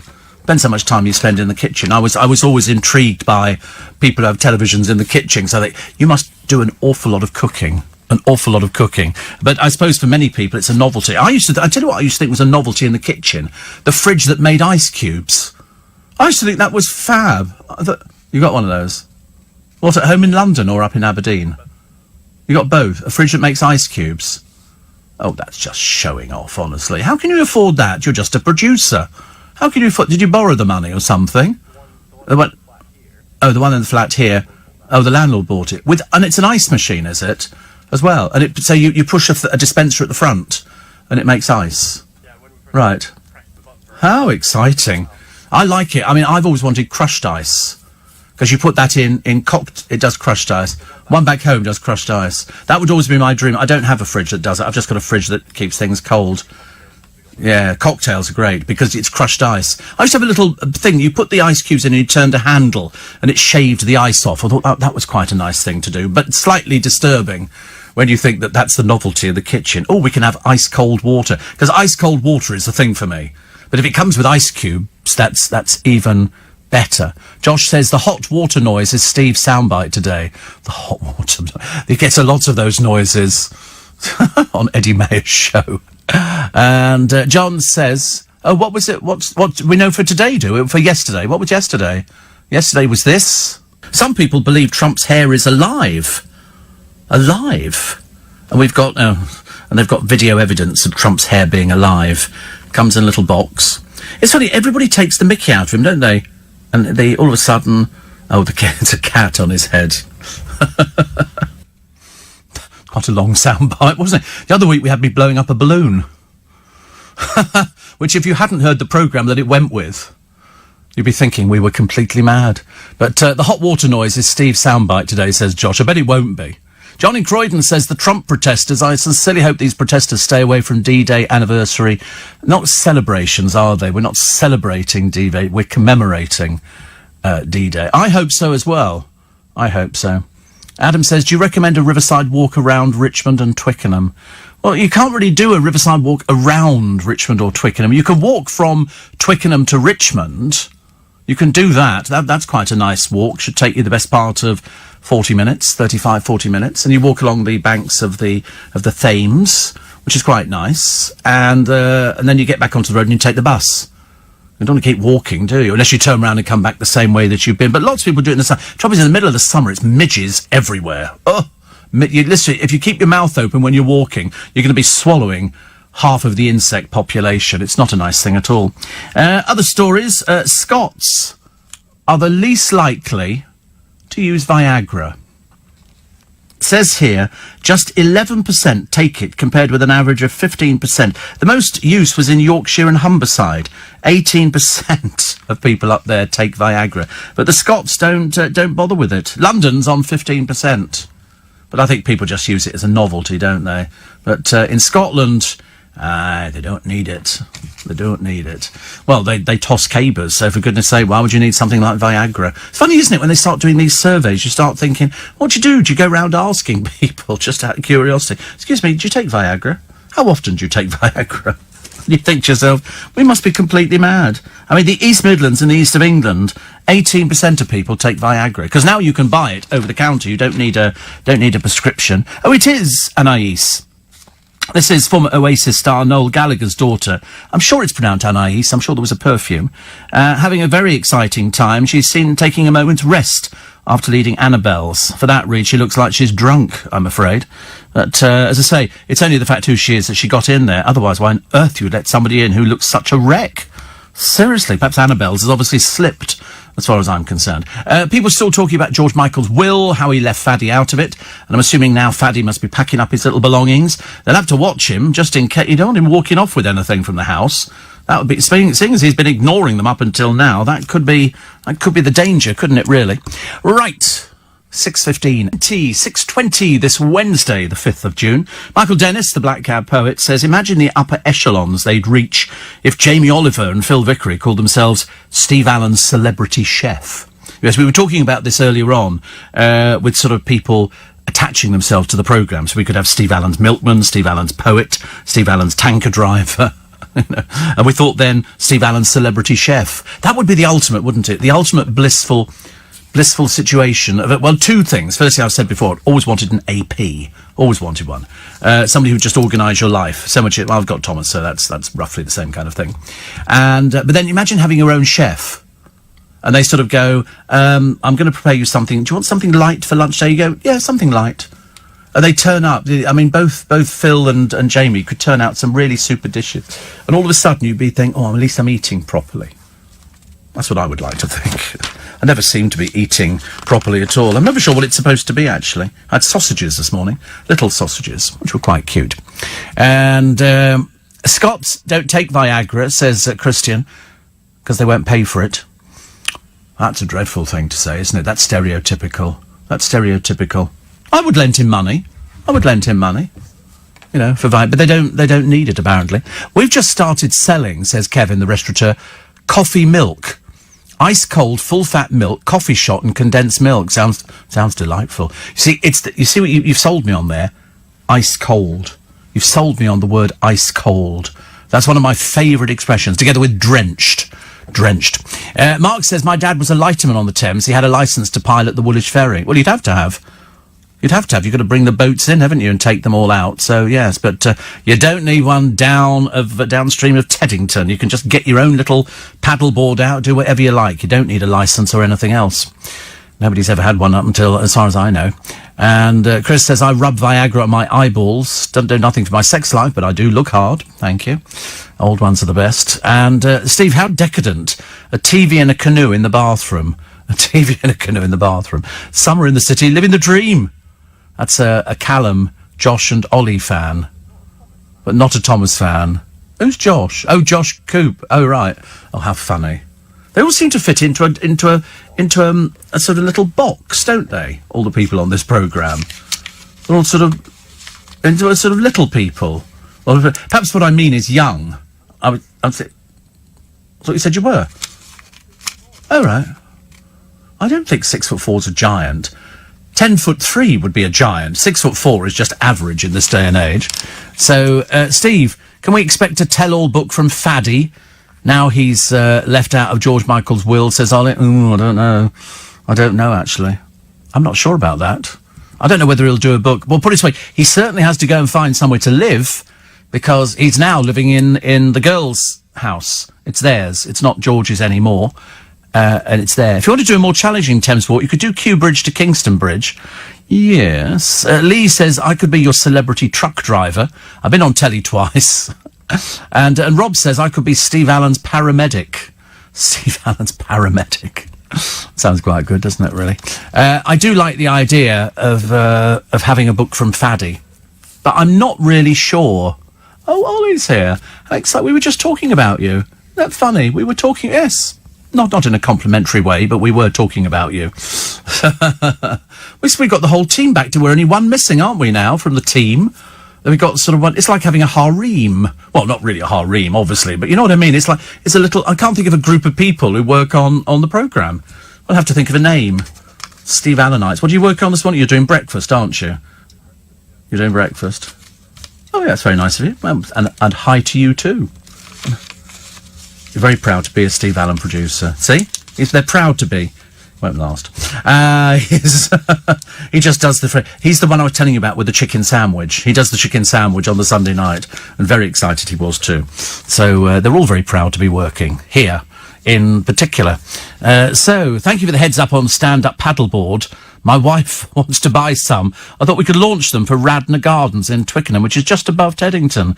But thanks to you, we know we'll have to go further along the river. Ha. Of course, always right on these things. And you won't be allowed to launch from Radnor Gardens because there isn't a facility for launching from there, unfortunately. I wish there was, but there isn't. It's just the riverbank. A bit of a pain, really. And please tell Mo that Twickenham is lovely, says Tim. Well, you know, there's bits of it which are nice.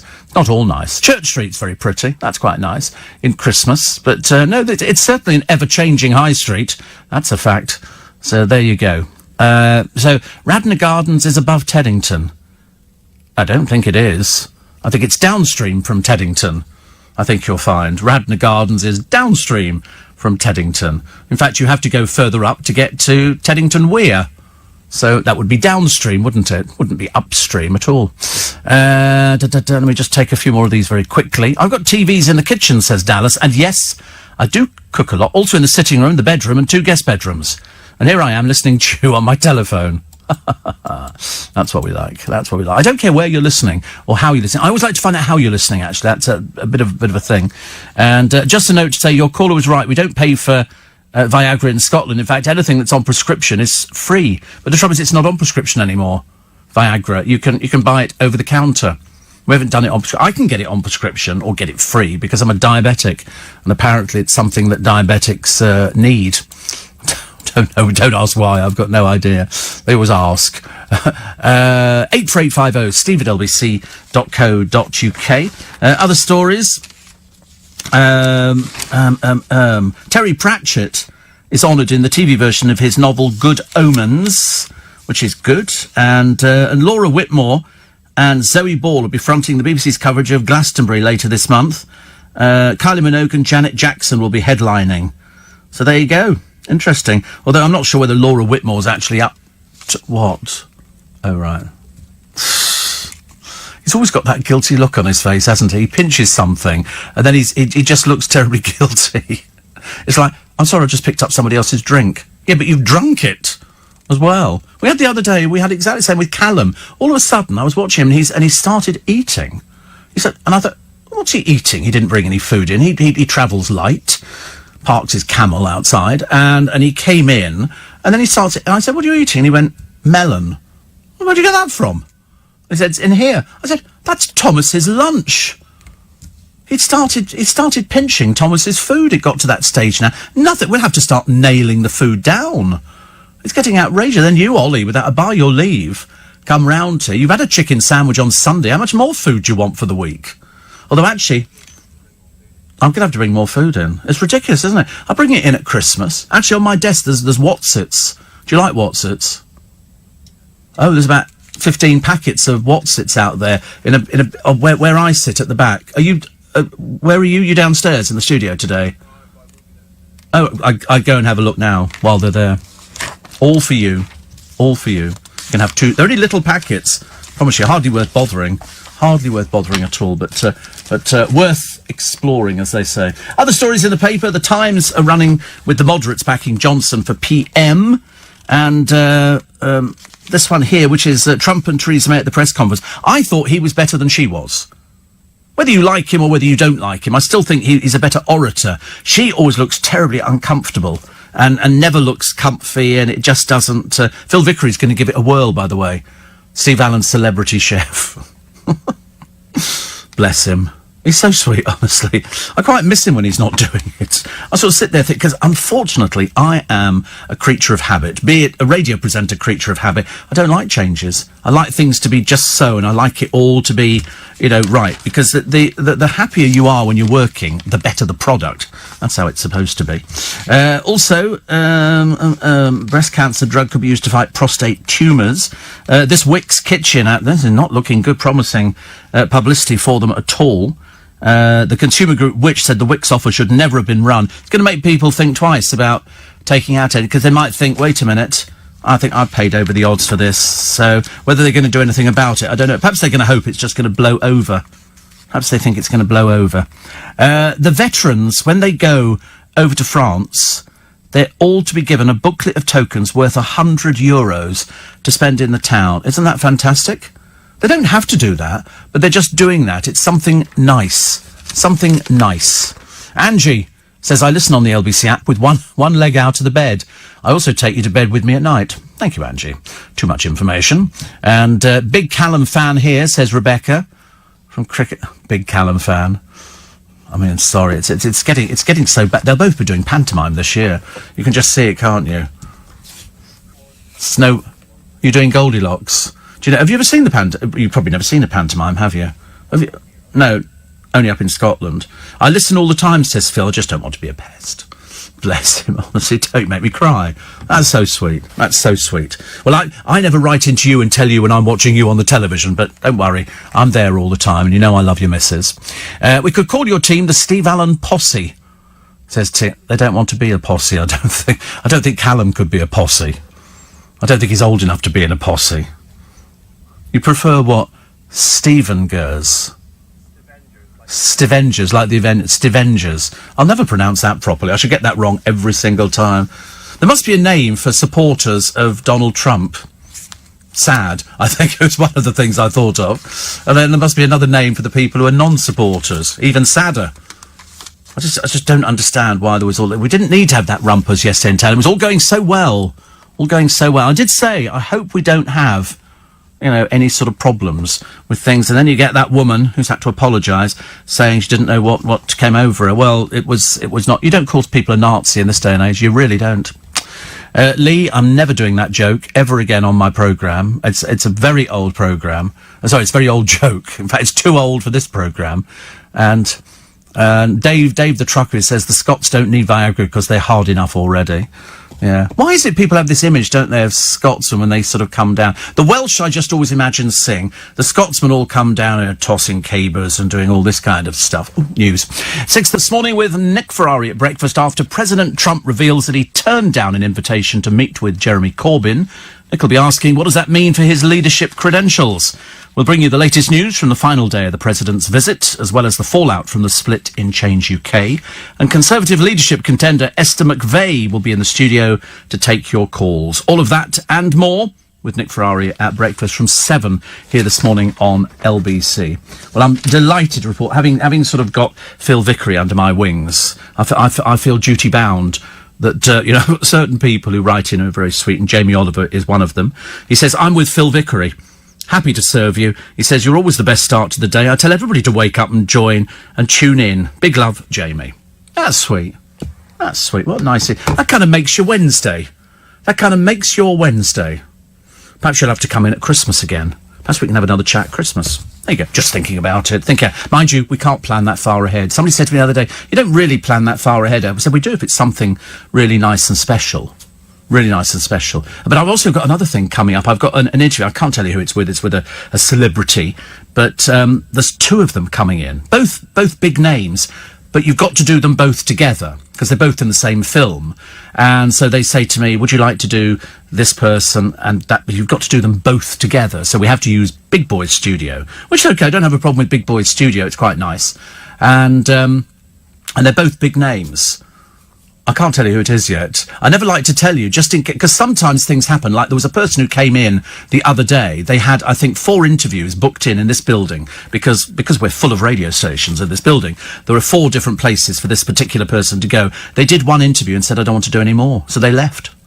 And you think, there's all these other poor people sitting in studios waiting. And some of them, sometimes when I vacate a studio and somebody else goes in, there could be like 6 or 7 people going in, whereas sometimes there's just 2 of us, just me and the boy.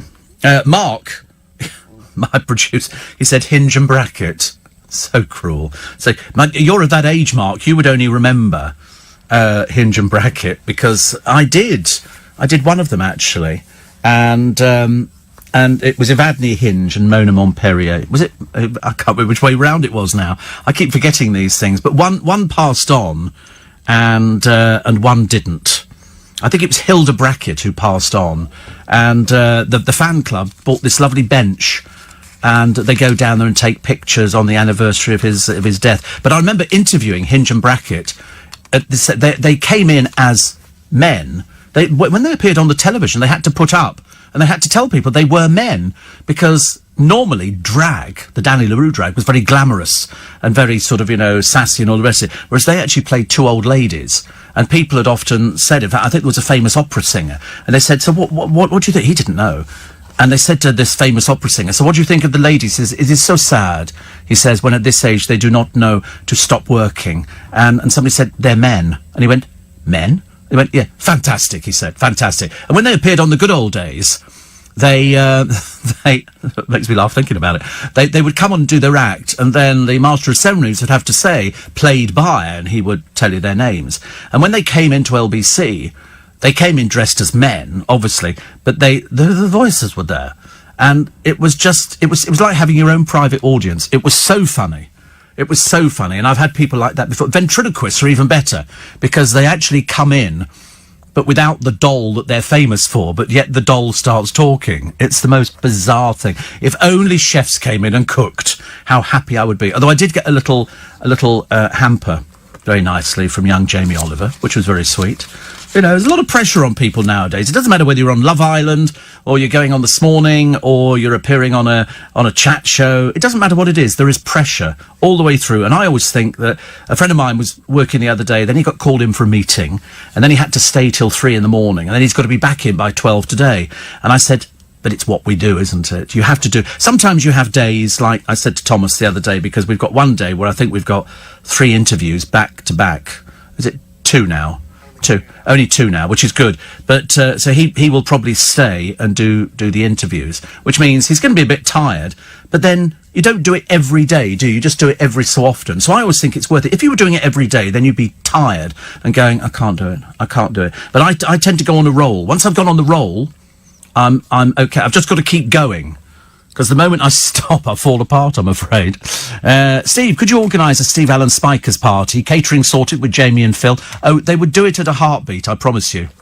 I promise you that it would be done at a heartbeat. And that's why I never ask people to do things like that. I'm always too worried. Steve, I bet the mystery duo you're planning to interview is James O'Brien and Nigel Farage. Graham says, I always suspected they were great mates. He hates him. He absolutely hates him. But then I think people are like that. I mean, even while James has been on holiday, he's been tweeting things about everything that's been going on. But the one person he can't get on the programme is Corbyn. He can't get Corbyn. I don't know why. I thought that, Corbyn's not a fan, is he? Oh, right. But I would have thought that's what he'd want. But there you go. Love Island started this week, so stop it. Don't start on the Love Island bit. I've watched it once. I think that's covered me for the rest of my life. I don't think you need to watch it ever again, because nothing goes on there. Occasionally you get a few bits of fumbling under a sheet. It's a bit sad and tragic, because basically these are one-night stands. They're just putting on the television and masquerading that it's Love Island and they're all looking for true romance. No, they're not. No. It's like going on celebrity dating. A, they're not celebrities, and B, they won't be going dating. They're doing it because it's a fee. And one of them, he's already been on the television a few times, Lee Ryan. You telling me Lee Ryan can't find any one-night stands out there? He's not going to find anything serious. Absolutely not. The boy's too much of an idiot. Way too much of an idiot. They need to knuckle down, but unfortunately we've made it so easy for people nowadays by introducing reality shows that people just go, oh, I'll just do a reality show. So they introduce people now as being, they've been on Celebrities Go Dating, Splash, they've also been on the ice skating, they've done about 4 or 5 different shows, and you start thinking, I'm bored witless with seeing you now. I really don't care. I really couldn't care less what happens to you. I'm not remotely bothered. I always think you've got to prepare for old age. And for that, I think you have to start preparing, from an early age, because things change. And so that's why if you've been on a reality show and they go, oh, it's great, you've got 3 bookings next week in discotheques, and you start turning up, and then you suddenly realise that there's not a lot going on. There's not a lot going on out there. And once they've seen all these people, you could line them up against a wall and you couldn't identify them. If you did it as a quiz and go, who's this? And go, I don't know. Take all their makeup off and let them stand against the wall, which is actually beginning to sound like a fantasy. And then watch them. The blokes all look at slightly camp, left of centre. A little bit too, the beards are too immaculate, and the makeup and the tanning and all this kind of stuff. It's not really real, is it? It's a bit sad. So when you don't see them dressed up, you go, oh, God, don't they look rough? And the girls on Love Island, in full sunshine, they're all wearing full makeup. Because they've suddenly realised that you're filming people. They've got to be sort of damped down with powder and everything else because of the lights. Otherwise you sit there and just sweat. Forced to sell up the shoddy treatment of a brave old soldier. This is a wonderful veteran, stuck in hospital while the authorities fight over paying for his care, and he's stuck there. It's a shameful reminder of the ongoing injustices caused by successive governments' failure to address the care crisis. The NHS has refused to help because he failed his assessment test by 1 point. The local authority, I had that the other day. It's not an assessment test. I was on the bus and I'd done something to my foot, so I was limping. And the bus pulls into Richmond and I go to the front of the bus and he doesn't open the door. Because on some of our buses, I wish they'd sort it out because it's really annoying, and it's got no exit. And then on some of them, they open the front door so you can get out. So I said, you're going to open the front door? And he went, no. So rude, so offensive.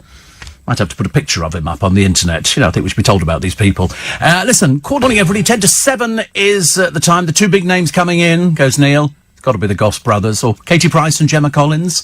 Can you imagine? That would be my worst nightmare. My worst for both, I would think. Kevin the Milkman says at 10 to 7. He says, you've got 2 of the top chefs offering to cook for you, Phil the tanker driver offering you 42,000 litres of fuel, and all I can offer is a couple of gold tops and a strawberry yoghurt. Listen, do not knock strawberry yoghurt. Which reminds me, I've got some yoghurt in the fridge at the moment. I'm not sure if I'm supposed to eat it. There's so many things that you're not supposed to eat nowadays, and it drives me absolutely to distraction. I need to sort of it's just all going a bit pear-shaped. Doesn't matter. So the front pages, what you're waking up to today, still Trump. Although you'll have pictures tomorrow of Trump, probably as he's leaving, and also down in Portsmouth, and then they'll have pictures from France that will run until Friday. And so front page of the Mirror, Normandy vets back on board. Abby and Crouchy, baby number 4. Why that's of any interest to anybody, I can't imagine. Woman has baby. Shock horror.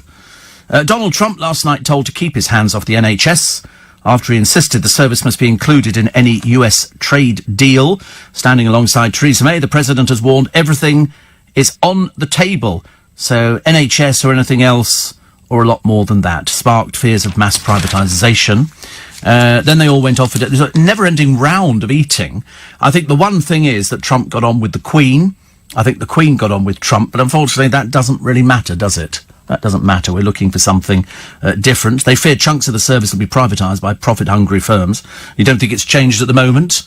You don't think it's changed? You don't think that the NHS is being decimated by the amount of managers they seem to have and the amount of wastage that goes on within it? I mean, it's almost legendary. Now he has talks with Farage and pro-Brexit Tories. He didn't have a meeting with Corbyn. He said he declined that one. And Boris Johnson turned down a meeting with him. So he refuses a request to meet Jeremy Corbyn. He said he was negative. Also here, 360,000 people are hit in pensioners' mistake. Oh dear. In some cases, forecasts were more than £1,500 a year too high. So 360,000 people will get smaller state pensions than they were told to expect. I've still not bothered with mine. I've got my little bit of paper saying, you know, you could be eligible for this. I'm assuming I'll be eligible. And as I say, I'm not doing anything about it at the moment. And then 2 other pensions that came out, one of which I forgot. They seem to come out at the same time. Presumably it's this age. Also, Bernie Ecclestone is in a lot of the papers today, hinting that Michael Schumacher's recovery from his head injury still has a long way to go, saying he's not with us at the moment. So there you go. So he's not with us at the moment. But in a trailer for a film called Schumacher, he said when he is better, he'll answer all the questions. Wow. Dear me. The Love Island bosses smiling after the launch of the show. No, I wouldn't worry about smiling at the launch of the show. It's got 3.7 million. 3.7 million is very good. It'll be the next one. It'll be the next reading of the numbers, which you'll have to have a look at just to find out. Because if it then drops, I mean, if people like it, then the figures will go up. But I have a sneaking feeling they'll go 3.7 to start with, and then it'll probably drop to 3.2. Harry Shaw. Remember Harry Shaw? This is a boy of 5 whose bone cancer fight inspired Lewis Hamilton to victory has died. His parents, James and Charlotte, said he fought to the very end. They say, we're so proud of Harry and the legacy he's created. They set up a fundraising page for the Royal Marsden Cancer Charity. Donations have passed £230,000. That's down to you. That's down to you and your generosity. We are very generous. He was diagnosed with Ewing sarcoma in 2018, and Lewis Hamilton dedicated his Spanish Grand Prix win last month to Harry, and he posted on Twitter, "You're so brave and the world will miss you dearly. Thank you, friend and inspiration." It's so sad, isn't it? It's just absolutely gut-wrenching when it's just a little child. I always feel the most awful. I feel just so dreadful for the parents have to come to terms with it. But they've got great memories, but unfortunately memories don't help all the time, do they? Angela says, yesterday you couldn't think of anything worse than the Cheeky Girls. What about the Cheeky Girls pairing up with Bros? Oh, don't. That would be my nightmare. I can't believe it that they're now 37, the Cheeky Girls. They were all slightly odd, weren't they? And says, I think the Steve Allen LBC Festival is a great idea, Steve. If you build it, they will come. That's so good. No, I don't want to hear Ray Liotta. No, I got him to say it. He was my guest in for the day, and I sat there and he was so nice to me. And then I had to ask him, because James O'Brien had said to me, can you ask him, if you build it, they will come. And he said, oh, I don't want to do it. He was only joking. He was only joshing. And I said, oh, go on, do it for me. If you build it, they will come. It was so good. You're not playing it. Don't play it. It's James O'Brien's copyright now. I don't want to get into trouble with James O'Brien. Good Lord. He has friends in low places. God knows, I could be found bricked up in a motorway bridge or something. Or even worse. Front page of the Telegraph, Trump deals out diplomacy. I can't work out if he likes... I mean, he's already said he likes Boris, and yet Boris goes, I don't want to meet him. Very odd, isn't it? Theresa May just looks a bit uncomfortable with all the things she does. It's a shame, actually, because I don't want to sort of do her down in any way, shape or form, because she's a fellow diabetic.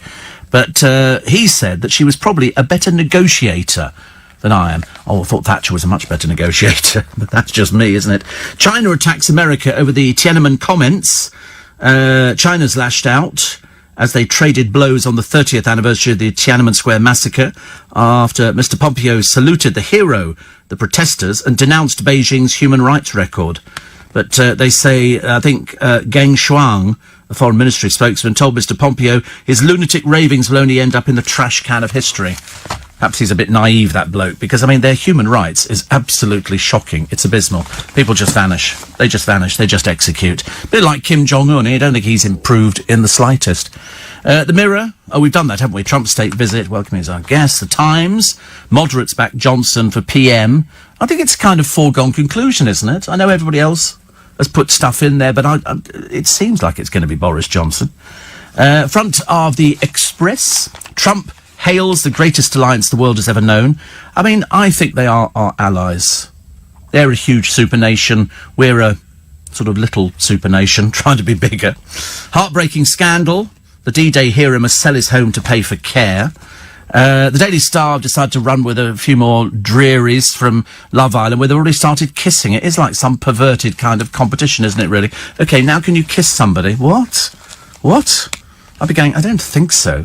But, look, come on, I want to win this competition. Boris, the Tories face extinction. He snubs the Trump meeting to issue a dire warning if the party fails to deliver Brexit. I'd have thought he'd done himself a favour. George's £98 million. Then he's got the houses on top, remember. I'm assuming the houses are on top. And I think there's 3 of those, different bits and pieces. I mean, it'll all add up. And why backing singer Shirley getting a slice of his fortune? How much? We don't know. I don't know whether it's going to be $1 million or 250,000. There's a few people. The two sisters of George Michael will be administering the will. One of them's got overall control of it. And I think that's the way it should be. It's family. Keep it family. His father lives in a place. He lost his mother. He was gutted after that. And The Guardian this morning, give us hope. They say, into the Paris semis. I think they're talking tennis, but I know nothing about that. Trump snubs Corbyn and eyes up the NHS is the front headline on The Guardian. And Felicity Cloak on how I fell back in love with French food. Whee! That's it for this morning. Thank you very much indeed for your company. Thank you for all the people who texted and emailed and sent nice things in, and were just very nice indeed. And we do it again tomorrow morning. However, before I go, just time to let you know what's coming up on my free podcast for today. On the Little Bit Extra, Trump serves dinner to the royals. I mean, to be honest, I could have done better with the Marks and Spencer's £10 deal. I assumed they were on a budget. Then he gives the Queen a jacket. He gives her a flying jacket. When's she going to wear that? Not going to wear it in bed, is she? It's not her size or style. Katie Price says karma will get her ex's partner. How ironic, dear. And the awful Love Island duo dubbed the British Kardashians, a title they gave themselves. Spoiler alert, they ain't.